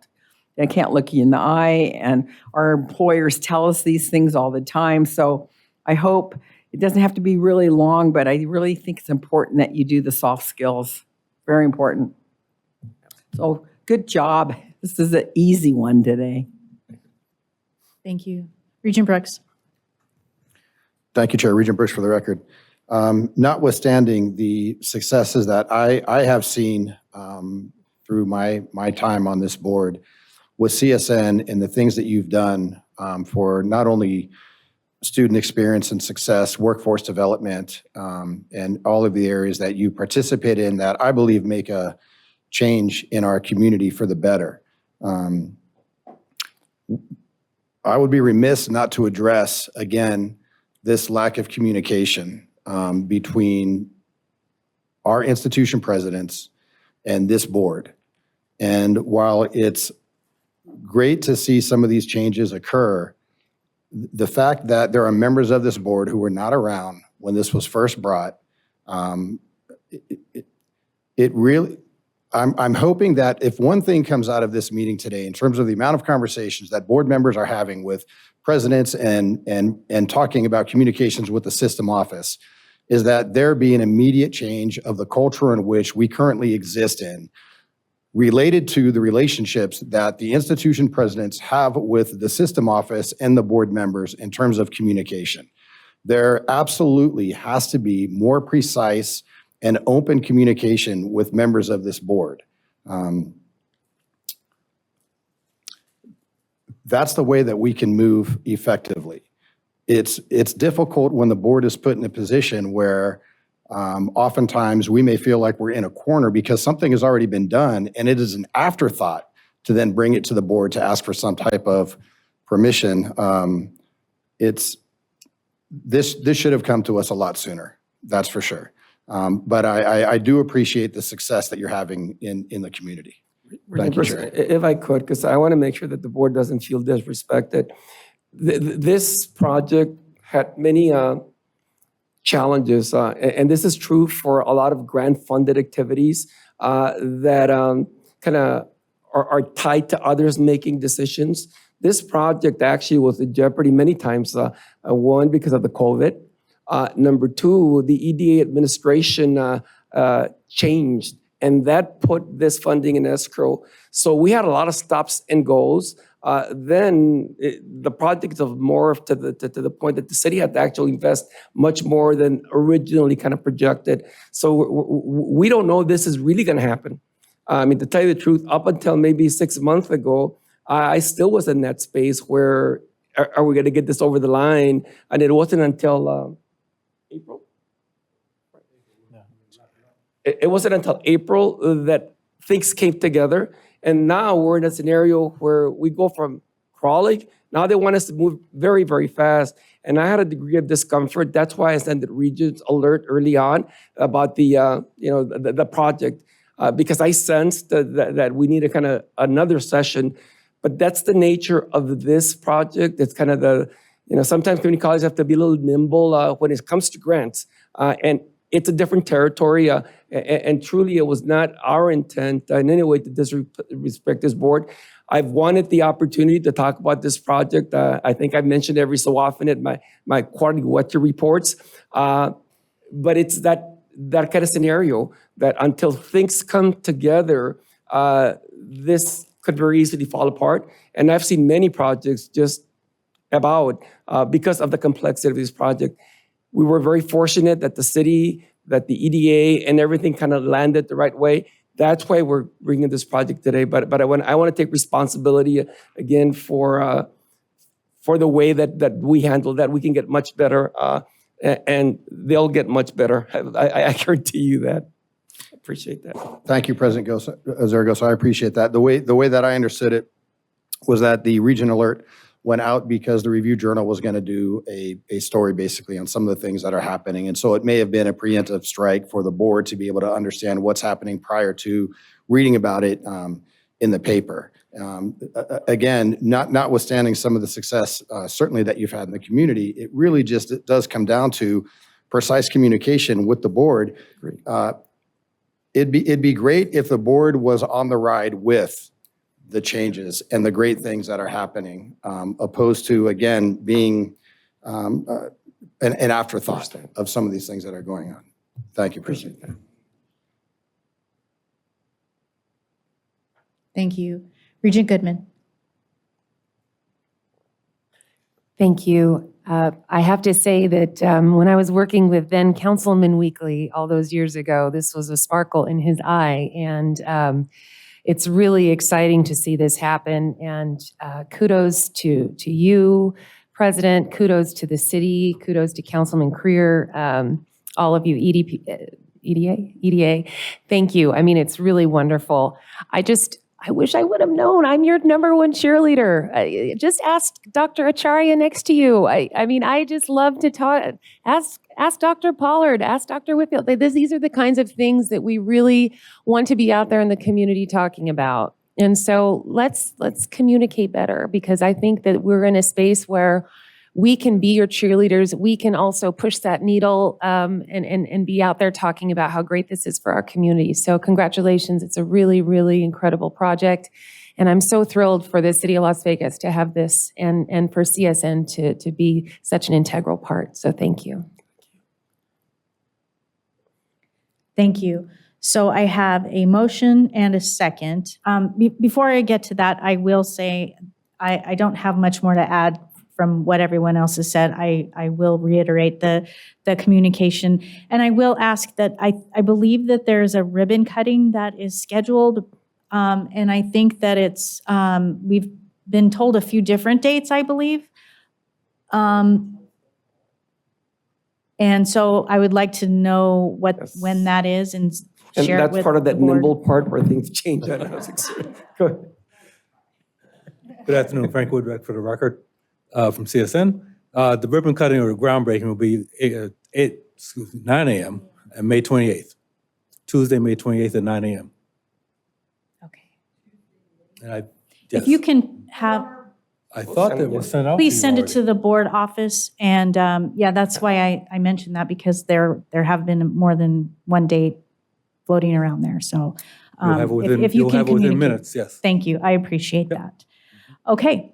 With that, I will call for the vote. All those in favor, please say aye. Aye. Aye.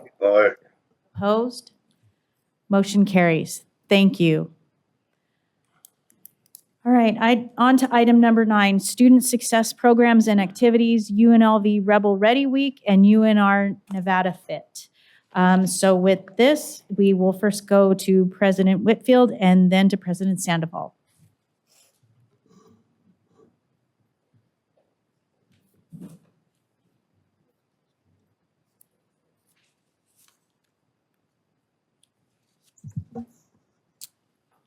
Thank you very much. For the record, Keith Whitfield, President of UNLV. I always like to get top billing over UNR. I was surprised. I just kept looking and saying, oh, who was first?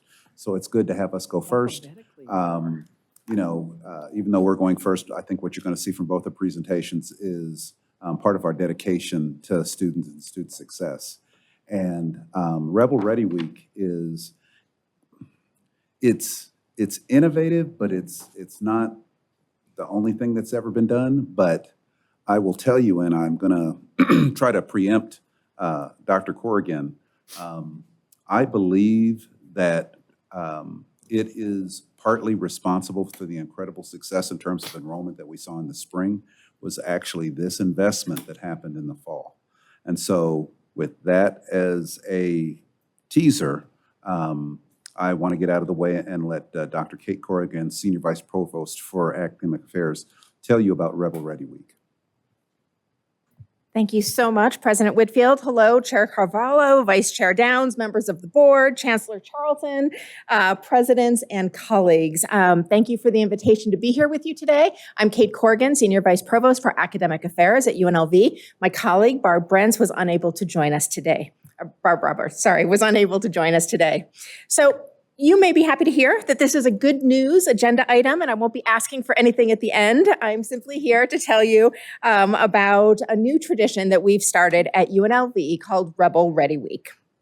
And so our Rebel Ready Week journey began in January of 2023 when Barb Roberts and I took a blue sky sort of presentation to the president's cabinet, and we asked sort of a big question. We said, what if we brought all of our new students that are coming to UNLV in the fall onto campus a whole week early at no extra charge to them or their families, in order to help them with their onboarding and their transition into college. And so we had a conversation, and we had seen other successful programs like this around the country. University of North Texas, for example, our own colleagues at UNR has a similar program.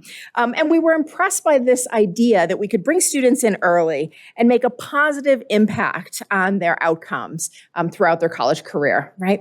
So we're very proud to be one of the most diverse universities in the country, and with that comes a high number of Pell-eligible and first-generation students. And what this means is that we have serious social and cultural capital equity gaps among our students even before they step into their very first class on campus, right? And so our commitment to student success, to enrollment growth, and to improving graduation outcomes really requires us, and I think ethically requires us, to provide comprehensive student support to promote their retention, their progression, and their timely completion from their first enrollment all the way through graduation and beyond. And so at the end of that presentation to Cabinet, I don't think you'll be surprised to know that President Whitfield got kind of excited and loved the idea. And he asked some really good questions to make sure that we were thinking about how to make sure this was an equitable and inclusive event. And then he said, let's do it. And let's do it this year. So with 6 months of a runway, we decided to launch Rebel Ready Week and did so last August. We knew that we would need to get campus buy-in because this couldn't be an event that was put on by just us in academic affairs or any specific offices. We really wanted to have collaboration and buy-in from every college, every school, every unit on campus, and we worked hard to do that. We also knew that we would have a bit of a challenge selling this to students and families who had never heard of Rebel Ready Week before, right? And it's a lot to ask folks to take a whole week of their lives and give it to UNLV and to come to college early, right? And so we launched all of those efforts in the winter, early spring of 2023. Now, all of this was possible because Rebel Ready Week was a new idea, but it nestled really nicely in what we'd already established as a comprehensive student journey from first application all the way through the student's first semester and beyond. And so what you see on the screen is sort of a list of all of those well-established events and programs that we offer students to promote their enrollment at UNLV and to help prepare them for success when they get to our campus. Now, to design an effective Rebel Ready Week, we wanted to start with a curriculum plan, right? We're academics on a campus. We wanted to answer the question, what do students need to know, right? What do they need to walk away with? And so we came up with 5 pillars of Rebel Ready. And these are really now the backbone of all of our programming, not just for Rebel Ready Week, but for all of our programming along the student journey that you just saw, from first application all the way through admissions and beyond. So let me introduce you to these 5 pillars and learning outcomes of Rebel Ready Week quickly. The first is Rebel Community. And this is premised on some scholars, Felton and Lambert, who talk about relationship-rich education, and lots of other folks do as well. And the idea really is that we need to cultivate a sense of belongingness among our students, and that this is a critical foundation for student success. This is especially true, but not exclusively true, for at-risk students and first-gen students. So at Rebel Ready's Week, our students learn that rebels make it happen, our motto, but that we do it together. And so new students learn that they're part of a campus network of people who are specifically here to support their success, that every student is welcome, that every student belongs at UNLV, and that we as the rebels are a caring and inclusive community. The second pillar of Rebel Ready Week is about rebel life, right? And this is where students connect with peers, make friends, and build a network of familiar faces all across campus. And the idea here is to promote student life and all of the hundreds of opportunities we have for clubs and organizations and sports and events that students can get involved with. And the reason that we're so dedicated to encouraging engagement in student life is because we know that when students engage, they have a better time, they make more friends, it enhances that belongingness, and ultimately they're better students and they end up with more skills at the end of their degree program. So our third pillar is wellness, because at UNLV, we think of the student not just as a scholar, a student, an academic, but to be successful academically requires holistic wellness. So we embrace a holistic wellness approach that focuses on physical, mental, emotional, social, and financial well-being. And so during Rebel Ready Week, students are exposed to programming and activities that promote all of these areas of health and wellness, and promote overall well-being for them, not just as they launch their college career, but hopefully throughout their entire college journey, and that they'll carry these good habits into their life after. Our fourth pillar is Rebel Success. And this is really that academic pillar, right, that helps to address some of those achievement gaps that we worry about and work so hard to narrow. And so we have a whole series of programming that addresses academic preparedness, right? So think about things like career and major exploration. A lot of our students come not knowing exactly what they want to study or what they want to be. And they might not figure it out in the course of 5 short days, but they're going to come closer, right? And we're going to give them opportunities to engage and use those resources. We teach them about learning resources on campus to try to equalize some of those gaps. Everything from what's a syllabus, right? And why is it so important? And how do you read a syllabus, right? To where to go for free tutoring and peer mentorship to support. How to use the library. It's not just checking out books, all the digital resources. Our technology on campus. So we're a high-tech campus community, and students need to know how to log in and how to use all these digital resources. So we do all of this with them systematically throughout Rebel Ready Week. And while we're doing it, we normalize struggle. Yes, you heard me say it. We normalize challenges. And the reason is when students come in and think that everybody else succeeds and that all of this is easy for everyone else, but it's hard for them, then they feel like they don't belong, and we lose those students, right? So a big part of this is normalizing challenges and struggles and providing resources to students to show them that everybody has tough moments, and we have a whole infrastructure of resources to support them through those.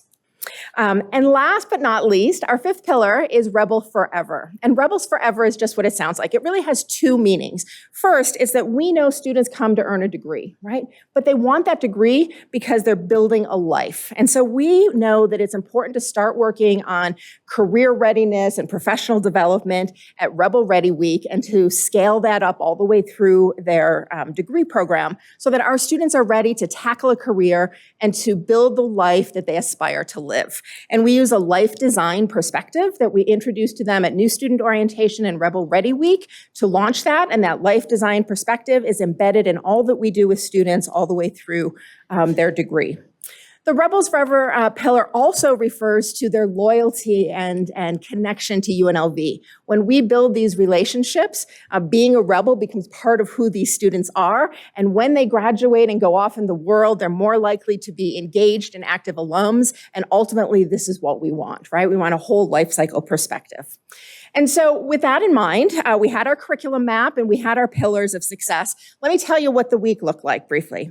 So we moved students into their dorms a week early. So they moved in 2 weekends before their first day of classes, and it was totally free. We didn't charge them for any of that. We fed the students 3 meals a day, snacks, water, all the things, all week long, completely free. On Monday, we kicked off all of our events and activities with a family and parent day, and they went to the students' college of choice, they toured campus, they had all kinds of activities on Monday, and then the students did Rebel Ready Week the rest of the week without any family around. And we culminated on Friday with our infamous and wonderful tradition of UNLV Creates, our campus job fair, and our President's Barbecue on campus. In between that Monday and those Friday closing activities, our students were put in small groups, right? So you don't want to go through Rebel Ready Week as a stranger, surrounded by 3,800 other strangers, right? So we put students in small groups, and those groups were led by trained student peer mentors who are the group leaders for the whole week. Our students went through 3 plenaries. These were on topics that we especially wanted to be sure that every student learned about. Those plenaries were on a big stage, high production value, high energy. They were really fun. They would go through 6 required small group sessions, again, on topics that we wanted to be sure we got in front of students. And then all students had a conference-like experience where they could select from, ready, over 200 other sessions on topics from, painting or various sports to campus tours to, the history of rock and roll or other sort of academic topics. And so our students had the experience of being able to pick and choose what most interests them. At night, we had what were called Rebel Relax sessions because we got to make sure that the students are having fun and building those friendships and relationships. So we had, free activities every night on campus to relax and bond. Meals were included all week. And I think overall, we can say it was a great success. We had about 75% of our incoming students participated in some capacity that week. And so straight out of the gate, we were really pleased with those results. So speaking of results, we did assess our students. We surveyed them to get a sense of their how they felt about the experience. And 96% plus said that they intended to come back to UNLV, right? To not just start their fall, but to commit to being here as a UNLV Rebel. Beyond that, we offered Rebel Ready Week in multiple modalities. The overwhelming majority of participants participated fully in person, but we did have a group of students who, for a variety of reasons, needed to participate either entirely virtually, less than 1%, and about 4.5% or so of our folks were hybrid. So they would come in person sometimes and do the rest when they couldn't be on campus virtually. Clearly, students preferred the face-to-face opportunity to be on campus. About 73% of our students agreed that Rebel Ready Week set them up for success in their transition into university life. And again, we took this as a great sort of indicator that we're on the right track. But we also know that this means we probably have some more work to do in our programming to make sure that we're providing enough academic readiness to really bolster students' sense of confidence and empowerment as they go into that first week of school. As mentioned earlier, developing a sense of belongingness is incredibly important to student success. And 80% of the students who did Rebel Ready Week said that the program gave them the boost that they needed and they felt like they belonged on campus. Just that alone made it worth it for us. But it goes further than that. It's even better because 85% of the students who did Rebel Ready Week said they were going to engage in student life activities, which is a very high percentage, especially at UNLV. And what we saw, the proof was in the pudding. Vice President of Student Affairs, Dr. Keith Rogers, has told us that student engagement and student life programming is up over 15% this year. And so they actually followed through and took it seriously. So they're engaging.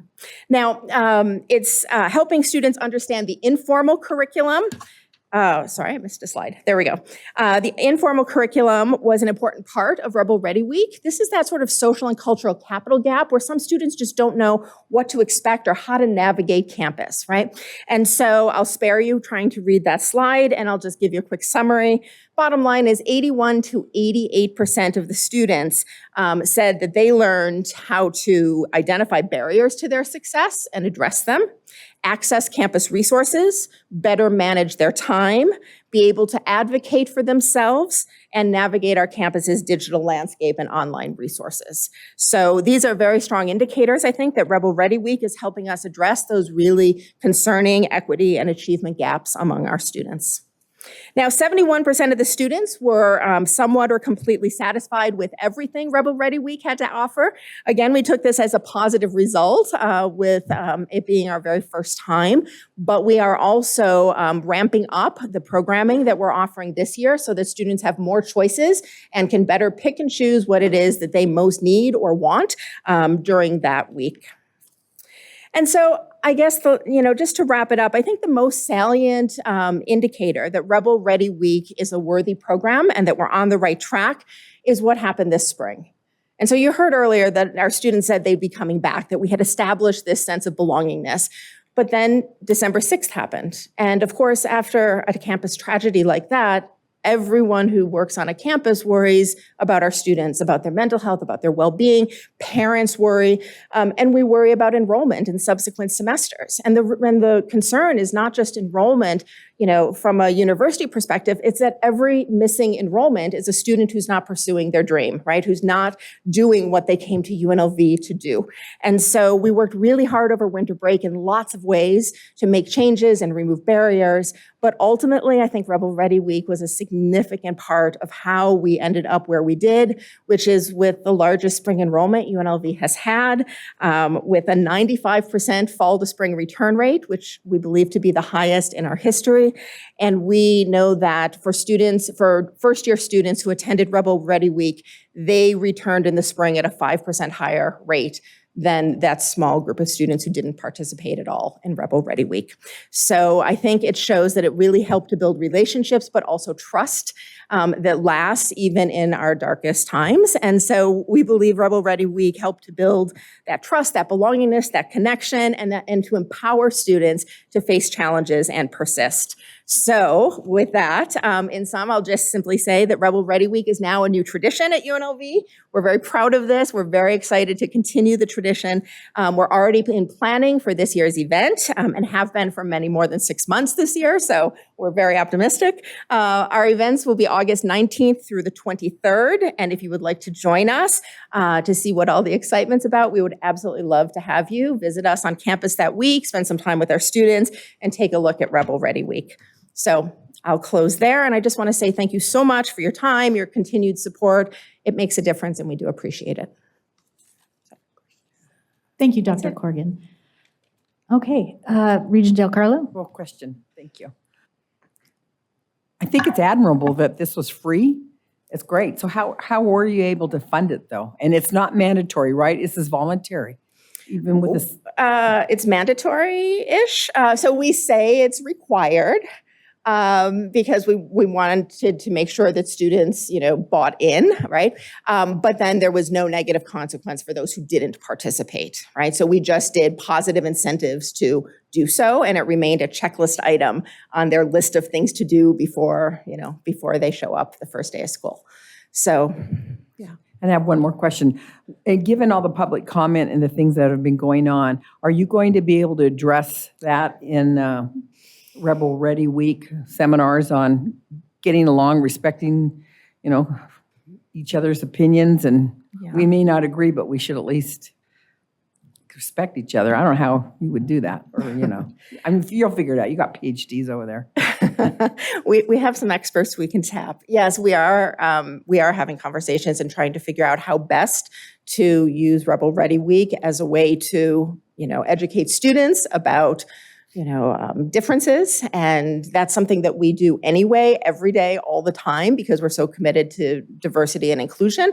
But it takes on, I think, heightened importance this year.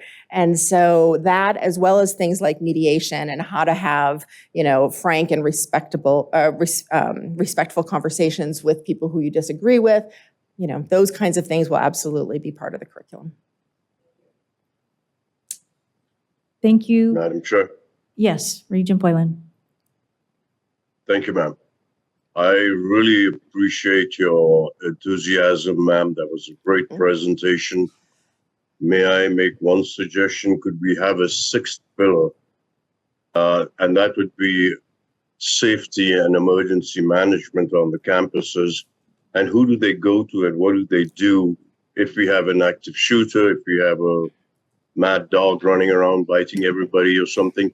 I know Adam Garcia is there, his people are great, but I really do believe that a sixth pillar to show the students what they can and where they can go and what they should do would really, really be something that is appreciated by parents as well as students. I know I would have appreciated something like that, but I thank you for your presentation. So what do you think about that sixth pillar, ma'am?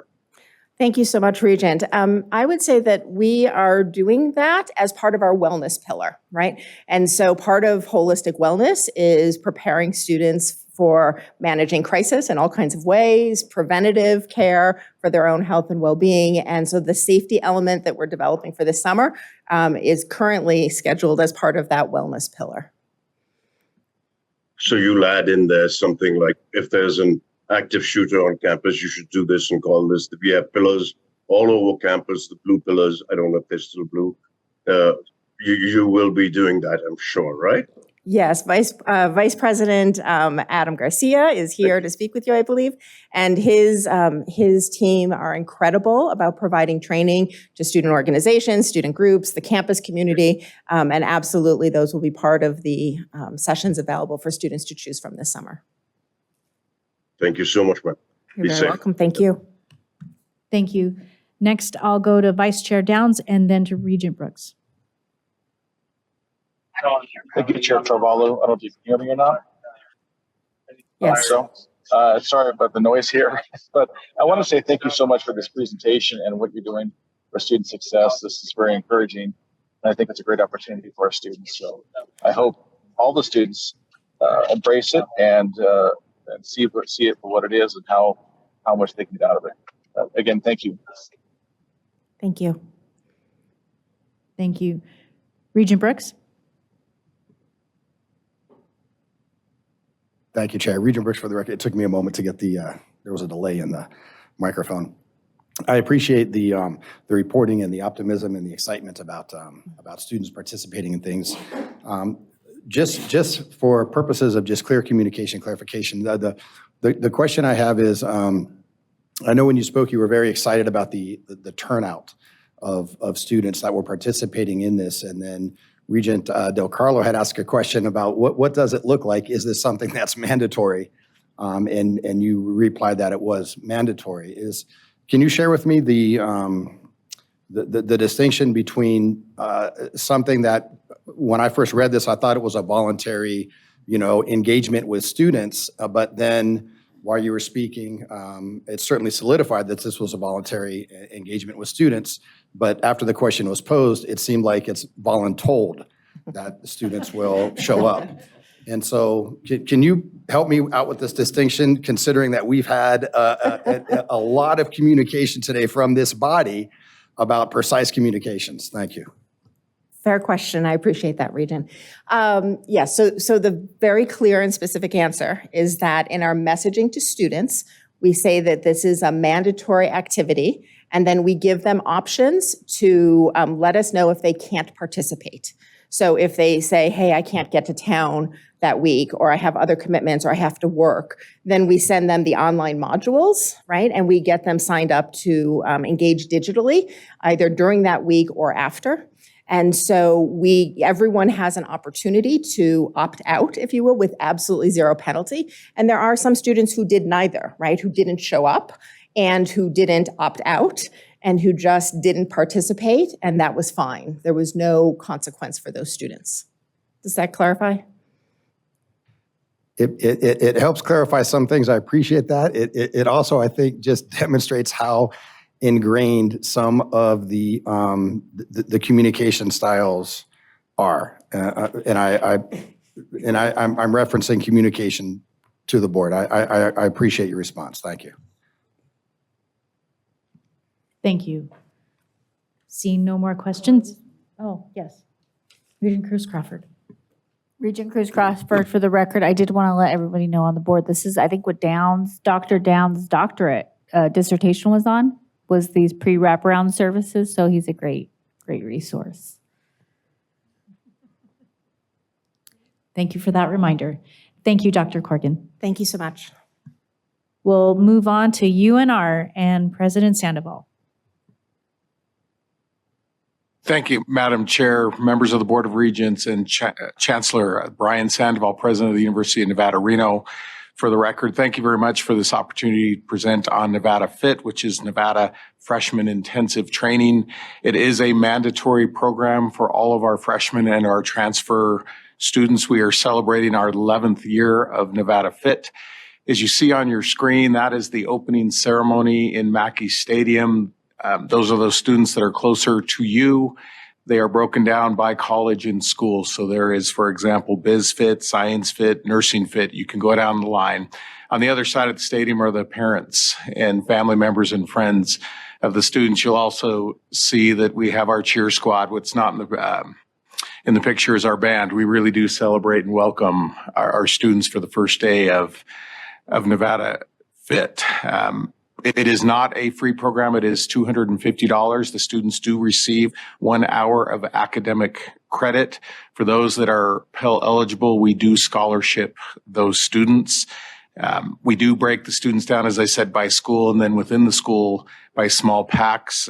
Regent Boylan, to be responsive to your question, as part of the training, it does include safety training with regard to active training and such. The students have the opportunity to be exposed to all of that. The opening ceremony this year is August 17th. The program is August 17th to the 22nd. And of course, all of you are invited. Some of you have had the opportunity to attend, and we are grateful for that. And you can speak firsthand with regard to the amount of enthusiasm and excitement that comes with the students coming to our campus.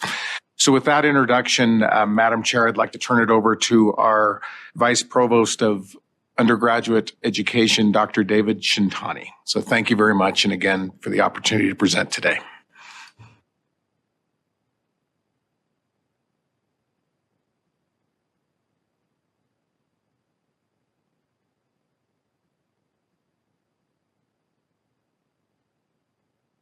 Was it not on? Try it again. Okay, I'm going to start again. Thank you, President Sandoval. For the record, this is David Shintani. I serve as Vice Provost for Undergraduate Education at University of Nevada, Reno. Thank you, Chair Carvalho, Vice Chair Downs, and Chancellor Carlton for giving us the opportunity to describe the successes and celebrate important milestones in the Nevada Freshman Intensive Transition Program, also known as Nevada Fit. Next slide, please. Oops. Are you guys control the slides? Okay.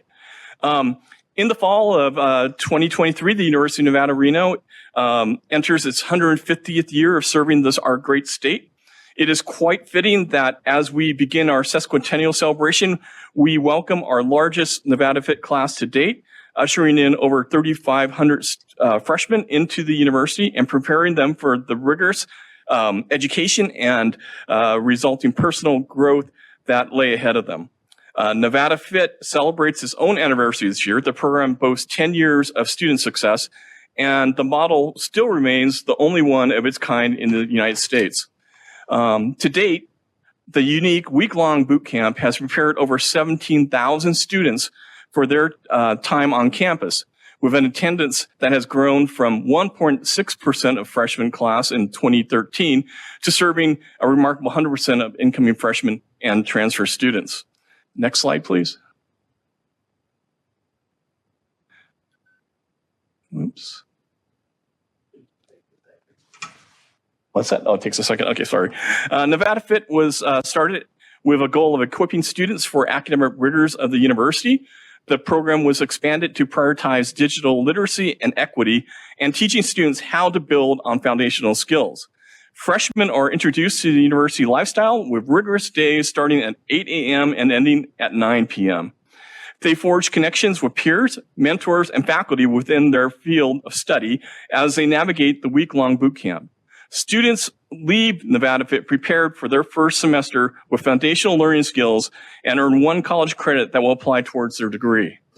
Next slide, please.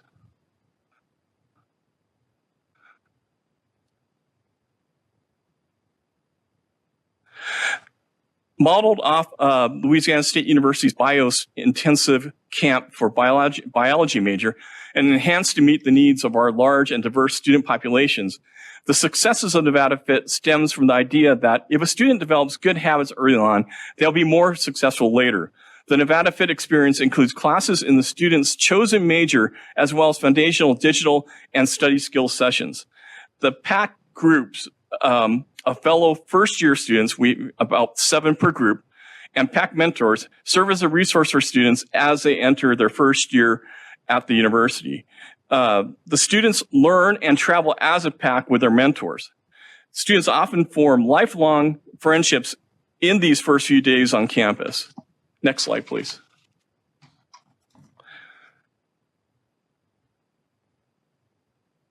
Over the 10 years of this program has evolved prioritizing digital literacy and equity. During the COVID-19 pandemic, it became clear that digital access and equity was a roadblock to success for our students. And so we launched the Digital Wolfpack Initiative. Since its inception in 2021, the Digital Wolfpack Initiative has distributed more than 10,000 digital tools during the Nevada Fit weekend, including iPad Airs, keyboard folios, and Apple pencils, providing students with the digital tools that they need regardless of their major or financial status. It is an incredible program, and I'm proud of the team who has helped to make this a success. Here is the director of academic development programs, Felicia DeWald, who spearheaded the program and has been instrumental in its continued success. Can you go to the next slide and start the video, please?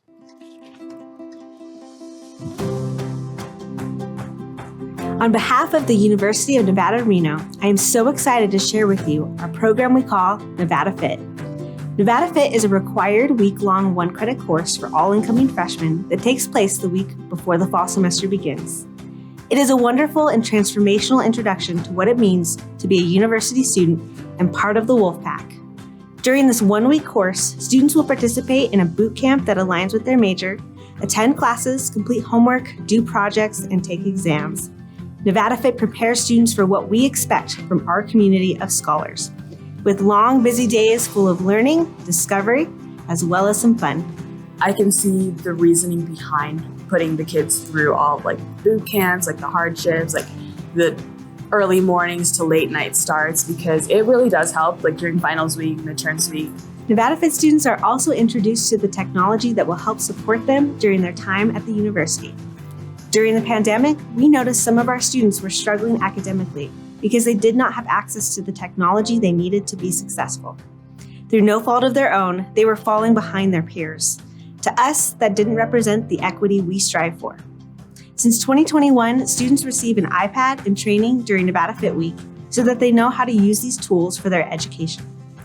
We call this the Digital Wolfpack Initiative, and it is changing how students learn and faculty teach at the University of Nevada, Reno in amazing and positive ways. I've always been a great Apple fan, but I never had enough money growing up to actually get an iPad or a Mac. I knew that an iPad would greatly help in all of my studies. This thing would follow me everywhere I went on campus. I mean, all I need is the iPad to take notes and to do my homework. That's it. I teach anatomy, and anatomy is a highly visual discipline, and the iPad allows me to draw on the slides, to actually annotate those slides so students see it quickly and they understand what I'm talking about.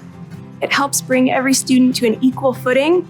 They all get an iPad when they come in so they can stay engaged in coursework, graduate on time, and get towards that future career that they desire. Nevada Fit has been a program on campus since 2013, but it became a requirement for all incoming freshmen in 2021. This decision was due to the overwhelming impact on student success. Our research shows that students who participate in Nevada Fit have increased retention rates of 7 to 10% across all colleges and, remarkably, increased graduation rates. Four-year graduation rates for participants compared to non-participants is 6% higher across all years, and five-year graduation rates are almost 8% higher. In surveys, students report an increase in confidence levels going into their first semester and report that they have an established peer group to continue studying with. As part of Nevada Fit, students will make new friends in their discipline by working in small groups called PACs, led by an upperclassman mentor who helps students navigate this first week. What I hope to gain from the Nevada Fit program is confidence. Confidence in herself, confidence in her abilities. It's really interesting to see them go through the same things I went through, like being nervous and shy on the first day of Fit, and then honestly just coming together as a group and working together and understanding that college is a lot more than just going to class. My favorite moment in Nevada Fit so far has been my group's first study session, because me being a shy kid and our group being generally shy, we broke down not understanding material and we bonded over understanding it. School afterwards is so much easier. Like everything just makes sense. And so being a mentor, I can see that the bigger picture is that it is stressful, but it's so manageable, and you learn that from Nevada Fit. It's really easy to make new friends because we're all just in the same position of being new here. I was able to really find my way around, and I made a lot of new friends, so it was definitely very worth it for me. I've made friends my freshman year and when I was in Nevada Fit, and I am still friends with them today, because the way you bond with them in college is it's like on a completely different level, and it really changes your life.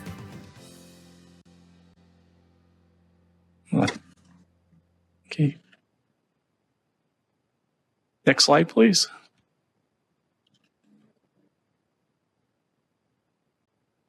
Okay. Throughout the last 10 years, the Nevada Fit program has evolved and adapted to our students' needs. In 2013, we started with 48 participants in the program. They measured success after their measured success after entering the university prompted more colleges to offer similar programs. In 2021, the program became mandatory for all incoming freshmen. After the COVID-19 pandemic, the program continued to adapt with the launch of a new program, Transfer Fit, and the Digital Wolfpack Initiative, providing all students with equal access to opportunities and resources. Next slide, please.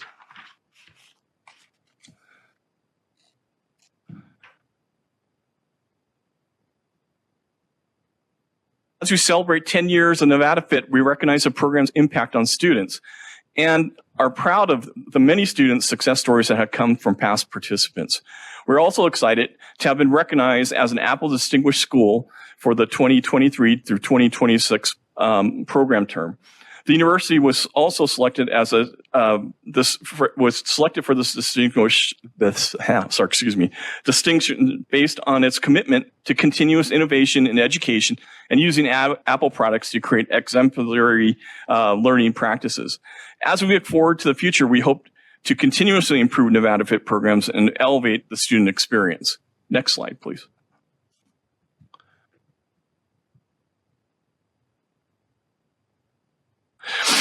As our programs have expanded, we've made it a priority to make sure every student can participate no matter their major. We develop programs for students still discovering their passion in the Explorer Fit program, and experiences for students transferring from the University of Nevada, Reno with the Transfer Fit program, ensuring that all students feel prepared for their time here. Next slide, please.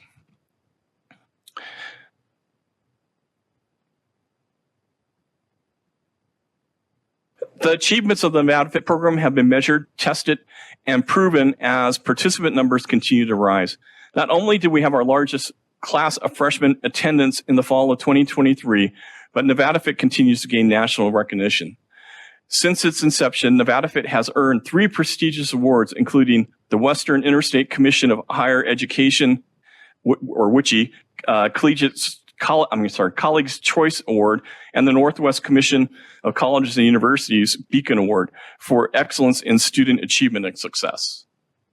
Next slide, please. The conference is about to end. I'll go fast. One of the most notable impacts of Nevada Fit is its impact on graduation rates.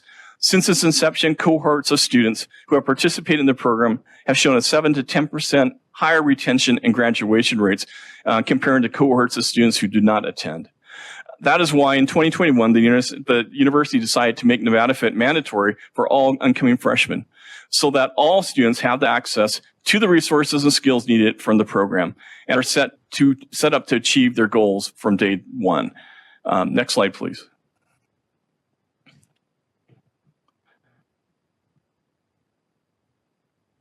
The success of the Nevada Fit program has not gone unnoticed. As the program has grown within the University of Nevada, Reno, 13 schools across the nation have turned to the university as a leader in freshman intensive transition programs. The university now serves as a guide while other schools while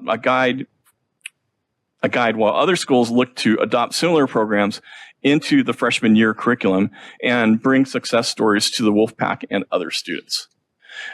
We continue to work with organizations to help waive the fee for Nevada Fit to Pell eligible students. Our goal remains to provide students with resources, tools, and skills to flourish in the academic environment. As the program evolves, we will assess the needs of our students and adapt Nevada Fit to better support incoming freshmen as they transition into the University of Nevada, Reno. In the years to come, we look forward to seeing what our incredible students achieve both at the university and beyond. At this time, we'd like to acknowledge some people that have been instrumental in the success of the program, primarily Felicia DeWald, who is the director of the Nevada Fit program, Marianne Barrera, who participates in the Digital Wolfpack Initiative, Alyssa Mortensen, who pretty much ran Nevada Fit on the first number of years. Brianna Chamber, who works with Felicia DeWald as a coordinator for the program. John Butler, who works with the Digital Wolfpack Initiative. And Christina Cho, who is no longer at the university, who was instrumental in developing the initial phases of this program. So at this time, I'd be happy to take any questions that you might have. Thank you, Mr. Shintani. Are there any questions or comments from board members? I'm not seeing any, so thank you both to UNLV and UNR for those presentations. I know that that was kind of a long time coming from the February-March meeting, so thank you for your patience in getting that out to us. We're going to change the order of a few items around. We're going to go next to item number 11 and then 12 and then back to item number 10. So for item number 11, NSHE 2024 Space Report, I'll turn it over to Chief Financial Officer Chris Fatone.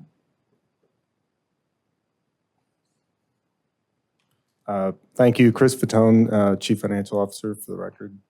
Item 11 for you today is information only. This item's the 2024 update to the system space report. This summarizes the system space by institution in various standardized categories. The system space reporting occurs on a biennial cycle aligned with the state capital prioritization process, and it's actually intended to be used in for that purpose. The last report you received then was May of 2022. This version that you're seeing today is prepared in the same format. Prior to these formats, there was a format in place that was in place from the 2012 cycles through 2020. Those were much more detailed reports that included both inventory and utilization. Those reports haven't been produced since 2020 in large part because of the changes in demand and approaches to space utilization that started in the pandemic and can continue a bit in the post-pandemic environment. So we have a item on the June Business, Finance, and Facilities agenda to actually discuss the space formatting report and consider potentially changing the format for future cycles, also looking at the timing of it so that it might be more available earlier in the process for this cycle. So with that, I'll stop there and ask if you have any questions that I might answer. Thank you, Mr. Fatone. Any questions or comments from board members? Seeing none, we look forward to your presentation at the BFF committee meeting in June. Thank you. Thanks. That was a quick one. Appreciate it. One down. Yeah. So item number 12, 2025-27 NSHE institution capital construction planning and deferred maintenance request. And again, CFO Chris Fatone. Again, thank you, Chris Fatone, for the record. And this is the actual capital priorities for action. We'll go through the presentation and we'll be asking for your approval for the ranking for this cycle so that we can submit this to the State Public Works Division. So I'll start with a recap of the capital appropriations that were approved in the 2023 cycle. Then we'll talk a little bit about the remaining steps in this process, and we can take a look at the capital priorities.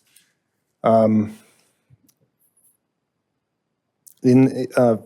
the 2023 cycle, you'll recall that the system's priorities included the $50 million of additional deferred maintenance funds as our number one priority, and we were fortunate the state funded that. In addition, our normal NSHE deferred maintenance funds were also provided, the $15 million at the third item on that list. And then in the middle there, the DRI chilled water replacement, chilled water plant renovation for $5.4 million. A separate item that wasn't part of the CIP bill, I listed for you there, AB 525 was one of the various purpose appropriations. That's CSN, Center for Excellence in Public Safety, that received planning funds and appropriation and $4.5 million at that time. Some other notes on the 2023 cycle. Normal normal state capital appropriation cycles, so 2017, 19, and 21, each saw a statewide capital plan in the $350 to $400 million range. 2023, going into the session, there was a lot of additional revenues that were coming in those fiscal years, and so you saw a pretty unusual capital cycle in 2023. The state actually appropriated a total of $1.2 billion in its capital program in 2023. We don't expect a similar fortunate cycle this time around. We are expecting it to be back in the normal $400 million range.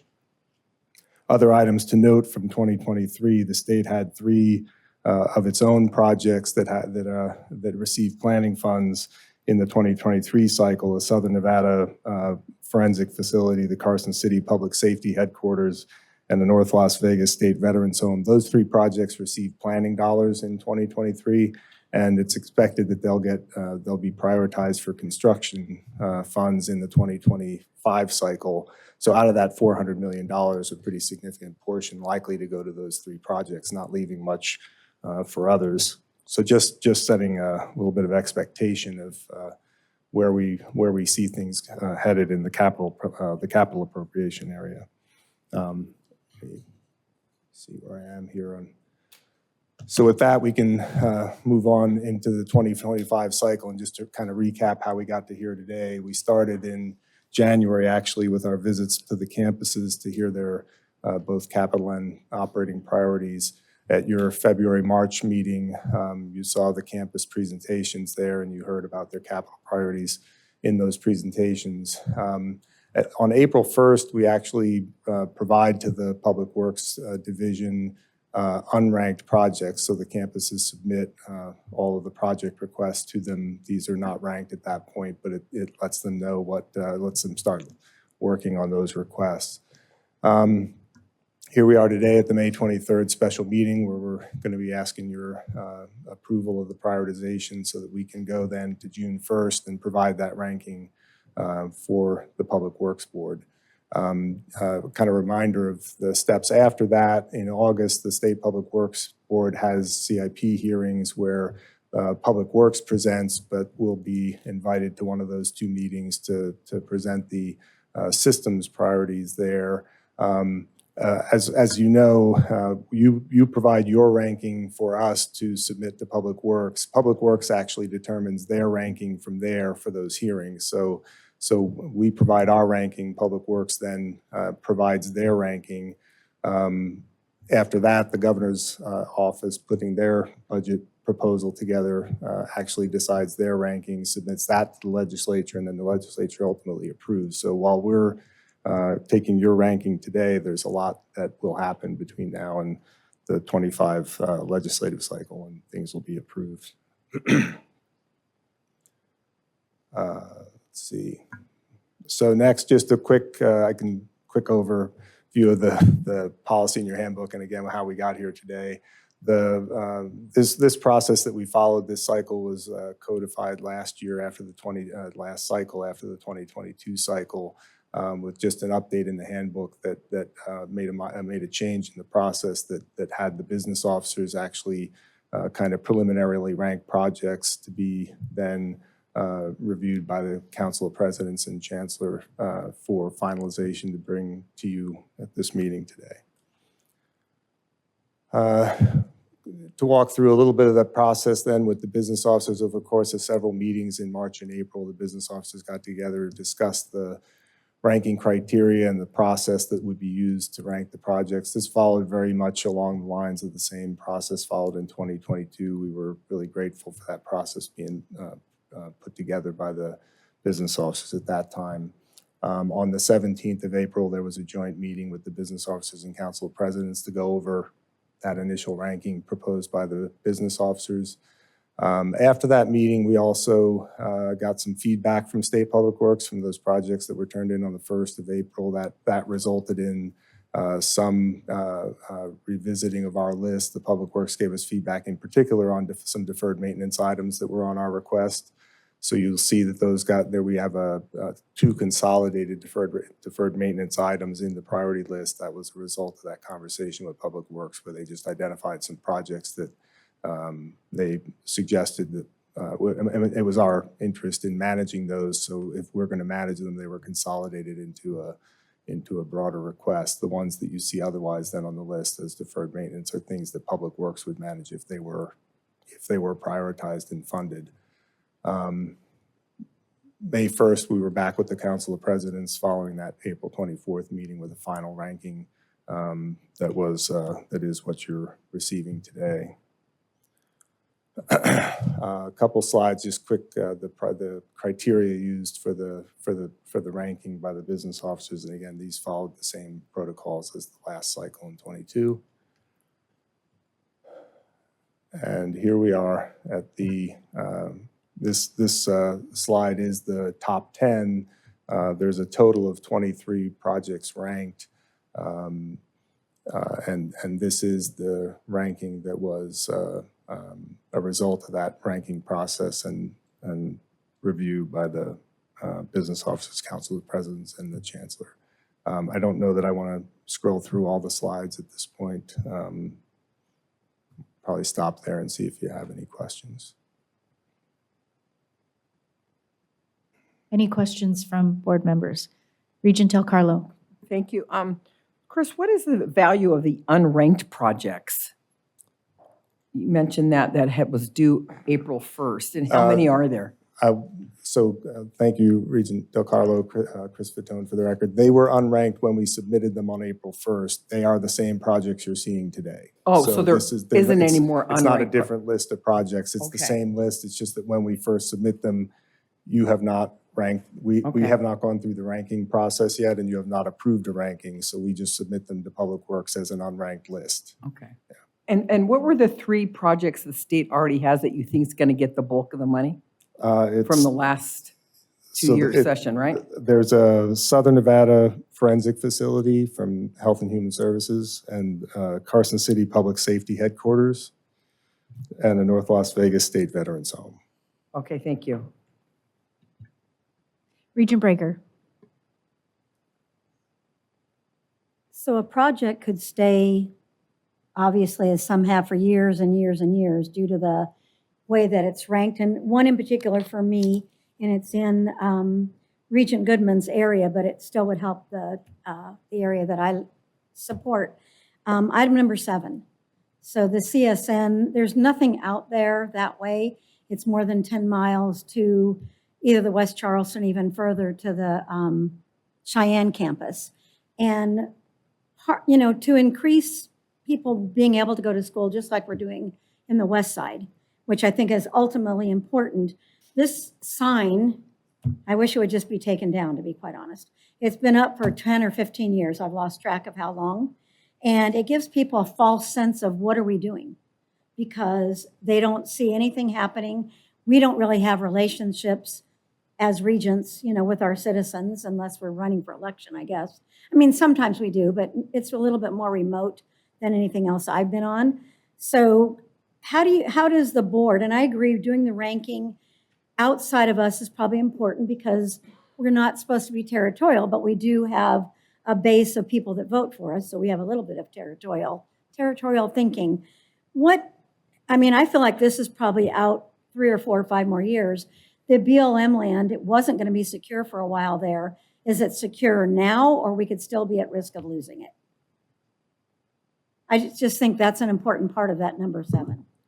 Certainly. For the record, Patty Charlton, Interim Chancellor. And so thank you for that question, Regent Breger. And I have to say, having been a part of the initial receipt of the land and the negotiation was 20 years. It was in 2004 where we started conversations with the city of Las Vegas while I was at the college. So it did take some time, however, because the land actually had to go through a takedown process through the federal government. The land patent initially was transferred over in 2018. However, and I know that Dr. Zaragoza can also address this, there was a correction that needed to be made on that patent. And so that did start a clock in 2018. However, there was a revision that came forward in accordance with working with the college, and I know that Mike Wixom is aware of that too. And so it was, I believe, 2020 is when the correction might have been made.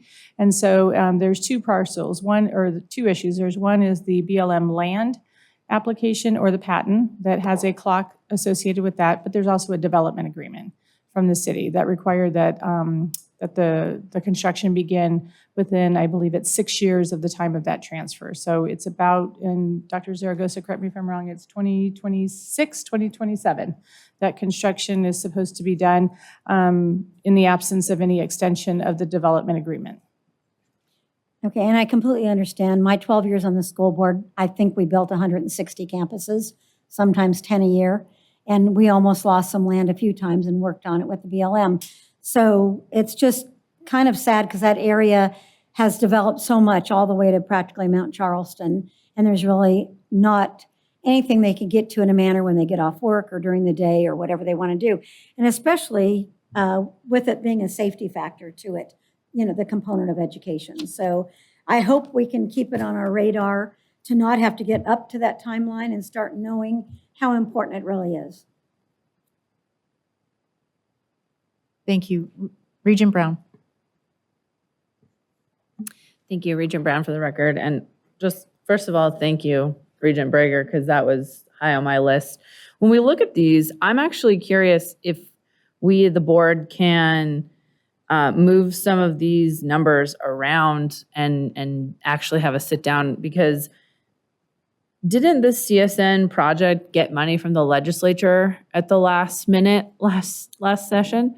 And so isn't that now they're in their next phase? So I don't know why we wouldn't prioritize that a little bit higher than some of these that we've been told about, but they haven't, haven't put any money or allocation to it. Especially given, I used to live out there. I lived out there in 2006, and I remember seeing that sign, and I remember thinking, oh, my brothers are going to be able to take advantage of this. How cool. Well, guess what? They obviously never got that opportunity.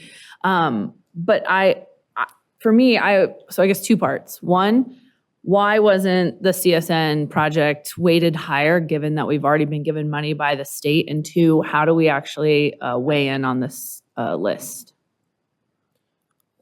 So Chris Fatone, for the record, yes, this is the project that received the planning funds in the appropriation that was outside the capital bill. I think, I don't know that I have an answer for why it didn't rank higher other than the other projects ranked higher as the business officers evaluated them. And the answer to can you weigh in on the list, I think that is your purview as you're approving the ranking today. So it's presented for you based on the ranking that was the exercise provided by the business officers and reviewed by the presidents, but it is your list to approve. So I apologize. I kind of misspoke. I mean, like in the future, is there ways for us to weigh in before it gets presented to us? Like, can we be given a list of projects and we give our own feedback, and then that's taken into consideration? So when we're coming here, it's not just the first time we. I would offer, I mean, certainly my experience going through this process from this position the first time this cycle, I would certainly like to see having some of this work done before the March meeting, so that the presentation you're getting in March may already have some of that information available.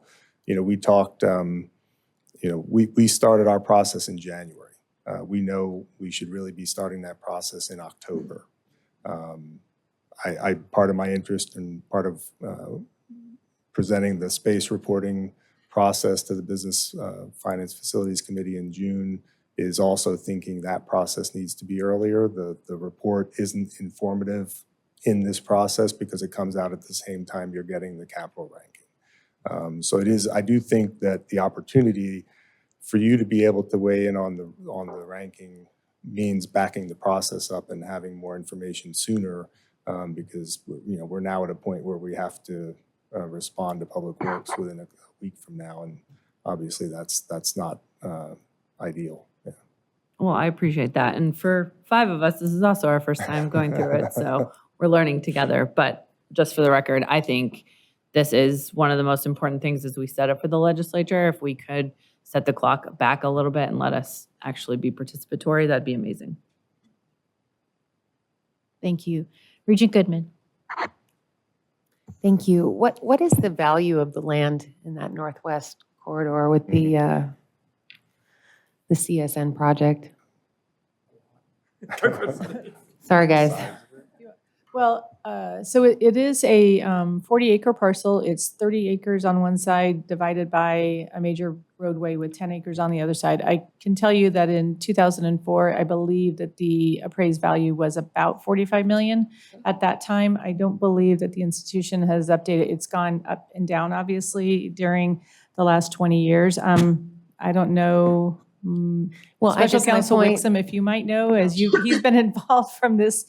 We've gone through this for 20 years together. It has been about 20 years. If that's the property with the BLM restriction, correct? It's almost impossible to create an appraised value for property with a BLM description because it's non-marketable to the extent that with the BLM restriction, you can only use it for one purpose. And so for our purposes, it's really, and Regent Brager deals with a lot of comparables. If you can't sell it, you can't establish a value. And so you can't sell it. And so realistically, there is no value in that regard. Now, that would be different if it goes back to the city. If we don't meet the restriction and it goes back to the city, then the city will sell it for a whole lot of money. So the value to the city is just enormous. And the fact that it has great value to the city means that for us, the value is whatever we would have to pay to replicate the property. Do you see what? So it's kind of a screwball way to look at it, but that's the only way you can. So the only way that we can value the property is what we'd have to pay to duplicate the property, which would be a lot of money.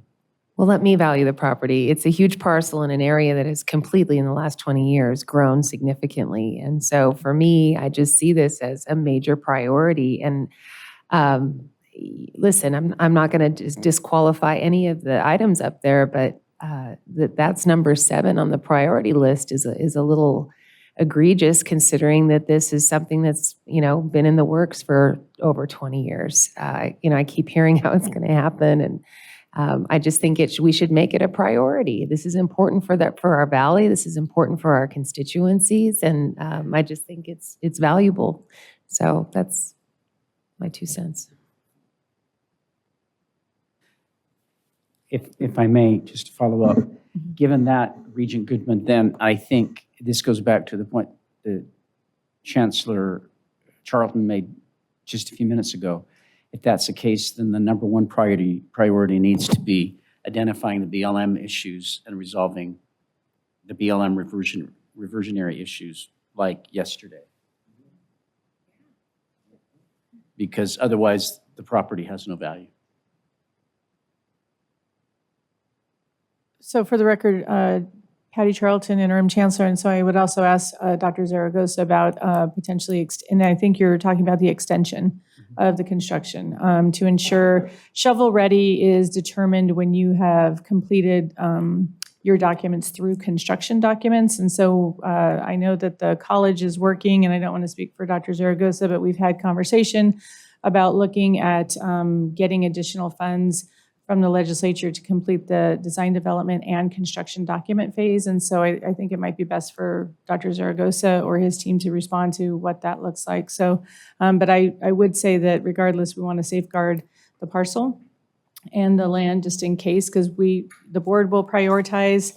We're a long way from June of 2025 at the end of the session, but just to make sure that parcel is safeguarded for the institution and for higher education.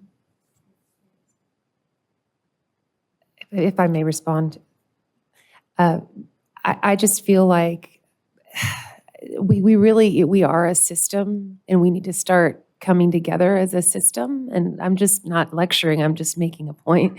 I think that, when we have a project like this, I think it says to the legislators, when we make it our number 1 priority, that this is our number 1 priority. And I think it makes a statement for us as a board, it makes a statement for us as a system, and it makes a statement as a community. So thank you. Thank you. Regent Brooks? Thank you, Chair. Regent Brooks for the record. In taking a look at the capital improvement project list, that's where there is, if we talk about communication again, particularly this time, communication from the system office to the board and having conversations about what some of this looks like and why it's placed where it is.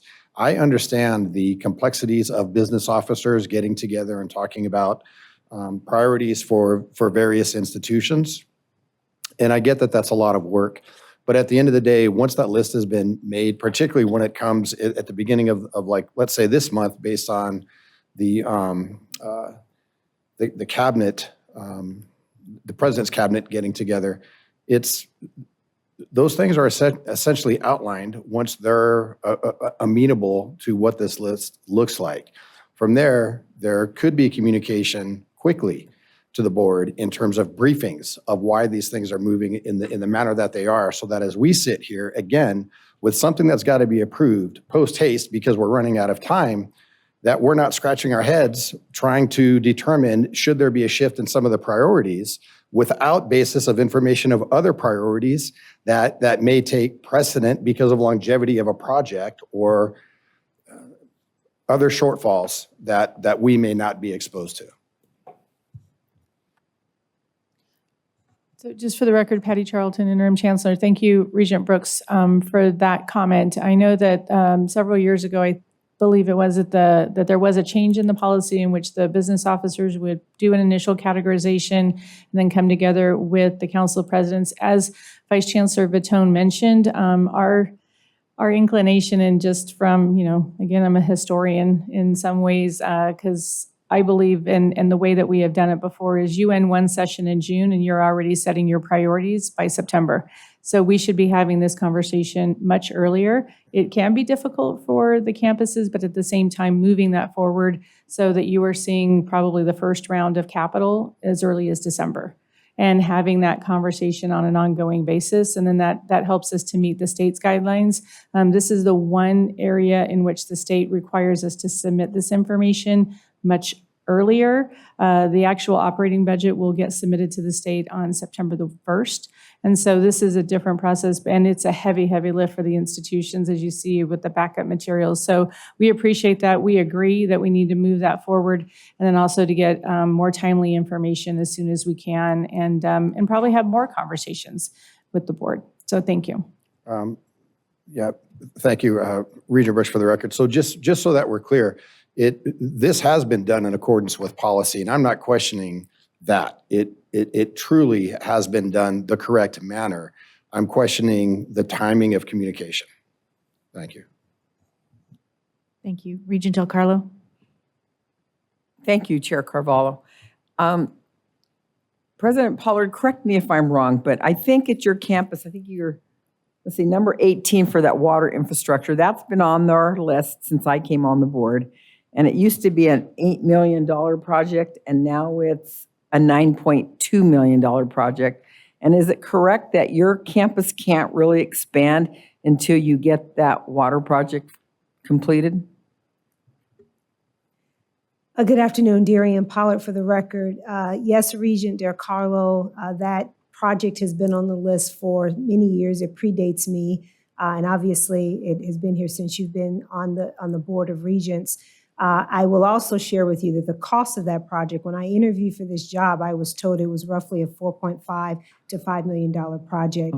It is now almost double that price as a result of inflation and other factors. So not only does the list make it become more expensive for us over time, as we need to ask, obviously, the state for greater investments, but the idea of being able to grow the campuses out the way we need to will end up coming up with solutions that are more often short-sighted, because now as we build out the campus, we'll have to build in individual water pumps into sections or buildings rather than coming up with a solution for the entire site, which will ultimately cost more to have those facilities built, and also creates greater challenges as we look at public-private partnerships to build out the campus. So indeed, it moving down of the list certainly is an area of concern for us. I thought so too. And I have one other question. Thank you for your clarification there. It's really sad it's gone up so much. And then my other one was last time we did this. I know, Chris, you weren't there, but Patty, you might remember. GBC, with their project in Pahrump, they were rated #1. And what happened there, I mean, I guess the governor got involved and was told to combine some projects or something. I'm not really sure, but now they're back on the list at what? GBC #5 for $4 million. So for the record, Patty Charlton, Interim Chancellor, I'm actually wondering if President Helens is in Elko. So I'd actually like to ask President Helens to address, because actually the land for CSN and GBC were actually acquired at the same time under the same federal land transfer. And so she might have more information about the specifics of the requirements of the Pahrump Center. Thank you. Yes, I do. This is Joyce Helens, for the record, Great Basin College president. The acquisition of the BLM land predates me as well. And when I first came in 7 years ago, there was a big celebration about starting the planning. And the Regents went through a very elaborate kind of rating system, as I recall. And what was separated was capital projects from repair, replace. And they rated #1 was the GBC Pahrump campus build, or planning to build. And then Governor Sisolak had asked, I remember one board meeting, for instead of going forward with 2 rankings, to combine them. And so then the Regents started all over again. And then some of the capital projects that were high up, including obviously GBC, had fallen down. But we are at both CSN and GBC share that ticking clock, having acquired the land about the same time, as I recall. So the community, of course, as you all know, Pahrump, some of the fastest growing in the United States, very excited to get that started. Thank you.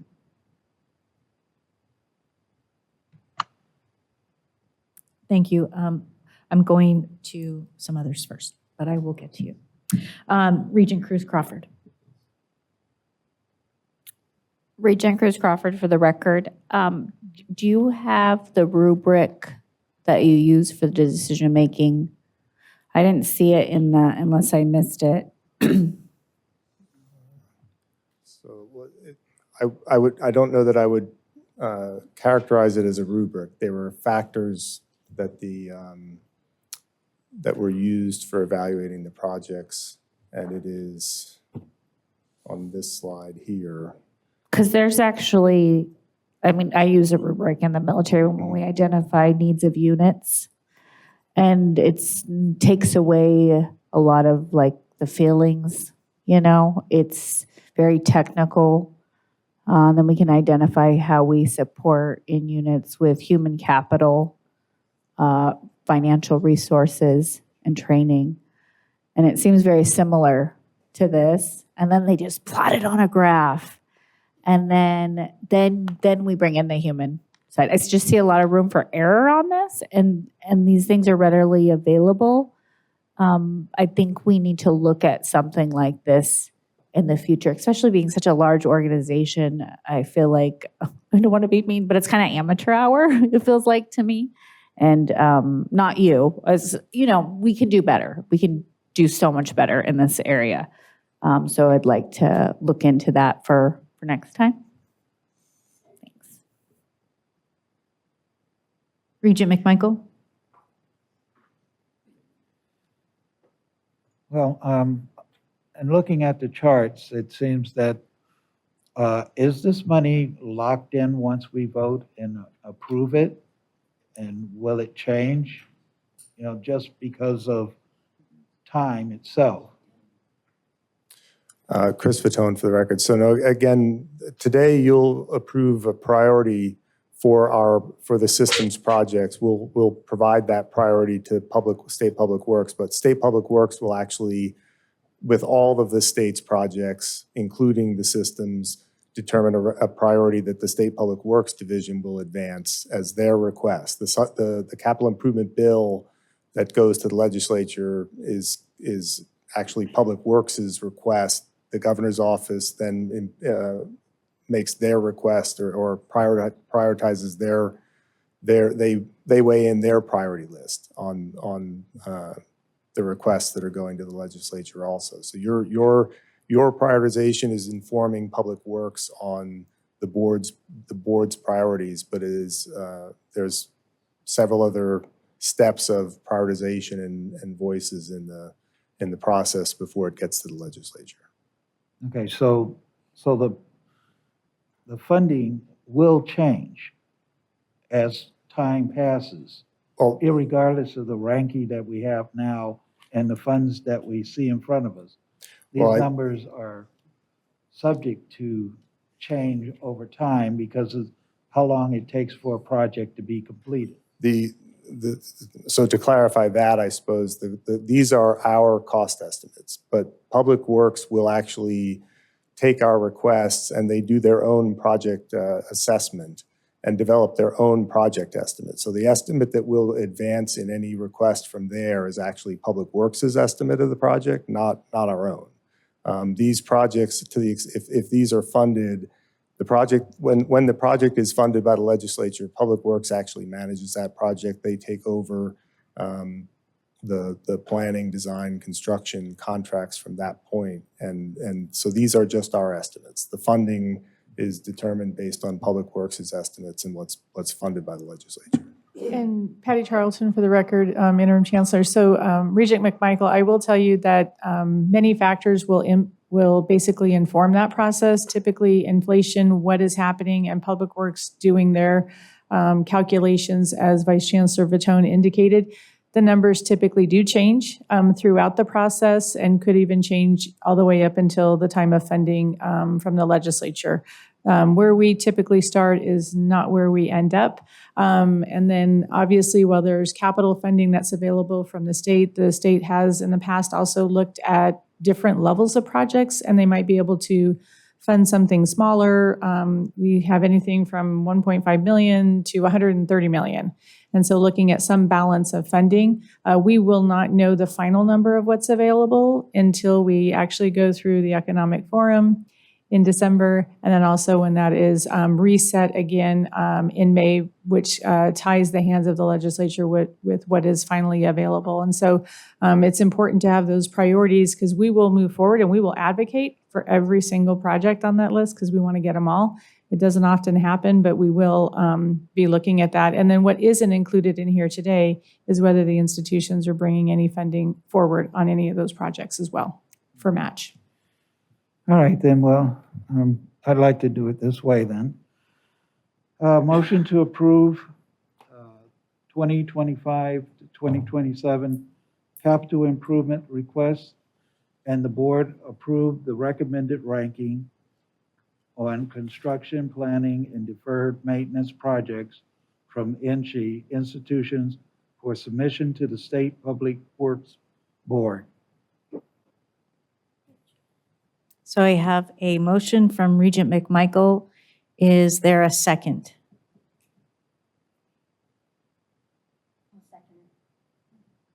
Thank you. I have a second from Regent Breger. So at this time, I will go to Regent Brown for your comments. Again, I got to get in front of you, Regent McMichael. Because I actually don't like this list, and if we move forward with this motion, I won't support it. So I think I have a couple problems here. First of all, the first three on this list are all up north. That's the first problem. Second of all, we are talking about the CSN building that has been in the works for 20 years. Like, I want that to be higher. And so given that there are two planning buildings on this list that don't have BLM land attached to them, I would actually like to move 3 and 7 and switch them and put CSN higher up on the list. So we actually are showing that we are prioritizing that. That would be my want.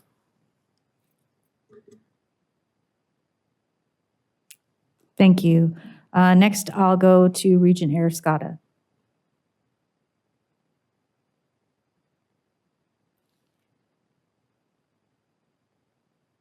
There we go. In regards to number 3, And and the ones up in the north, it's system wide. The state needs it. Regardless how it's prioritizing, the state needs all of these. And the Nevada system of higher education needs all of these. However, with the rate of inflation and the cost of construction, it seems to me that a lot of these state funding requests may be low. Just for example, some of the items for WNC or CSN or the GBC items may have gone up. I mean, the number 7 at CSN, I don't know what the current cost of construction planning would be compared to what it was whenever this was originally studied. President Sandoval, if I can direct this question to you, for the life science building, has the planning, the cost of construction, where are we looking right now in regards to the system-wide for the life science building, the University of Nevada, Reno? Madam Chair, if I may, this is Brian Sandoval, President of the University of Nevada, Reno, to you and through you to Regent Arascata. With regard to agenda or the item number 3, the life sciences building, this will be the 3rd time that this has been in front of you all. At the time it was initially presented in 2020, the estimated cost from Public Works for the construction of the building was $80 million. Now the projected cost for the identical building with no changes will be $140 million. So I can't recall which speaker it was, but with regard to construction inflation and such, the cost of the identical building over a 4-year period is now $60 million more than it was before. Thank you, President Sandoval. I think it's necessary to get an update on these top 10 items. If we're going to be going ahead and we're going to go for this as the motion is on the table, all of these items need to be updated in regards to cost, expenditures, planning, the whole 9 yards. Every one of these need to be updated in regards to where we're going to be spending the money and what state funding requests are going to be looking like. Thank you for the time, Chair Carvalho. CFO Vitone. Chair Chris Fatone, for the record. I just wanted to clarify, these estimates were updated this cycle for this process. So the estimates you have here are still the system's estimates, but these are estimates that were prepared in the course of this cycle for submission to Public Works in our project list on April 1st. Thank you. Regent McMichael. On the ranking itself, did the board approve the ranking the way it exists now? Right, so someone came up with the ranking, and I don't know how it was determined, but if the rankings were left to each of the board members, we have pet projects up there, that we've seen moved around over the years, and we would like to get them at the top. This would be a complete mess if 13 board members decide, I don't like that ranking, I want 1 at 7 and I want 9 at 1, and this could be complete chaos. Now, because the ranking is before us and we're looking at money in the future being sometimes double what we're projecting right now, I say we need to get ahead of this now, accept the ranking the way it is, because the more we play around with the ranking, the more money it's going to cost and the longer it's going to take. Someone came up with this ranking. I frankly think it's acceptable the way it is. We should go ahead and approve this project so we can get this down the road, and the quicker we do this, the more money we will save. Because I see projects that are up here, and like President Sandoval said, these things doubled in just a few years. So the more we delay, the more we want to play around with the ranking, the more it's going to cost. I say accept the ranking the way it is, and let's go ahead and vote. If the vote comes back and nobody wants to approve it, then that's fine.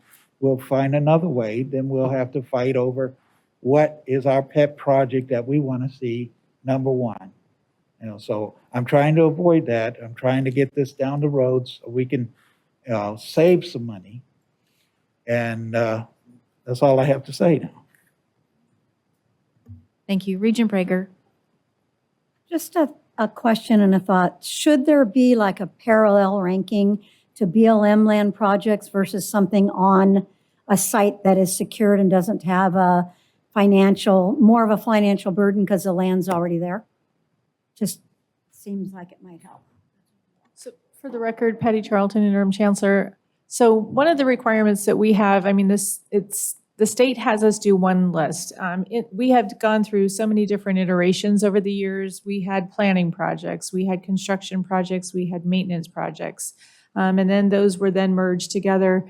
And as was noted over the last several years, it has been, they want one list and one prioritization list. And so that's why the list that you see is reflected in the manner that it was. And so there's not different buckets that they're asking for us to provide. And so we're trying to get one list so that we can go forward. And as I mentioned, we will advocate for all of them. Mm-hmm. And our institutions are pretty good at doing that, I have to say. And so we'll be continuing to do that even with all the changes that come up along the way. And it is our hope that there will be more capital funding available. Okay. And I do understand it completely. And I feel like it's a challenge because we are for the whole state. And no entity should be more important than other than if you're going to lose the land. And that's when I think that becomes a very major problem. And when the legislature already gives us money. So I think that's an important factor to take into consideration. So I'm not saying change anything. I think it'd be nice to be able to do. But I do feel like we need to be very careful when and a lot of them have been on 10, 20 years. But I mean, it's kind of absurd when if you bite the bullet earlier on, which our legislature would do, then there'd be a lot more money to go around. And I mean, I get it when you build 140 campuses in 10 years and you have to prioritize. And then when you do one, we ended up tearing some down, but when you do rehab work, that's a real nightmare because you tear down one thing and all of a sudden it's 5 times the amount. So I do understand it. And I think we have to move as quickly as we can. And maybe this legislative year, we'll get rid of 5 of them and the next one comes to the top. Thanks. Thank you. Regent Goodman.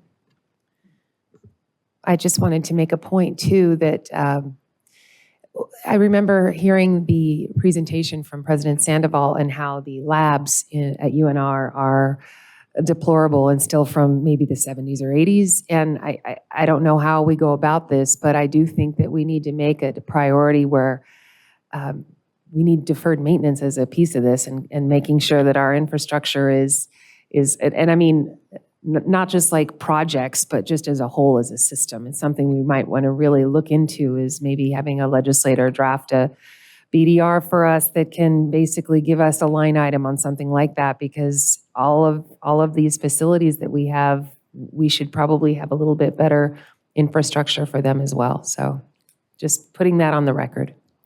For the record, Patty Charlton, Interim Chancellor. So thank you, Regent Goodman. And I will tell you that the Regents have talked about this for as long as I have been involved with the system. Sorry, I'm looking at a former Regent who prioritized this because there's a lot of investment that goes into the bricks and mortar that is representing, I think it's 13 million square feet of space across our state. We were fortunate to get the 50 million last session. And there is, as you'll see on item 12, is another 50 million. And we have to take care of what we've got. And so even on this list, you'll see less in the way of planning, less in the way of construction, but refurbishing and maintaining the space that we have. And so I think that's huge kudos to the institutions. Plus, coming out of COVID, teaching is different. Everyone's getting the students back. And so it looks different. But that is a priority for us, and it needs to continue to be. We have come out of this quite differently. I mean, we have gone up and down on the availability of capital funding from the state. The capital funds that are available to the legislature for allocation and appropriation is actually based on property taxes. And so when we've had recessions, that goes very far down. And so very little in some cases has been available to the system, over the last many, many years. And so we're fortunate that we got the 50 million. It's a priority. And actually in the budget hearings with every institution, they said we need to continue to get those allocations because we need to maintain that what we have. Every one of these items that you see in maintenance, I would look at an HVAC unit, an ADA item. All of those are very expensive. They're very important. They're all life safety issues. Everything on this list is a priority. Regent Brown. Thank you, Regent Brown for the record. So obviously we know cost of construction is going up and we can get examples from across the state. So I'm not even taking that into consideration because we know. But in the 2023 legislative session, did we, and I think the answer is no, but did we pass any capital improvement projects? And if, I think it's no. So why didn't, and what was the list like last time?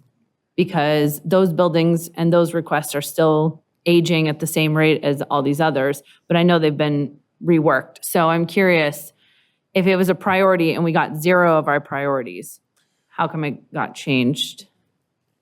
Yeah, thank you, Regent Brown. Chris Fatone for the record. So the system did get 3 items funded through the capital bill and 1 outside the capital bill.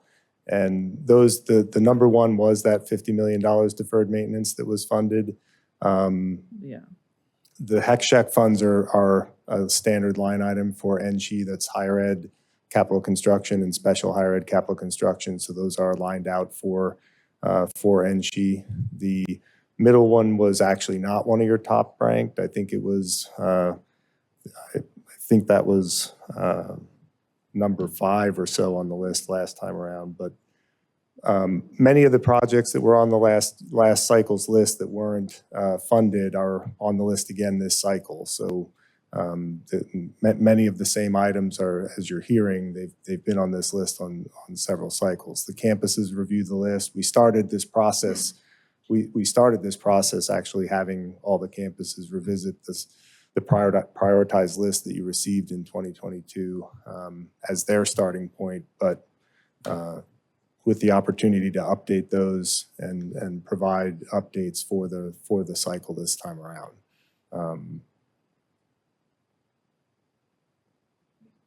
Okay. That's, yeah. I just, when we're looking at the same list and then obviously things got added and there's priorities, I don't understand how, if none of these got fulfilled last time, how the orders all got changed and ranked. And I don't know. I have a real problem with this list, and I get you guys have given explanations in the further slides. Like, I've read them. I just don't understand how we came to this point, and I'm frustrated. Regent Brooks. Thank you, Chair. Regent Brooks for the record. Real quick to echo Regent Brown, I think part of the frustration is not really being a part of a lot of the conversations that were taking place. Having said that, though, Regent McMichael did make an outstanding point, and that is the presidents and the business officers did get together. Now, I can only imagine what type of boxing ring that looked like to get these type of rankings done, but nonetheless, they were done. And so there should be some consideration in what you were referring to as work that was already done, prioritized, and now being brought forward. I'm frustrated in the same manner that other regions are frustrated with what this looks like. But I don't know, unless there is a great extent of context into terms of why things are ranked the way that they are, and I don't know how many more hours that would take. It seems reasonable to take a look at this and say, perhaps okay, but don't do this again. Don't bring something to the board where we have to go through a process of a half hour of questions because there hasn't been a proper briefing to the board so that we have a better understanding of why things are moving the way that they're moving. Thank you, Chair. Thank you, Regent Brooks. Next, I'll go to Vice Chair Downs.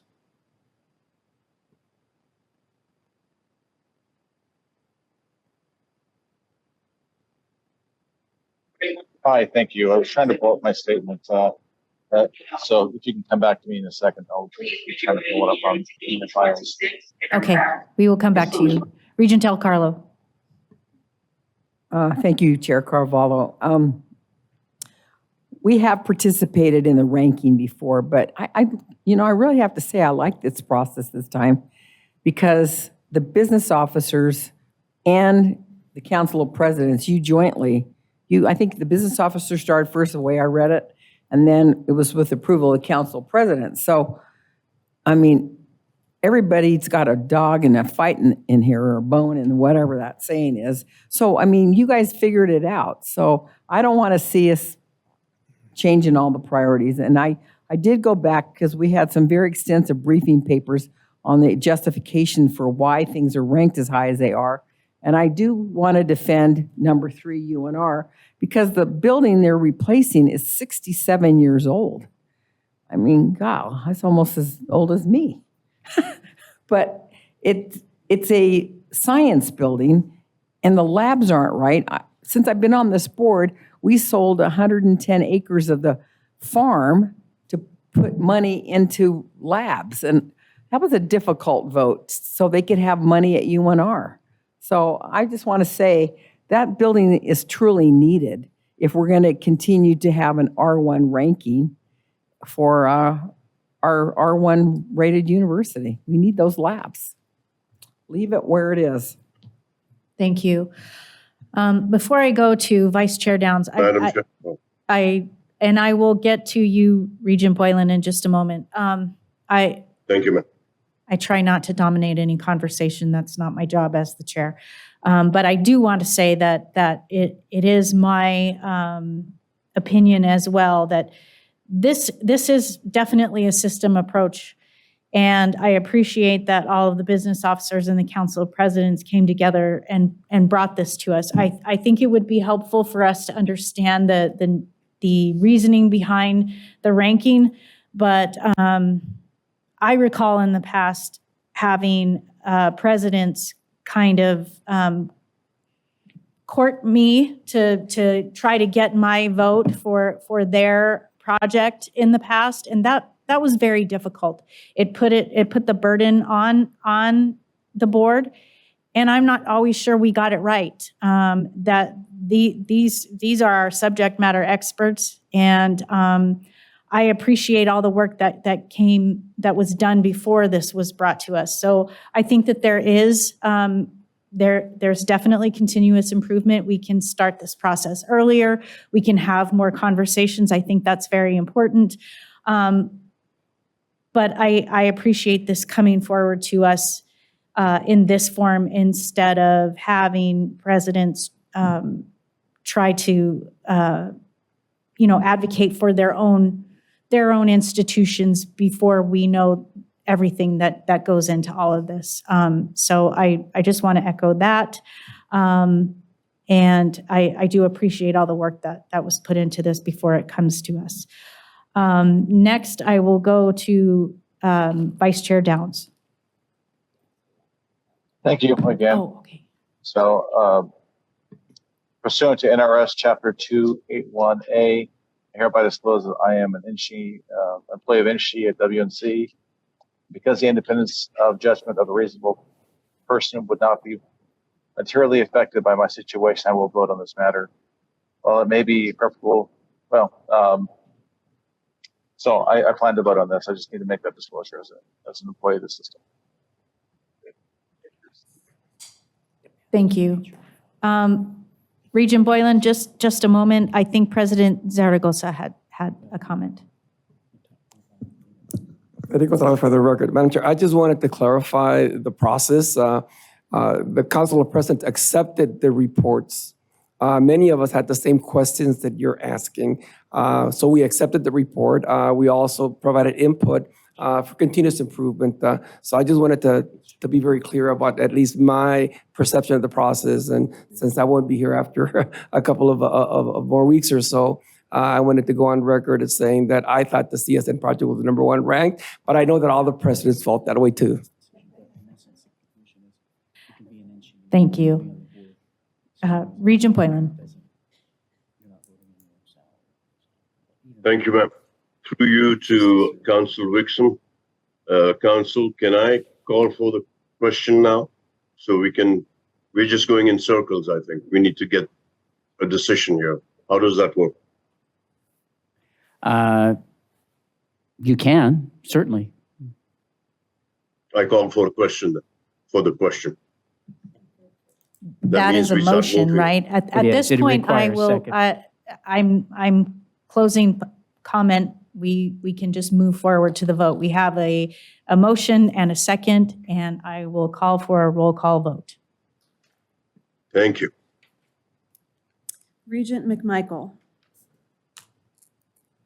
Yes. Regent Perkins, Regent Tarkanian, Yes. Regent Arascata, Yes. Regent Boylan, Yes. Regent Breaker, Yes. Regent Brooks, Yes. Regent Brown, No. Chair Carvalho, Aye. Regent Cruz Crawford. Yes. Regent Del Carlo, Yes. Vice Chair Downs, Yes. Regent Goodman. No. Motion passes. Thank you. Thank you. Next, we'll go to item number 10, resolution delegating authority for litigation decisions. And for that, we will go to Vice Chancellor and Chief General Counsel, Mr. James Martinez. Vice Chancellor. Good afternoon, Jimmy Martinez, Chief General Counsel for the record.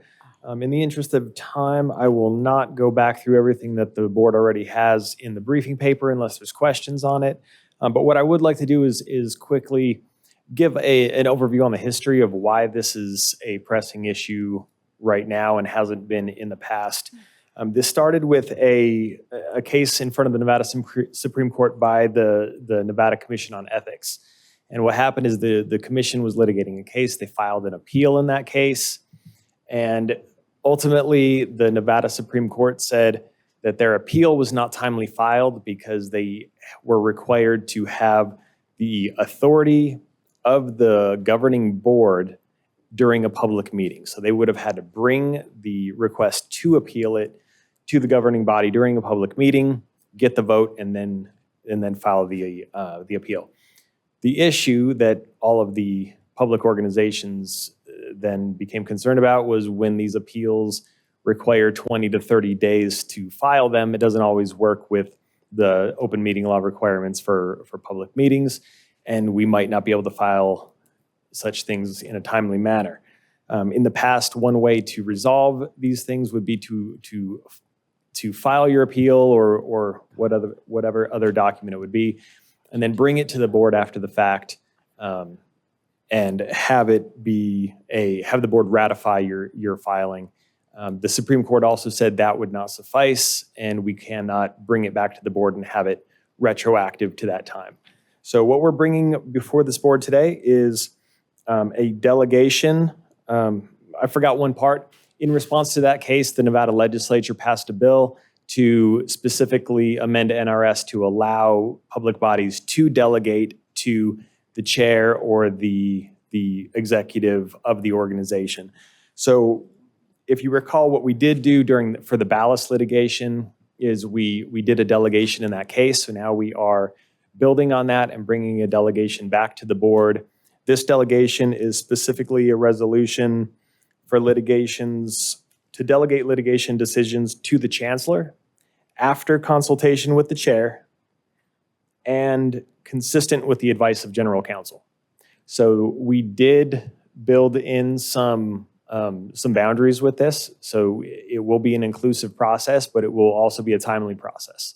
And with that, I will ask for your approval, and I'm here to answer any questions.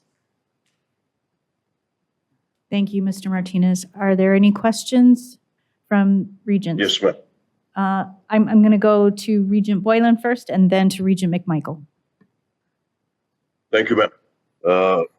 Councilor Jimmy, is it possible that we have in there with consultation of the chair and the vice chair? Why is it just the chair? Jimmy Martinez, for the record, we just did the chair because we were trying to tailor this according to what other jurisdictions have done, but we can absolutely do the chair and vice chair as well. Oh, that would be nice, because we've seen sometimes chairs making decisions that just weren't right. And that happens. Thank you, sir. Yeah, Thank you, ma'am. And what I would ask is if that's part of anybody's motion, just state that and we'll make sure that's clear in the motion. Thank you. Regent McMichael? Motion to approve, which Seconded. includes both chair and vice chair. Yes, Thank sir. you. I second that. Thank you. So I have a motion from Regent McMichael, a second from Regent Boylan. Any other discussion? Yes, Regent Brooks. Thank you, Regent Brooks, for the record. I just have a question. And I, for one, appreciate this coming forward because as a chair, there were questions that you posed to me that very specifically had to do with litigation.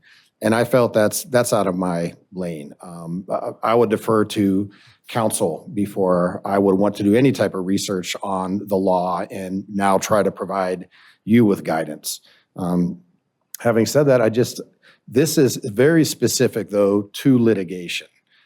Is that correct? And there's nothing really in here that would be outside of that scope of there are cases that are moving forward or going on. And there's conversations that should be had, but perhaps maybe the chair of the board is not the best representative to provide legal advice to counsel. Jimmy Martinez, for the record, that's correct. This would also apply to administrative hearings, which some would consider litigation, some might not. But when there's EEOC filings and things like that we need to respond to, this would extend to those types of processes as well. But yeah, to your point, what we have learned since the Ballas litigation is it probably is more appropriate to have the delegation directly to the chancellor so that you have an administrator responsible for the administrative decision and then consulting the elected officials instead of delegating it to an elected official. Thank you. I don't have any other questions. Thank you. Seeing no other questions, I think that this is suitable. Madam Chair, Oh, yes, please, Regent Tarkanian. I just wanted to ask you if it might be possible that we could request from staff or our legal group a list of the legal situations we're in now. I mean, for example, are we in 3? Are we in 10? Have we got something that might cost us a lot of money? Jimmy Martinez, for the record, we can provide that. We have to do a litigation list for pending litigation to Grant Thornton anyway, so that's something that we do provide. We can absolutely provide that as a Regent request. And If you would, yeah, I would appreciate the Regent could have that so we would have an understanding. Thank you. Will do. Thank you. Regent Del Carlo? Thank you, Chair Carvalho. Jimmy, I remember a prior chief general counsel made the list. I don't remember getting a copy of it, but just like we would get with our presidents or our chancellor, we would go in and he'd go through the list with us, and then we could ask questions. And I thought it was very helpful. And, we get away from good practices. And then all of a sudden you go, well, why aren't we doing that anymore? We used to do that. So that was one that I thought was helpful because, we are the fiduciaries of this system and we should know what's going on because litigation is not inexpensive. Jimmy Martinez, for the record. Yeah, I believe we currently have about 17 litigation cases going on throughout the system. That's active litigation. We might also have pending litigation. We might also have administrative hearings. So there's a lot going on throughout the system. We have approximately 30 attorneys throughout the system working on all of this.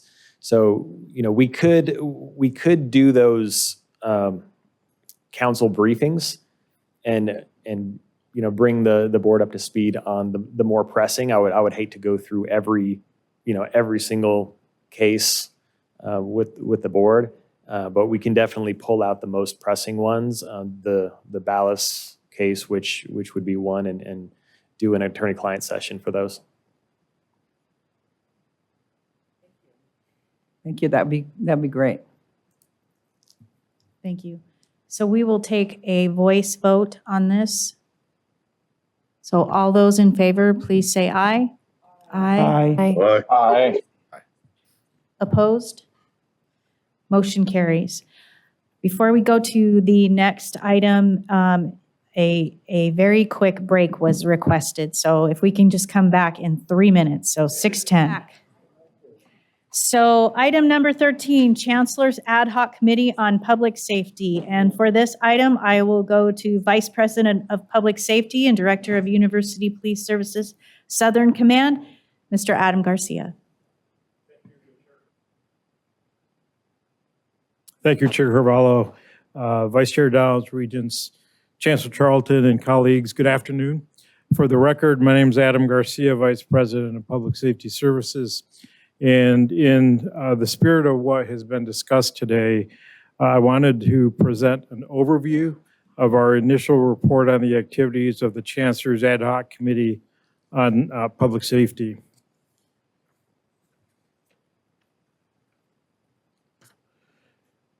Just a little background. In response to the safety concerns related to the December 6th mass shooting at UNLV, Chancellor Charlton created the Chancellor's Ad Hoc Committee on Public Safety, and we as a committee were given two charges. Number one, to evaluate the opportunities for improvement in system-wide campus safety, as well as emergency preparedness. And number two, to prioritize solutions identified with expectations to include significant recommendations for new investments in facility, technology, and training initiatives. The committee has identified 3 separate milestones to achieve the maximum results. The first is short-term.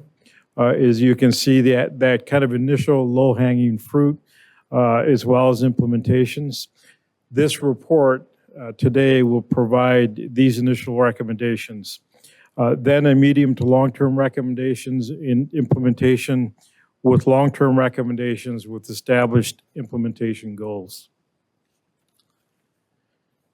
During this initial period, members of the committee, which include a broad cross-section from across all NSHE campuses, have met 6 times, 3 in-person meetings in Reno, 3 in-person meetings in Las Vegas, with the additional next meeting scheduled for next Tuesday.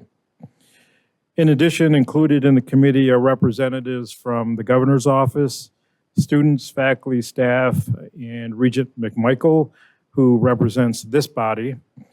All of the committee members have contributed considerable time, experience, and skills to the creation of the recommendations.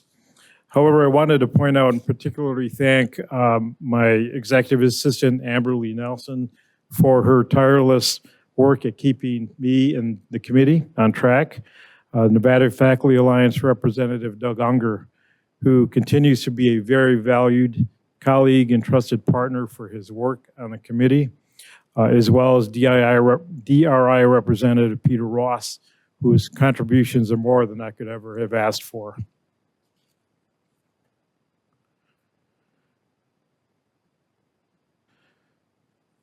These meetings that I just discussed have resulted in 10 separate courses of action and activities, which includes budget and grant requests totaling over $7 million.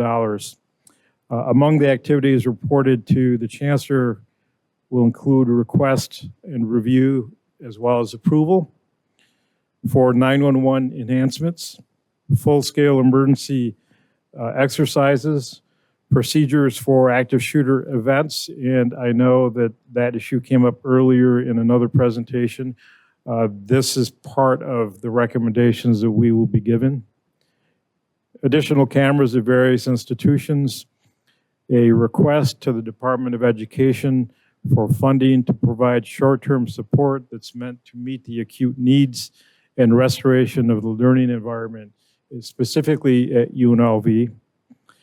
Under the leadership of Chancellor Charlton, Vice Chancellor Chris Vitton, and Governmental Affairs Director Alejandro Rodriguez, as well as with the support of Governor Lombardo, we were able to successfully lobby for a $2.6 million allocation from the Legislative Interim Finance Committee for funding to enhance security for all Southern Nevada institutions of higher ed. This allocation allows University Police Services to provide a highly visible presence through the end of this calendar year. 3 of the specific grants which we have applied for or are in the process of applying for includes the Department of Homeland Security Targeted Violence and Terrorism Prevention Grant. This is a comprehensive threat assessment program for all NSHE institutions, both North and South. The Nevada System for Higher Education Threat Prevention, Safety, and Awareness Initiative will enhance our institutions' capabilities to assess, mitigate, and disrupt threats of violence.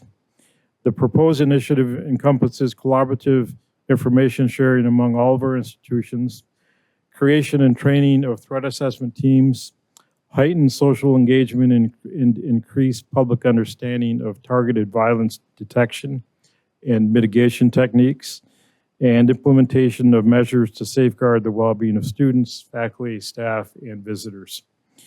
This grant total is in the amount of $500,000. The School Emergency Response to Violence Grant, or SERVE, in the amount of $1.5 million provides funding for institutions that have been victims of violent acts, such as at UNLV. The funding pays for reimbursement for overtime costs and other activities related to the event. We've also requested $132,000 from the nonprofit Homeland Security Grant for funding for enhanced lock installation in classrooms and offices in order to provide a physical protective measure. In addition, during this initial reporting period, the committee will be presenting the Chancellor with 15 initial recommendations.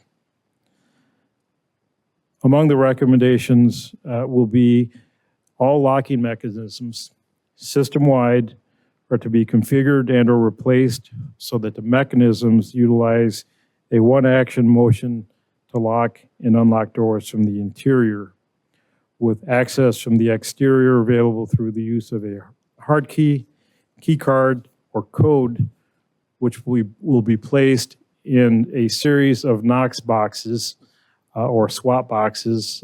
There are a number of names for them. They will be located on the exterior of the building, address side, or the main entrance of every single building. This process will allow responding emergency personnel entry into a building as well as interior doors. I've brought several examples to give you a sense of what I'm looking at for this presentation. So if you'll see over here on the table, this first is a typical hard lock. So it utilizes one motion. You have to do nothing other than turn it to lock it. There's an indicator that shows that the door is either locked or unlocked. The second is a hard key lock or electronic access key. Same thing. It utilizes one motion to lock, and it can be unlocked from the outside through either a card key or a hard key. The third is utilizing a hard key, but instead a twist lock that uses a push button. So in this case, you push the button, it automatically locks. Law enforcement and others still have access from the outside. Thank you. These three lock types can be typically used for offices and other areas. For large classrooms and lecture halls, we are looking for a push button locking mechanism that can be placed at lecterns or a door. This is what we're looking at. Open, press the button, and it automatically locks the door from wherever you're at. So this can be placed at a lectern, it can be placed at a wall within a classroom. So those large classrooms and lecture halls, you would not have to go to the door to lock it like you would have to use with these. You could do it remotely from someplace else.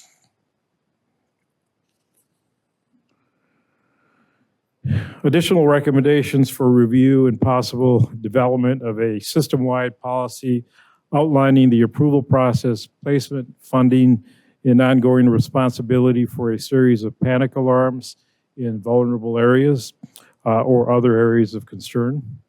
Another recommendation will be for mandatory universal safety language addressing active assailant events, general emergency preparedness, and other safety information for students, faculty, staff, and visitors. Another recommendation will be the creation of a system-wide emergency notification system, wherein all institutions in the NSHE system are able to receive emergency notifications simultaneously, while allowing each institution to retain the ability to send institution-specific notifications as necessary. And by the way, these notification processes, as well as the other recommendations, have all grown from what we learned during the December 6th shooting. Another recommendation is a recommendation for a system-wide active assailant and all hazards training for students, faculty, and staff. This would be mandatory and required. A recommendation that emergency response plans and emergency operations plans become standardized across all NSHE, so that if you're at one institution and you visit another institution, all of the processes, the protocols, emergency responses will be exactly alike anywhere within NSHE.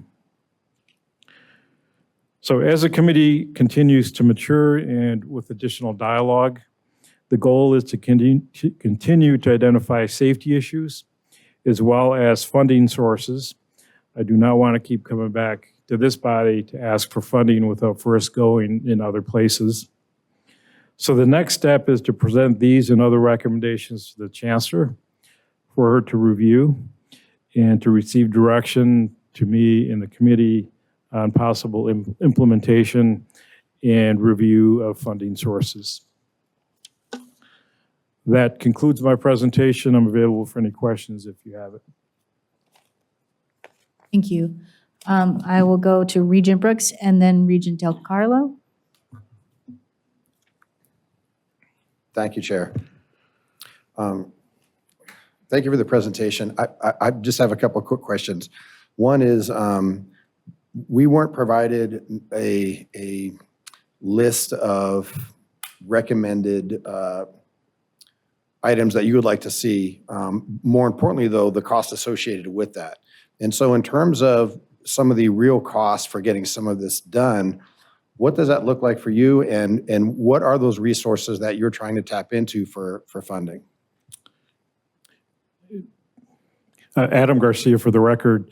Thank you for that question, Regent Brooks.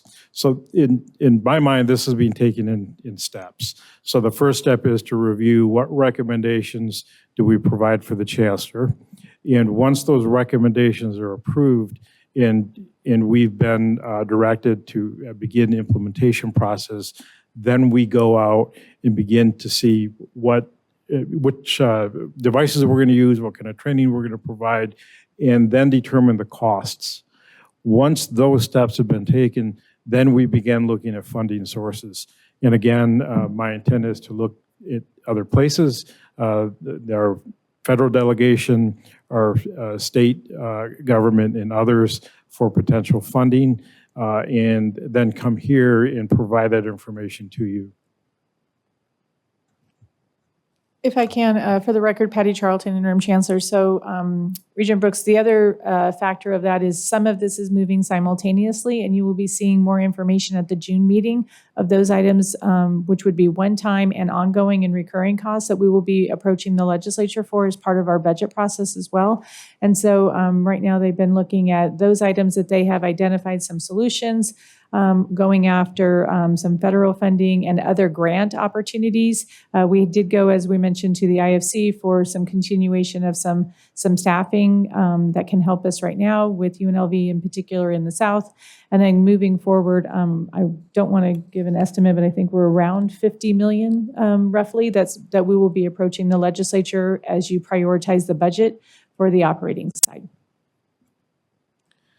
Thank you. Regent Brooks, for the record, I have no doubt that there's a a significant spend that has to be made in order to really induce better practices or improved practices, I could say, for safety across the system.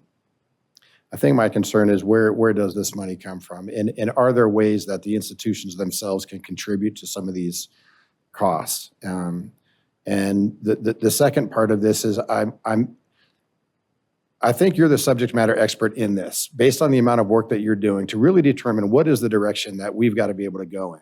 And while I appreciate that there would be the hierarchy of presenting things that you find or note to the chancellor for approval, I would say that I'm interested in, as a board member, of taking a look at that list. Not that I would want to challenge that list, but I certainly want to be looped into, and I would imagine other board members would like to be looped into, what does this really look like? For the record, Patty Charlton, Interim Chancellor. And so Regent Brooks, that's actually part of the process that we're working through. They have been working very diligently over the last 6 months. Some of the items will be policy. All of these items will be reported back to this body, and we will have consultation with you. We may be adding or changing handbook just on policies that may not have funding. But as we go through the actual budgetary process, and then even the grants that Adam has highlighted, this is that mechanism, and that's why this is a standing reporting item on each of your meetings at this time. Thank you. I don't have any further questions. Thank you. Regent Del Carlo. Thank you, Chair Carvalho. Okay, we have what, how many students? 106,000 students. We have 16,000 faculty and staff, something like that. So I'm all about training, and I think we all need it. So Adam, kind of what's your plan for that? Are you guys going to be putting together like a video to where everybody's required to review a video, take a little test at the end just to make sure you got the information? And certainly the board needs the training too. So thank you. Thank you, Regent Del Carlo. Adam Garcia for the record. So there's a plethora of different paths that we intend on taking. The video, what you just mentioned, we're looking at a production of video, bringing in a company who is going to do, put together a video that is going to be of quality. We're looking at including information in all syllabi required by NSHE to be included in syllabi. We're looking at different resources. The grant that we've applied for includes training across the board for leadership all the way on down to visitors. And so, yes, this is a huge component of what we are looking at. One of the issues, and I kind of started out this process by saying, what have I been told? What have people complained about? Things like when we sent out the text message that said run, hide, fight. Most people understood what that was. There were plenty of people who said, we didn't know what that meant. And so we're going to begin by looking and dissecting what occurred that day, and then begin applying that across the board, across all NSHE institutions. Training is a very large component, or at least information sharing, and that's what we intend on utilizing. That's kind of one of the low-hanging fruit because the cost involved is fairly minimal. And we are looking forward at moving forward on that fairly quickly. Thank you very much, and I'm just glad you're with us. Thank you. I feel safer just knowing you're here. Thank you. Sure. Regent Boylan. Thank you, ma'am. Chief Garcia, I tell you, I've been here just waiting for your presentation. You should have been the first presentation. I love show and tell. And I think, I know actually that you're doing a great job. Now, these things you showed us, these locks and these systems, do we have any installed at all anywhere in the system yet? No, I'm not there, so I'm at home. Chief Garcia. Well, I'm joking. Adam Garcia for the record. Thank you for that question, Regent Boylan. Part of this process is going to include an across-the-board, NSHE-wide study of what locks are in use, where they're in use, and where we can create a list, a recommended list of which buildings, which areas need to receive these locks. So to answer your question is no, we do not know who is utilizing these locks, but the study that we are bless you, the study that we are have discussed within the committee will determine and help us tell what locks are out there, which ones are being used, and then create a list on which areas need to have different locks or newer locks in place. Did that answer your question? Chief Garcia, no, actually, it's my fault. Maybe I didn't ask it properly. What I was asking is, do we have any of these installed at UNLV, UNR, anywhere in the system? The last time I spoke to Interim Chancellor, she told me that we have to put out an RFP, RFQ, something those words. So I'm wondering, when does this start? When do we get to, do we have another, I don't know, crazy something happen at one of our colleges and universities or whatever, and then we say, oh my gosh, we've taken 6 months, 7 months. So how can we help you is what I'm saying. You need the money. How do I help you to get this done faster? How could we do that, sir? Thank you, Regent Boylan. Adam Garcia for the record. The intent of the Chancellor and the committee is she indicated to come back at every single meeting, with the exception of the June meeting, because we're given this update now, is to provide information to you and receive guidance and direction from the Chancellor and the board as it relates to the committee. So this is an ongoing process. My goal is that this is an action committee. I think to the point that Regent Breger made earlier today, this is not an academic issue for me. This is an issue that I intend, if I am supported by the Chancellor and the board, to make things happen and not wait for that next crisis to occur. Thank you, Chief. It's not an academic thing to me either. My background is in crisis and emergency management. So that's why I asked you these questions, because I know you're the best there. So how do we, Chancellor, what do we do as a board to help you help Chief Garcia to get this done? Let's get it moving. You know, I mean, it's like, I can't say to Wixom, Council Wixom, can I ask for the question and get it going? No, but I can ask you, what should we do? Please help me out. I don't know what we can do. Certainly. For the record, Patty Charlton, Interim Chancellor. So I will say that the work that the committee has done has been absolutely stellar. And I think even getting to the point of looking at different options of locks, this is a new development. We saw an example, I think it was maybe 2 weeks ago. And then I think you just attended a conference that actually focused and prioritized nothing but locking systems. And so I anticipate with the committee's recommendation that we will have different locking systems that they are recommending. There's a whole plethora, and we have had probably a slew of vendors that have come to not just Chief Garcia, but also probably Chief James as well at UNR, wanting to provide some solutions. But we want to ensure that the ones that we are using are carefully vetted by our public safety professionals. And then we also have an obligation, as you might remember, to ensure that they meet the requirements of the State Fire Marshal. And so that is the work that our public safety officers are doing. And I would also be remiss, I know that each of the presidents also prioritizes public safety on their campus and the safety of all that are on that campus. And so as we can find opportunities, even if they have available resources and they are doing some improvements, it's not just going to the legislature, going to grant funds, but this is something that's important for all of the presidents. I don't want to speak for them, but we all make investments every day in these types of solutions. And so for your help is going to be, as we come forward at the next meeting, is going to be that prioritization for safety as part of our operating budget. It is that is going to be a very heavy lift. It's in the tens of millions of dollars just for infrastructure, which is locking systems, and it's going to be cameras. It's also going to be the support staff. But for those locking systems, I know that working with the chiefs, they also want to ensure that we're prioritizing the locations, the high vulnerability areas, the large areas as well. And so giving the support to them for that study that they need to have done so that we can deploy these as soon as possible and have an ongoing process. And we should also be implementing this technology in any new spaces or any renovated spaces that we're doing as well.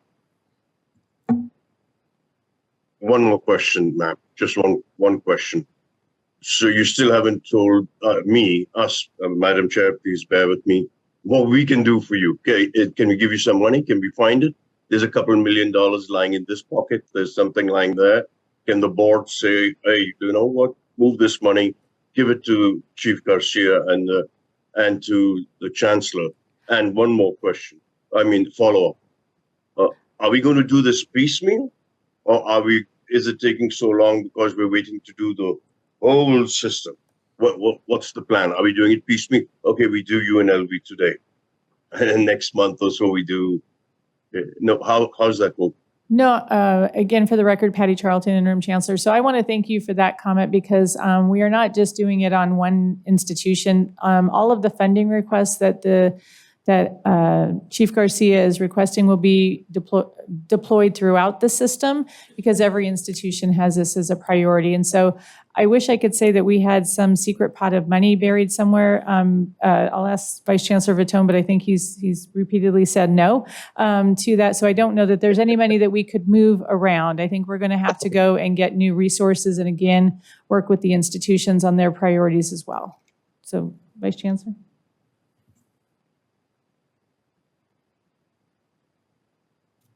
I can confirm we don't have this.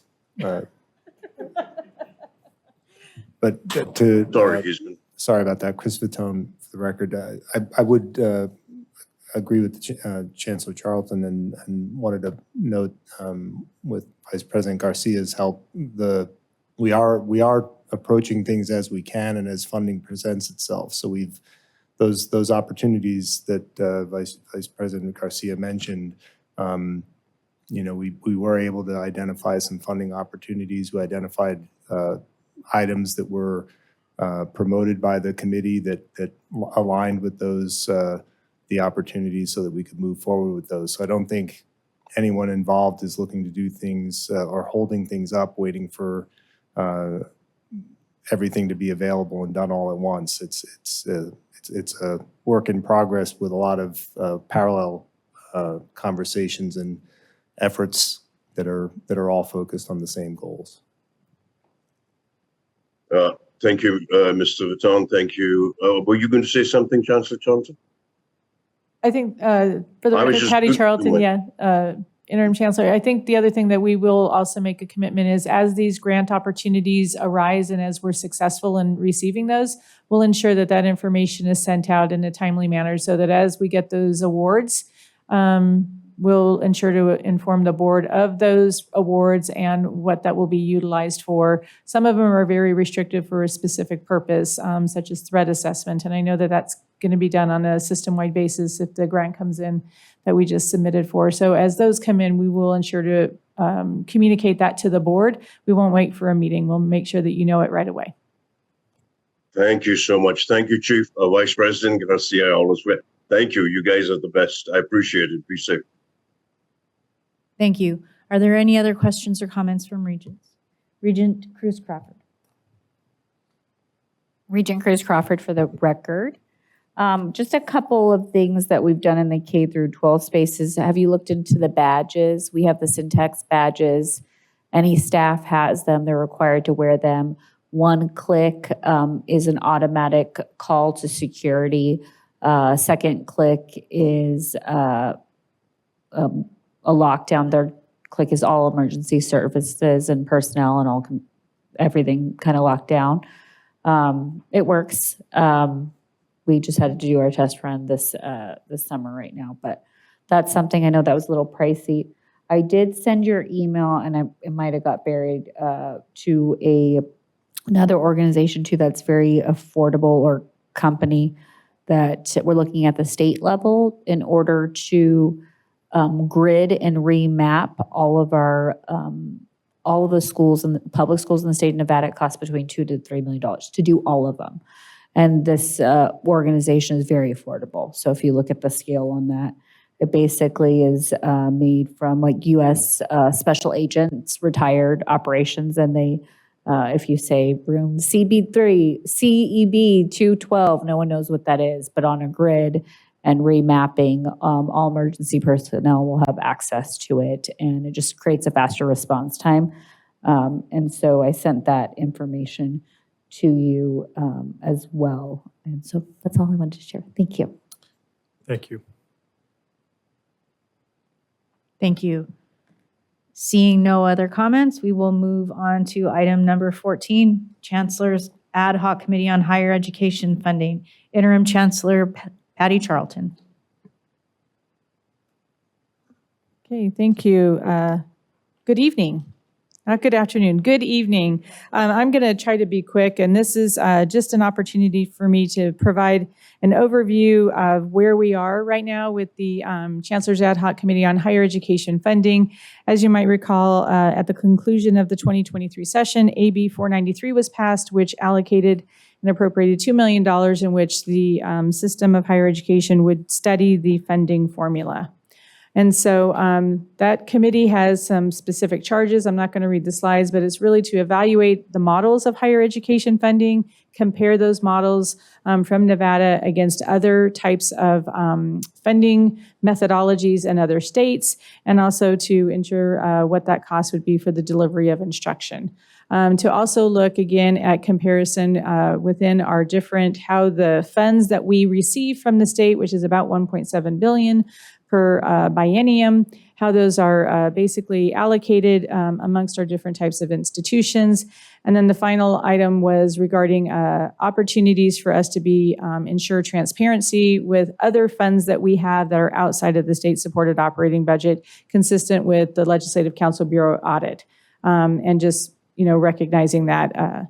So the committee is comprised of 14 voting members. 3 of them are your colleagues here today. Regent Brooks, Regent Goodman, and Regent Del Carlo are all members of that committee. We have 4 members that were appointed by the governor, in which the chair is former Justice Hardesty.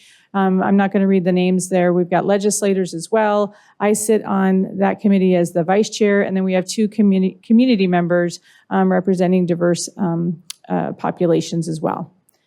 So we also have 7 non-voting members, and that includes the governor's finance office representative. Important to have those that actually get the budget and be a part of this process. Our council of presidents, either appointed or somebody drew the short straw, and that was President Dalpy, to participate in this process. But I will say that the presidents have been engaged throughout this work since we started in November.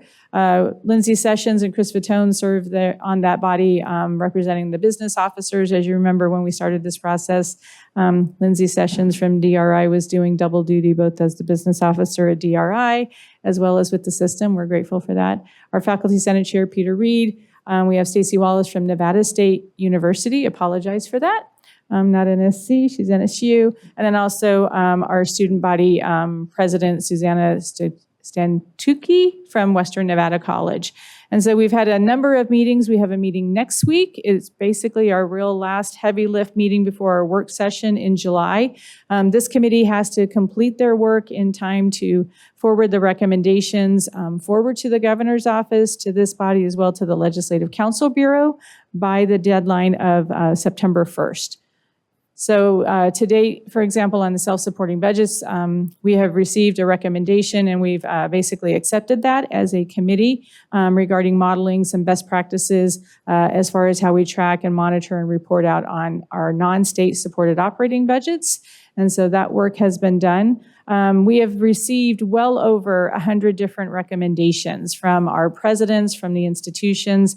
We have also been looking at what do student attributes look like, and that's a heavy lift. That is recognizing the difference in the support that our institutions provide, for example, for part-time students, the extra work that's necessary for those that might be Pell eligible, or for some of our historically disadvantaged populations. And so what does that look like as we look at that heavy lift that goes into supporting those students?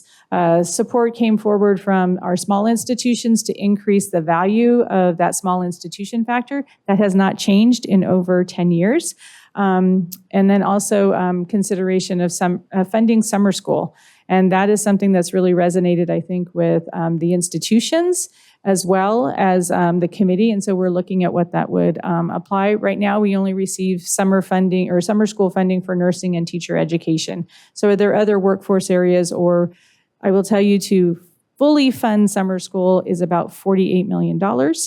That's a heavy lift. So looking at different ways around that. Recommendations specifically around the performance pool, reevaluating that, or just not carving those monies out is something that has also been very much supported from the presidents and other participants. We know that accountability is very important when we're such a large percentage of the budget. And then also one of the things is how we can ensure that there's new investments in higher education. We're also going forward to the Interim Committee on Education in June to do a study. As you know, this was also a subset of the Interim Committee on Education on fee waivers. There are significant fee waivers that are coming to us from the legislature, in which our institutions are basically picking up the tab for those individuals that receive either reduced or free funding for their education. But then we also have some that we have done. We will be presenting to the Interim Committee on Education on those fee waivers. And then also looking at our capacity and supporting, obviously, our COLA funding. Our consultants' HCM strategy was identified through the RFP. They have done a heavy lift, having interviews with many board members, all of the presidents, and about 30 different folks. As I mentioned earlier, they are looking at, and they'll be bringing it back. In fact, the agenda dropped for next week for our 3 regents. A lot of reading to do for next week. But the report is out, or the agenda is out, but they've also identified what those student attributes would look like and applying that throughout the formula, the weighted student credit hours, and again, performance pool, and looking at our different institutions. And so some of the challenges that our committee is looking at, and it's been, I think, quite a heavy lift, and they're warriors, I would say. You guys are warriors sitting for those hours and hours of each of those meetings so far, is reaching consensus on how we evaluate the performance pool as we move forward, looking at some of the different funding methodologies across the country. And she does have a very robust performance-based funding when you look at the carve-out that we have. And then also looking at how we can look at the pool that we have today, because we have basically our funding formula has a set amount of money. And so as you look at carving up that pie, unless there is new investments from the state, that means that there will be shifts between institutions if we make changes. And so that's going to be very, very difficult. We're going to be looking at some of that at our next meeting and doing that heavy lift as well. And so I ran through that very quickly because one of the priorities that we have is, as we move forward on our operating priorities, your operating priorities for the next legislative session, we want to ensure that whatever is coming out of this committee as well is not directly competing with the board's priorities. We know, as you heard at your March meeting, the institutions have about $200 million of priorities.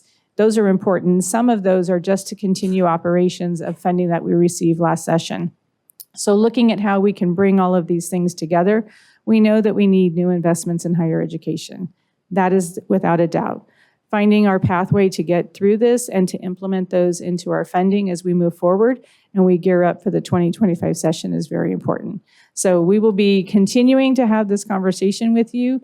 Hopefully we'll be bringing some of that forward, at least in concept, to the June meeting. But as we go forward to get the final budget approved in time to submit for the governor's budget, in August, a lot of heavy lift, and we'll continue to communicate with you and then work obviously with your representatives on the committee. Are there any questions? Regent Del Carlo.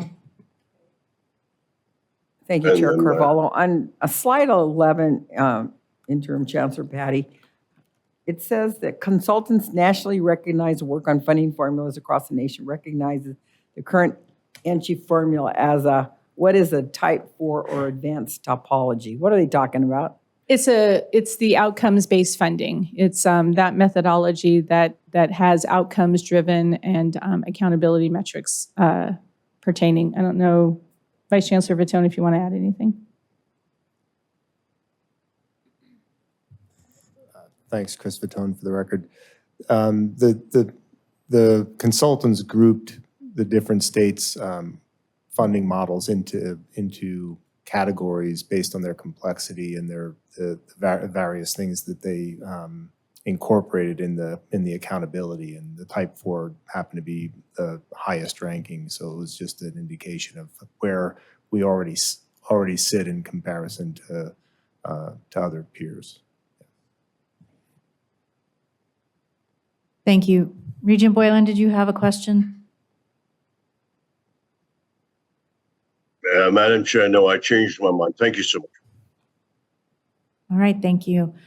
Are there any other questions, comments? I just want to add one other comment. I did want to recognize that we have had presentations from our student populations and then our student leaders. And then next meeting, we will also be hearing from our faculty as part of that process as well. So we're ensuring that the stakeholders have been there. Each of the presidents have really dedicated a huge and significant amount of time participating and then also providing their input to the committee and through this process. So want to thank all of them for their hard work as well.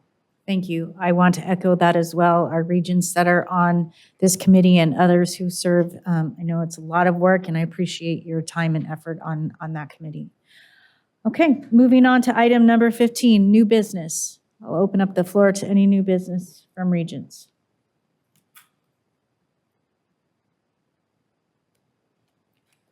Regent Tarkanian, did you want to add your new business that you mentioned earlier this morning? It's almost 7 o'clock and I thought maybe I should wait to the next meeting.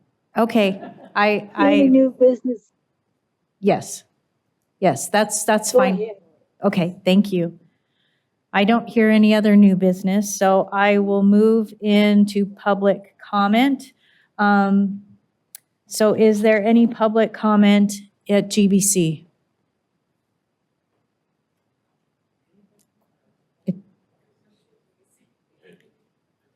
I'm guessing there is none. Is there any public comment at the system office in Reno? It looks like President Sandoval's by himself.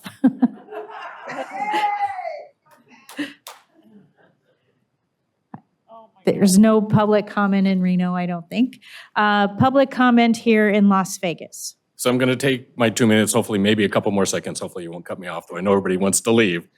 First, I know you didn't have those discussions for me, but thank you. Those are discussions that we need to have. We need to keep having. The communication has got to be up and down in our institutions. It's got to be better. And the board actively, it's just, thank you. Locks. The faculty who were teaching in Beam Hall on December 6th were unable to lock their classroom doors. You had an active shooter in the building, and the faculty were unable to lock the classroom doors. We had those kinds of locks. The university had removed them. Why I keep coming to you and saying, why aren't we putting any money in this? Why? Because our first request 2 years ago for the legislative request for UNLV was those locks. And the university did not put that in as part of their legislative request, and we did not get those locks. And December 6th, faculty are unable to lock their doors. So there's another 8-figure request for funding from UNLV for capital improvement on the June agenda, but still nothing for safety. And I'm being assured now, the first time today, I had a university administrator assure me that they would fund what needs to get funded. That's the first time I've heard that, and that's because of the discussion all of you had. And so I appreciate all of that greatly. Number two, if you change the way summer school is funded, there will be riots by the faculty. They will hate that and hate you all forever. So this discussion needs to happen on a broader scale. We love summer school the way it is. And then finally, there's things that the Regents have done over the years that I thought were nuts. But the nutsiest thing we do is the way we do capital budgeting. We're a big system, multi-billion-dollar system. We should have a formula. We should be following that formula. California does. All the other states I know have a formula. There's a minimum number of square feet your campus are supposed to have. CSN is like 500,000 square feet below standard. And yet we debate whether they need a new building to get their space up. You should have a formula, should start at the standard. You should start the funding by looking at how much money, and this is not for me. There was a guy who's dead now, so you can't bring him in to talk to him, who did this in the Cal State system. You start with a number, you work to that number of what you think the legislature is gonna fund. So sometimes you have to turn to your president and say, I know you want 133, but to put this in the budget, we're gonna give you 100, and we're gonna put this in here, right? I don't want to cut you off. I know, and I want to go home too. Sorry. But I'm just sorry. saying we need a funding formula for that. Thank you. SCS, are there any public comments on the phone? Thank you. Before we end the meeting, I do want to say I do appreciate the conversation about communication. I think it's very important to have that two-way communication between Regents and our presidents and our chancellor.